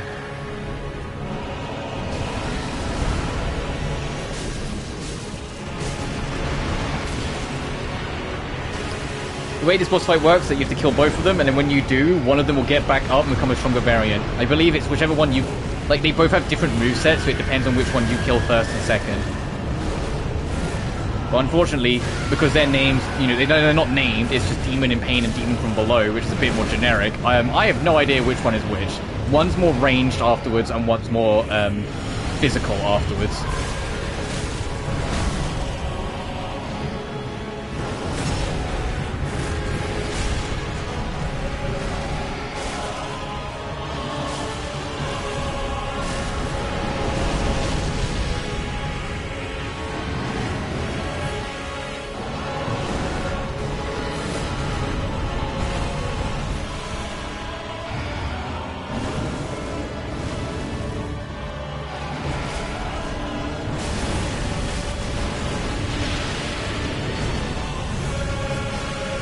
But these are the last of the demons, effectively, or last of the new demons. And whichever one proves themselves will become the demon prince to fight us. Which is why I think it's whichever one is second becomes the demon prince. So that one's dead, now it's just this one.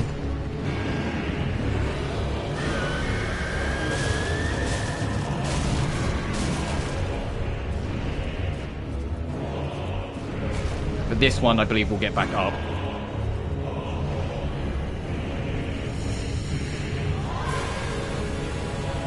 And become the demon prince.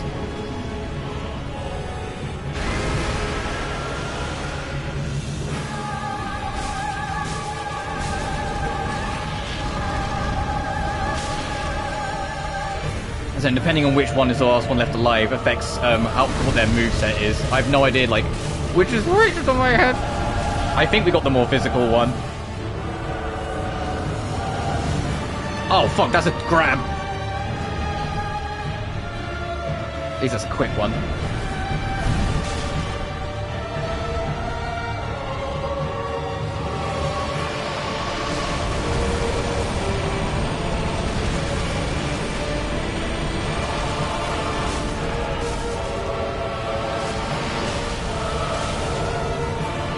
I got nudged back into it, that's kind of funny.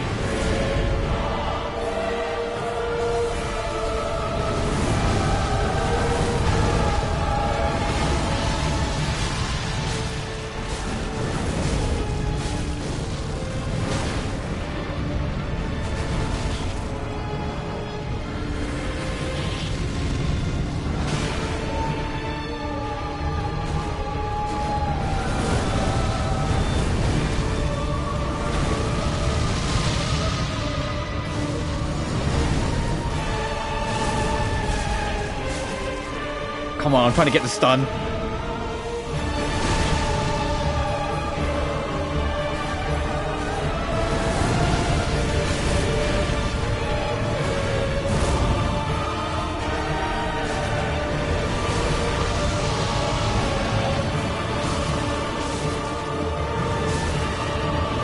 Can't fucking see shit though, because I'm like right under it.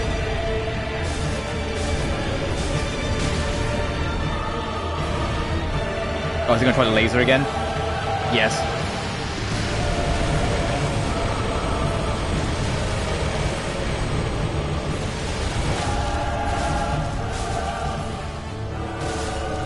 Alright, good fight. This is why I wanted the max Estus before we did all of this, though. Do you see how, like, all the fights are, like, burning all my resources because I'm not a god-tier gamer?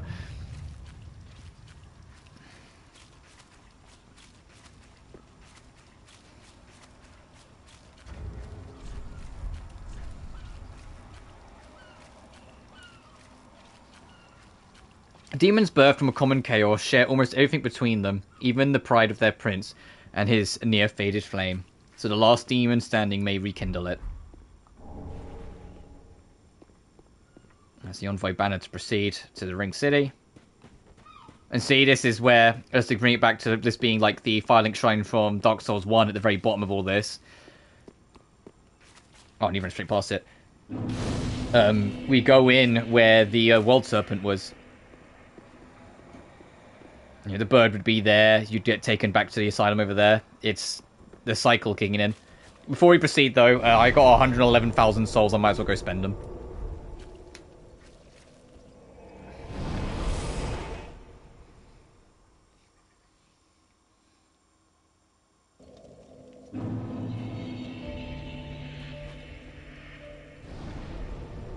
Didn't actually mean to do that.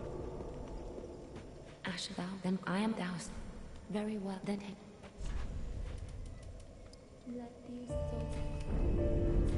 Oh, I can... Hang on. I can procure 5,000 souls quick.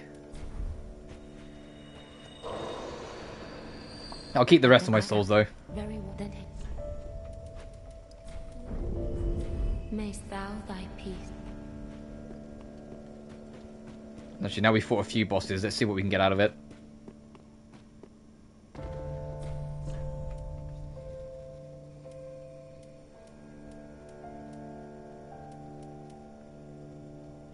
Oh, the whip for Ariandel or her scythe. Which, oh, look at the attribute requirements. Bottom middle. A little bit of everything.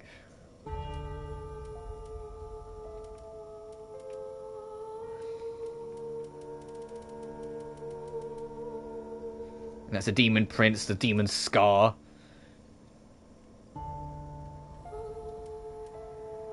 Oh, and that's Lorien, right?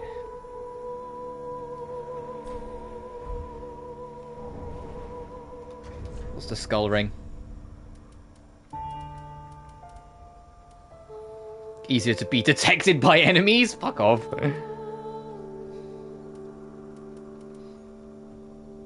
Oh. That ring of favor.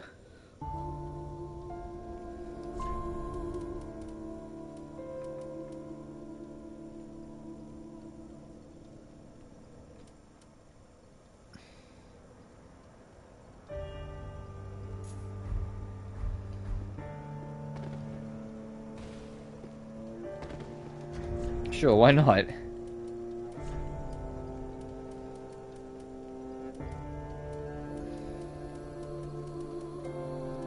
was gonna see, is there any heavier armor I could entertain? I think it's only Katarina that's really, like, better. But I don't really want to go to fucking Onion Knight.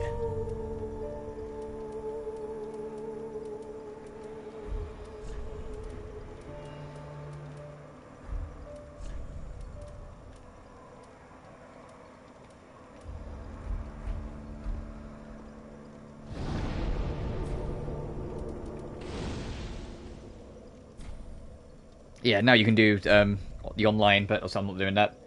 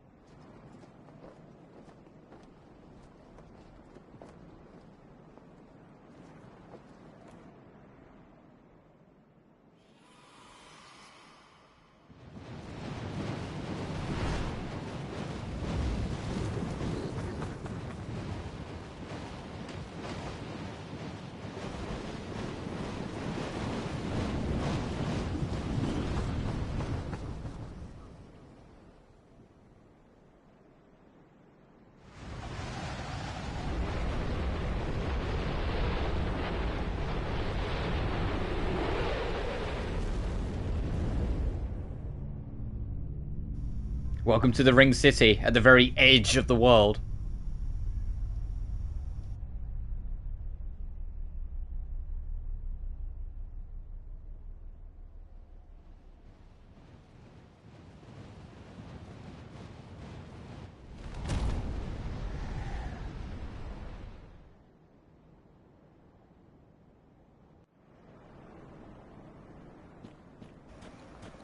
And there are technically 3, but realistically 2 bosses in the Ring City. Freed and Dark Eater Midair, because the true final boss is technically not in Ring City, but at the same time technically is. I'll get to it when we get to it.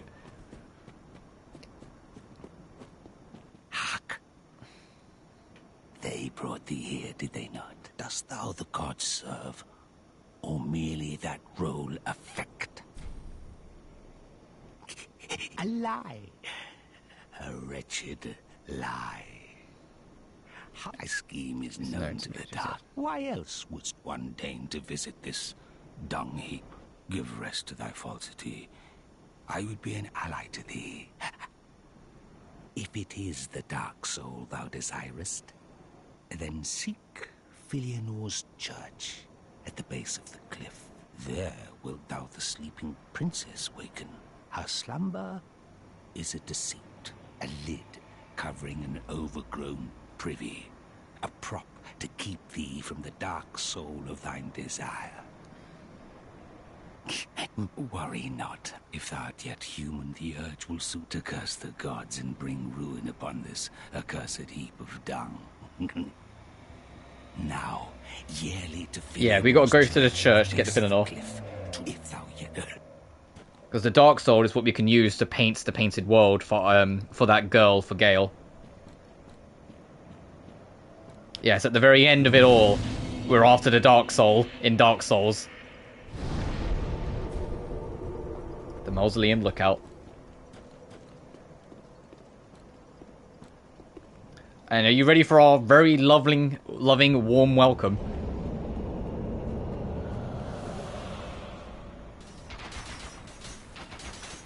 Aren't they nice?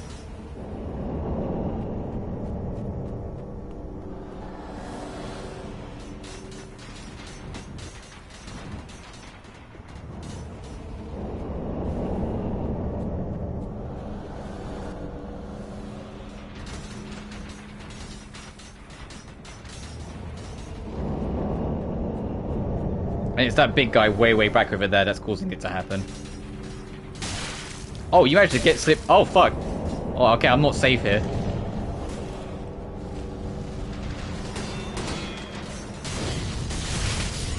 And that's what happens if you get caught. I forgot you're supposed to roll down there. Look how many arrows. Look at this.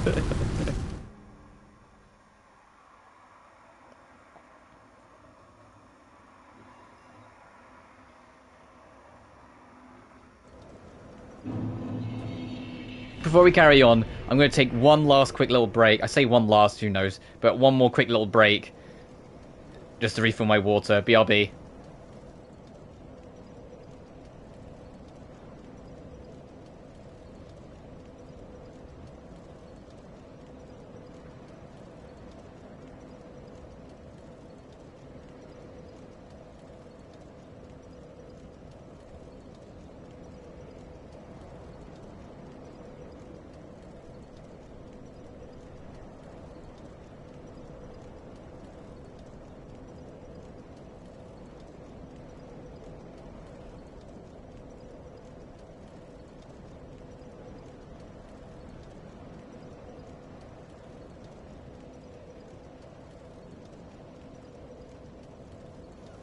Alright, I'm back, let's go.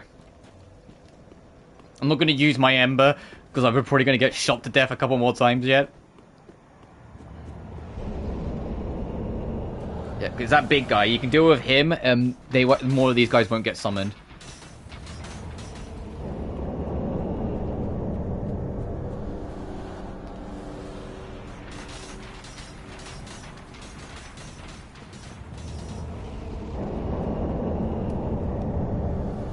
Oh, of course I thread the needle and missed that. Okay, well, it's a good thing I don't have embers anyway.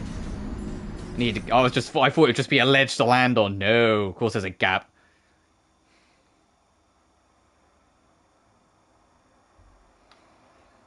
We're not going to finish the game today, by the way. Even though the ring city isn't that big and isn't that much left to do, I'm kind of more just trying to get in and get a little done. But we are mostly gonna do most of this tomorrow.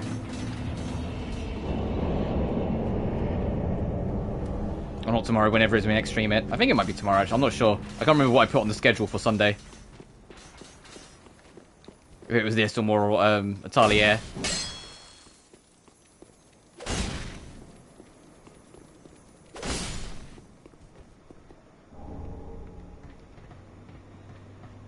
Oh, I pressed X and it went X for the ladder first. God damn it.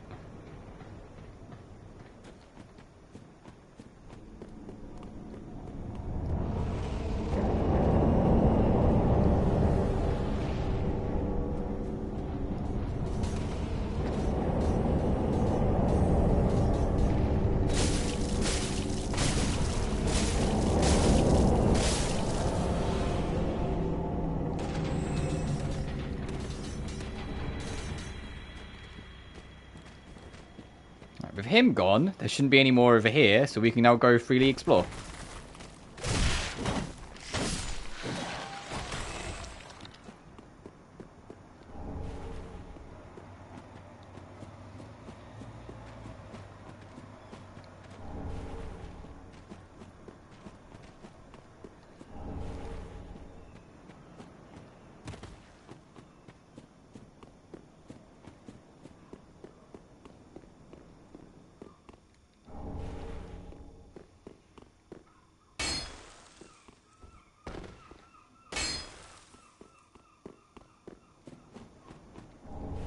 Okay, interesting little avenue.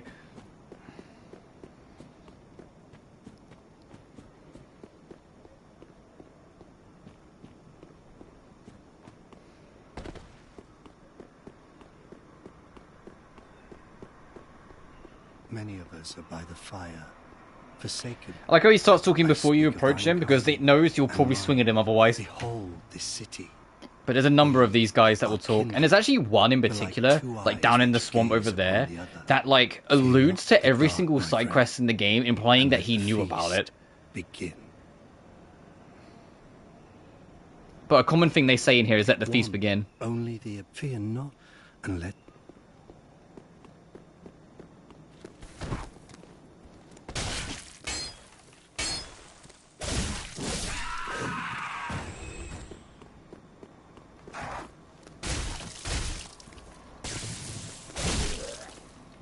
But they are all like connected to the pilgrims, so they're gonna have access to lightning because, you know, Gwyn. They're the thread of humanity that we never really got to look into.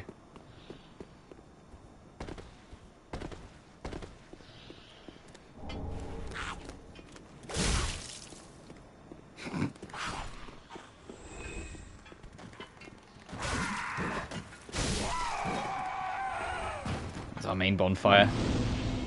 Which is not only for the area, but it's also going to be, I believe it's our Dark Eater mid-ear bonfire when we unlock that boss.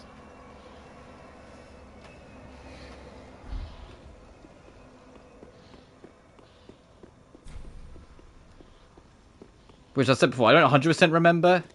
I know we encounter mid-ear along the way, and I think you have to, like, at a certain point, knock him off, and when he falls into the abyss below, then you can go get...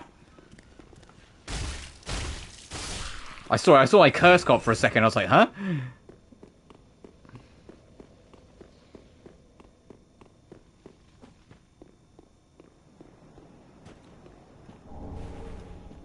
Yeah, we're gonna need all these embers because we're gonna start burning them through and real quick with some of these bosses ahead.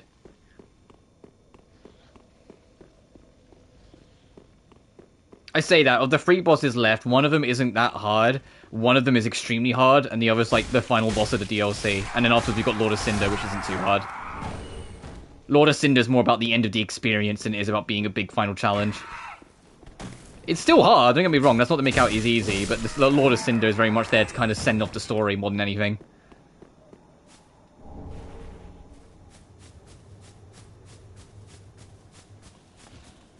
But I also kind of want to try... Oh, fucking hell, I forgot about the Ring Knights.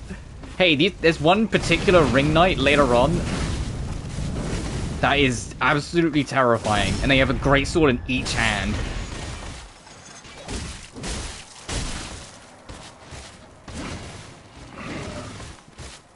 And for a long while as well afterwards, their weapon that they dropped was like the meta for PvP. It was insane.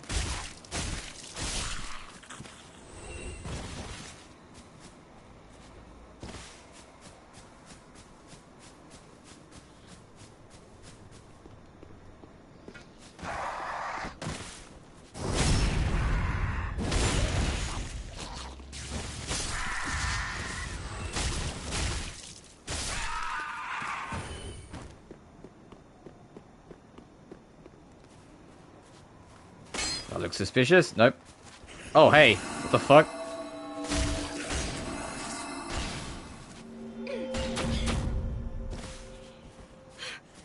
They literally turtle? That's hilarious.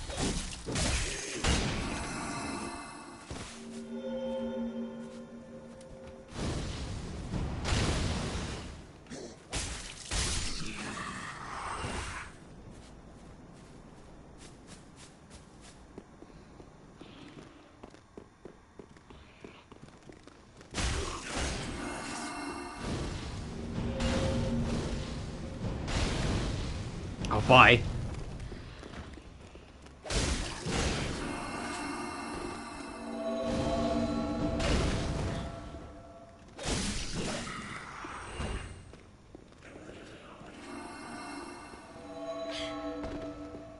Oh, that one that fell down, I think, survived.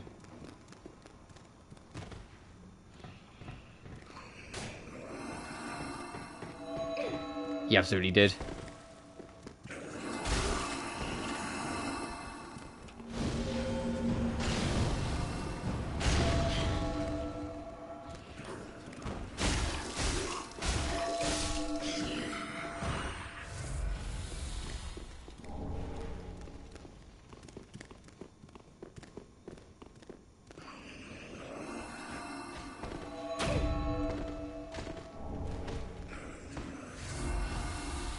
Where is it? Where's that last one that keeps doing this?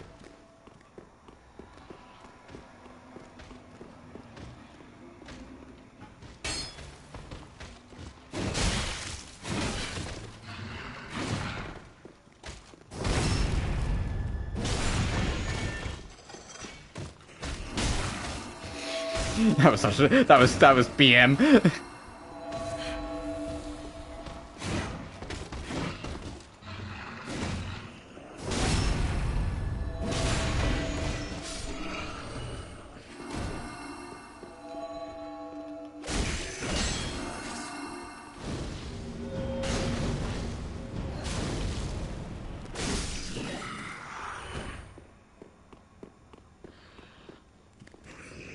Oh, there's way loads of you.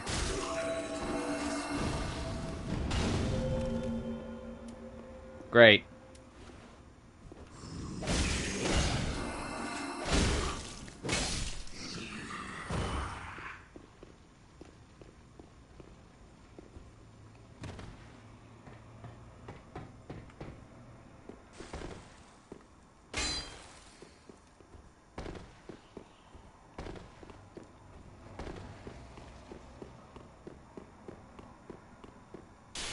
So, I just don't see there's literally anything else of value in here. No, it doesn't seem to be.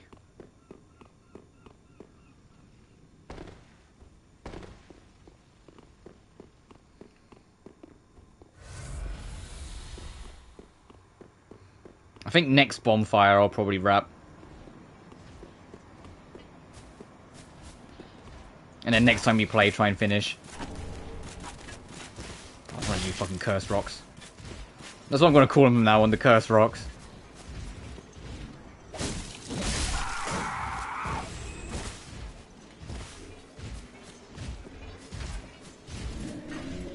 I can hear the big McLarge shoes just working up their weight, yep. Speak thee, thine the man I away me.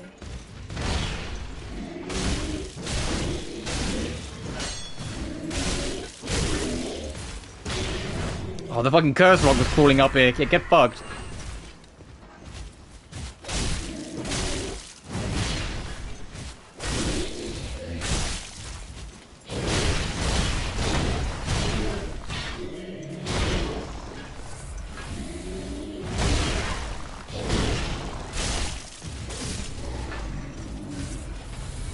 Right, now, sorry, what was you saying? Thou still speak to it, it is no surprise. May I ask thee, perhaps thou hast beheld the lone dragon Dragon Midir Oh, this Midir, day? yeah. They're saying, He once hey, railed against the dark to watch over the sleep, and yet, before the dark Dagger consuming. I offer my sincere pleas. I have asked a thing most terrible of thee. Alright, so we've technically started the mid-ear quest now properly.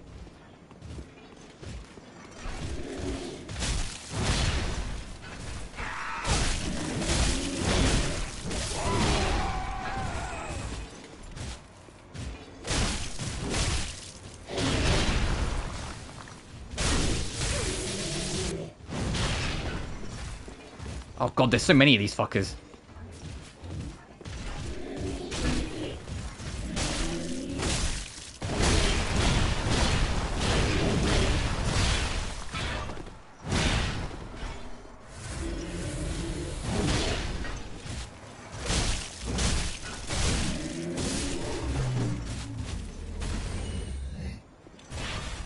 Well, I did see there was another one down there.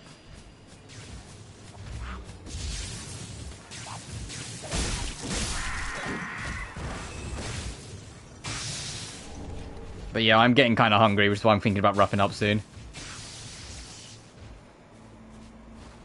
He saw me.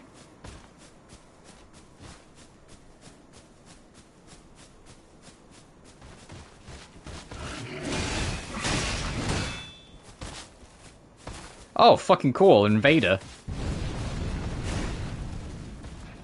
Love that for me.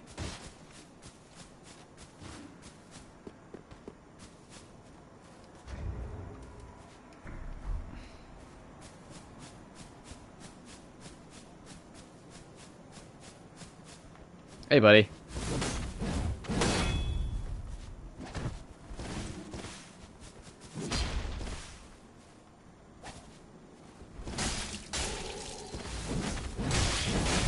Wow, that reached? Okay.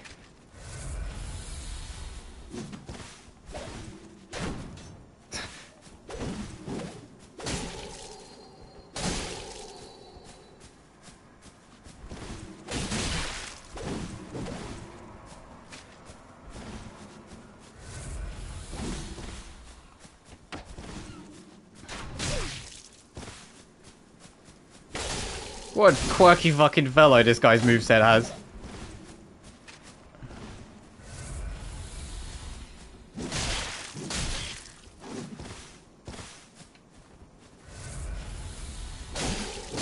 Get out of here, Darkseeker. That is a quirky ass fucking moveset. Thankfully that Ring Knight gave up. That could have been a little problematic.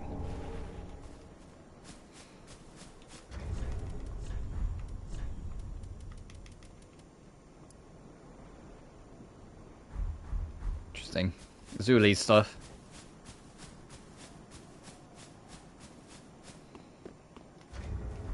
Yeah, I was looking to see if I could put an Ember on, but I think because we were already invaded, we had to be stuck in our current state of being. So it wouldn't let me Ember. But now we've done it, we don't need to Ember, so I'll carry on.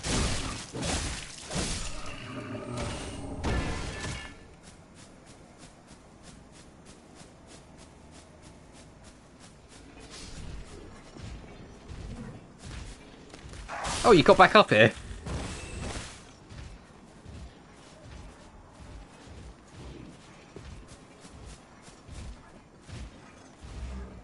This might be dangerous, but I feel like you can land on these guys and stab into the void. Yes, I'm sure there's like a specialized animation where you can stab into the void and you like nigh on kill them in one go.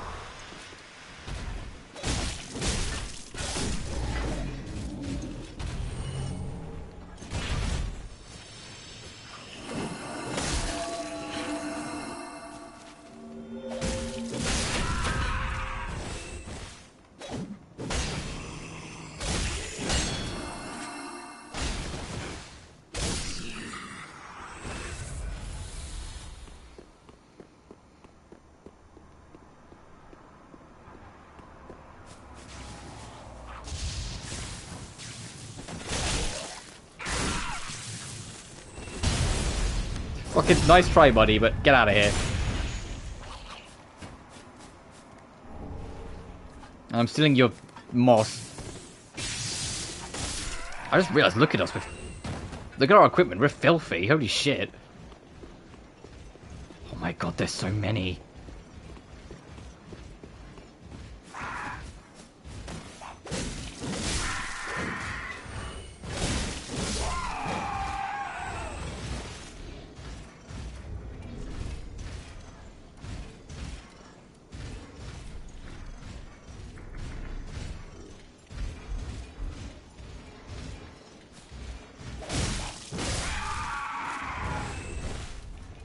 Reduces undead curse build up. Let me let me.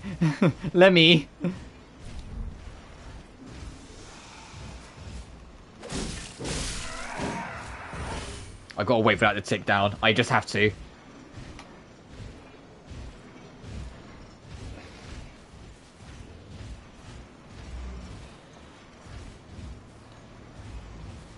Yeah, because there's another one yet.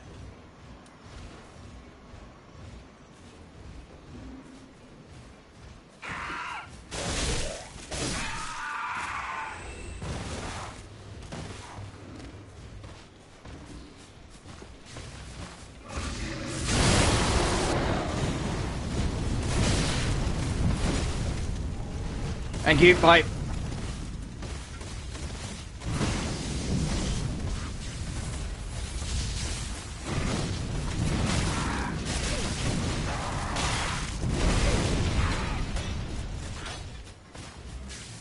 One, let the dark with learn, but in the end, learned with knowledge. The world began without knowledge. You up there chatting away?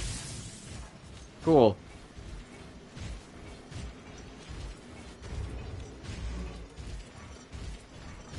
I have plenty of these, I'll just pop it.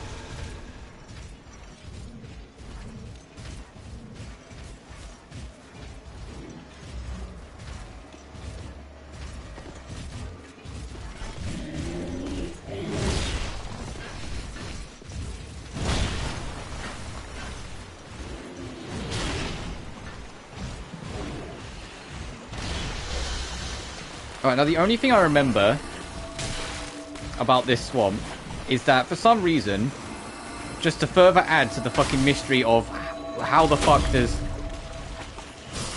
Oh, this guy just killed me, okay. We'll have to check it out in the second round. Of how the fuck does Ornstein get everywhere. Ornstein's here. There's another Dragon Slayer armor, and it might just be a different one, and that's what I'm choosing to believe. But no, Ornstein's around. So there's like 4 fucking, like, Ornstein armored people in in this game, in this franchise. Ornstein, the Dragon Slayer Knight, that I believe was in honor. I think, like, in that game they at least like specify it was in honor of him. In 2, the Dragon Slayer armor you fight in 3, and then there's like another guy in the fucking swamp.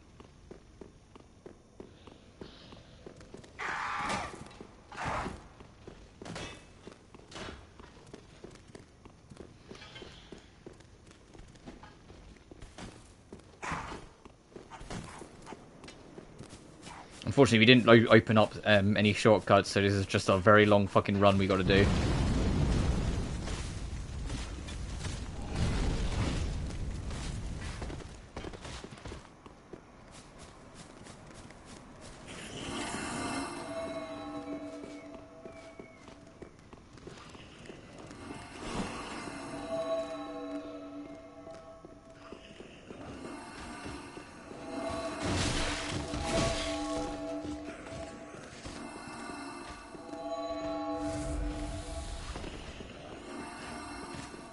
There's so many of these fuckers.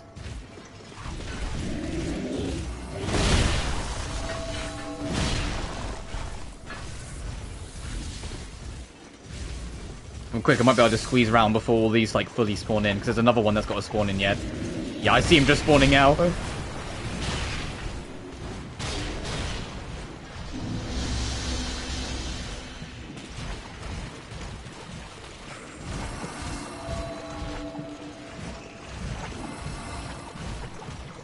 I think this will take us to that guy that was yapping to us a second ago.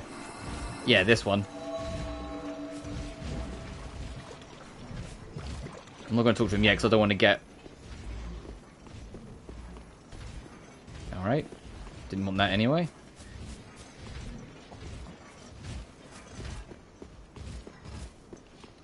So I didn't want him to get attacked when I'm trying to talk to him. One poor girl. Oh, this is the slew her one. own kin. But even so, was it The one grace? that just knows all the Felt side like quests. it was a comfort. Then fear not, and let the one met the Yeah, dark. isn't The he would one talk about fear all the fucking side quests. It's like unless there's a was loop, and let but he just seems to know them all, which is a little unsettling.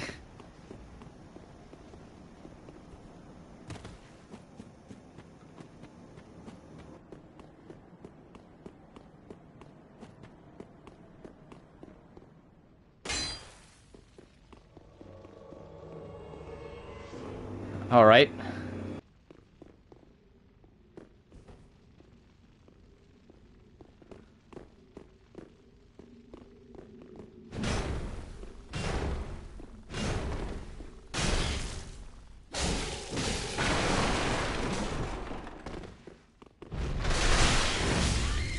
Okay, holy shit.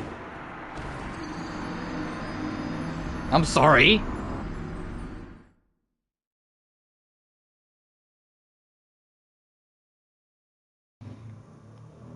Oh, there's so many motorbikes outside, so I couldn't talk for like any of that. There's like a big bus, like 4 motorbikes behind it, and I was just like, come on. At least we have a destination in mind. It's a long-ass fucking run again, because there was no shortcuts, but it is what it is. I think that is the side of the shortcut, is the annoying thing.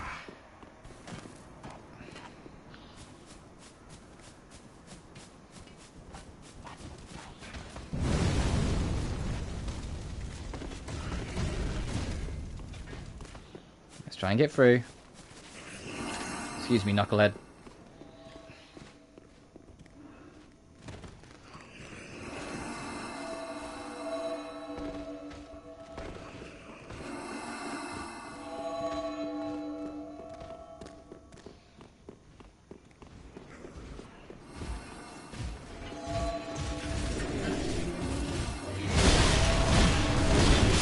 Okay, I didn't make it. They go 9,000 souls, bitch.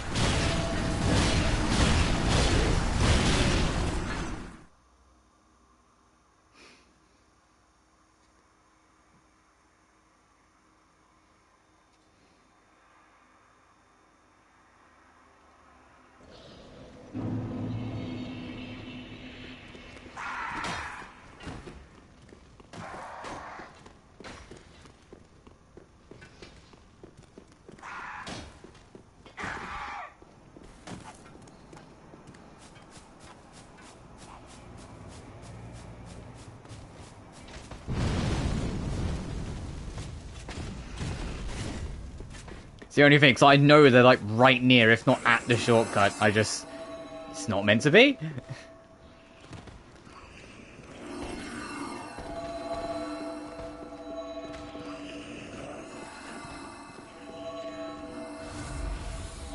Still trying to fucking get me, by the way.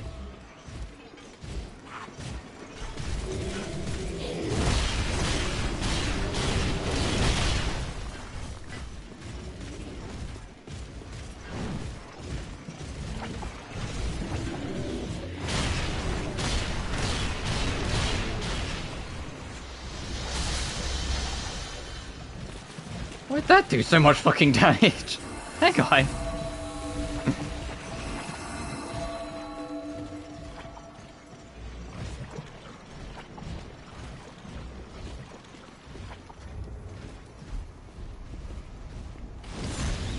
This NPC annoyed me, so he's getting the embered.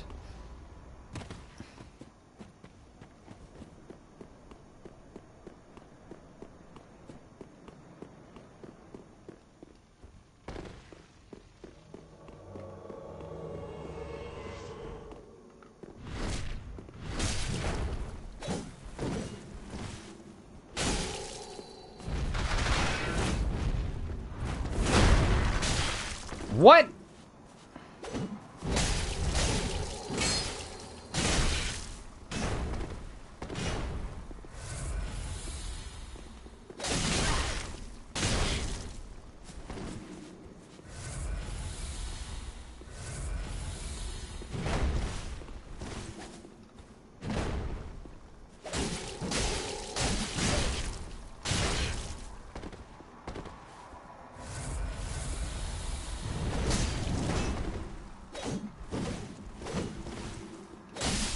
Fuck you. Lido's Great Hammer.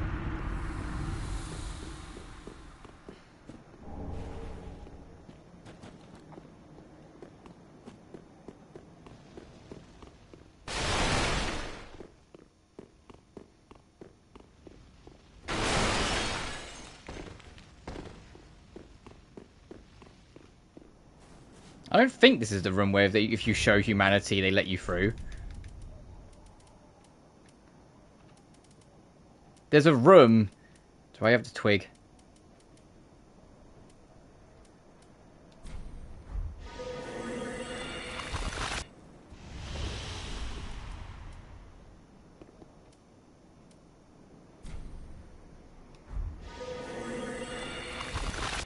No, it's not here. There's a room where if you transform yourself, you'll become a humanity. And if you come into the room, it drops a ladder and allows you to proceed onwards. It's not for anything in particular, but I feel like it might be this area because this feels like it is. And like it opens up something in the ceiling and you can go through.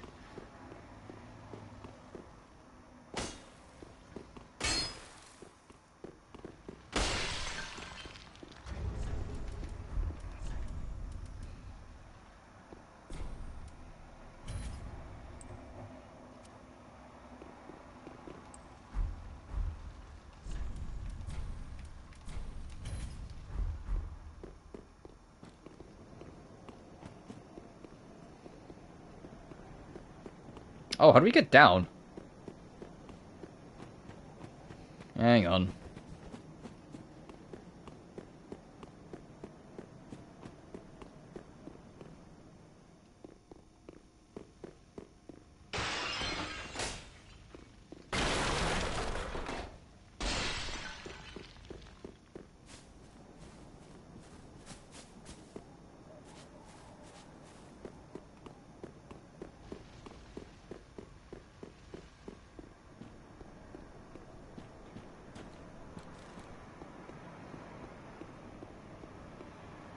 This feels hazardous.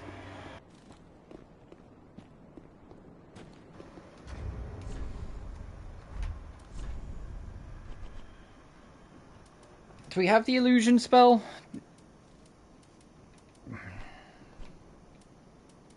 No, I'm not sure where we'd get it.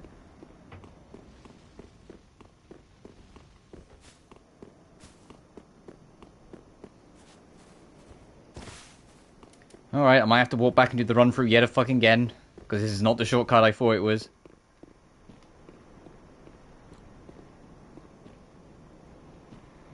Oh, unless. Alright, yeah, this is how you get down. Alright. Crisis averted, I was getting ready.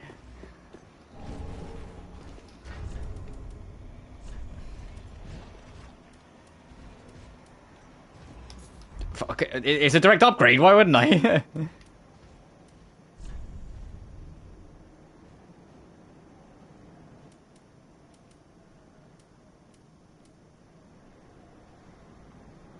I am kind of debating going back to this, though. A little attack boost if you can keep up a rally. Because it works wonders for us. Once we get a rally going, we're really set. And we have a ring +3, then we've definitely got room to breathe with putting on extra equipment with weight.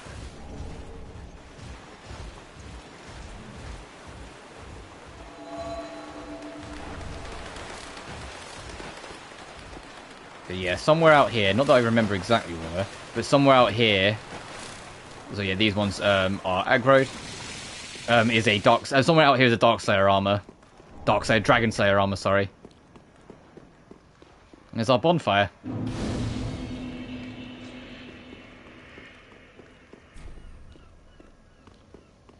And I said I'd call it when I get to the next bonfire, so I will leave it there. The Ring City streets. I think it's just like 1 or 2 people going up and down the road in their motorbike. Annoyingly. So next time we meet in Dark Souls, we'll try and finish the game. Which I have...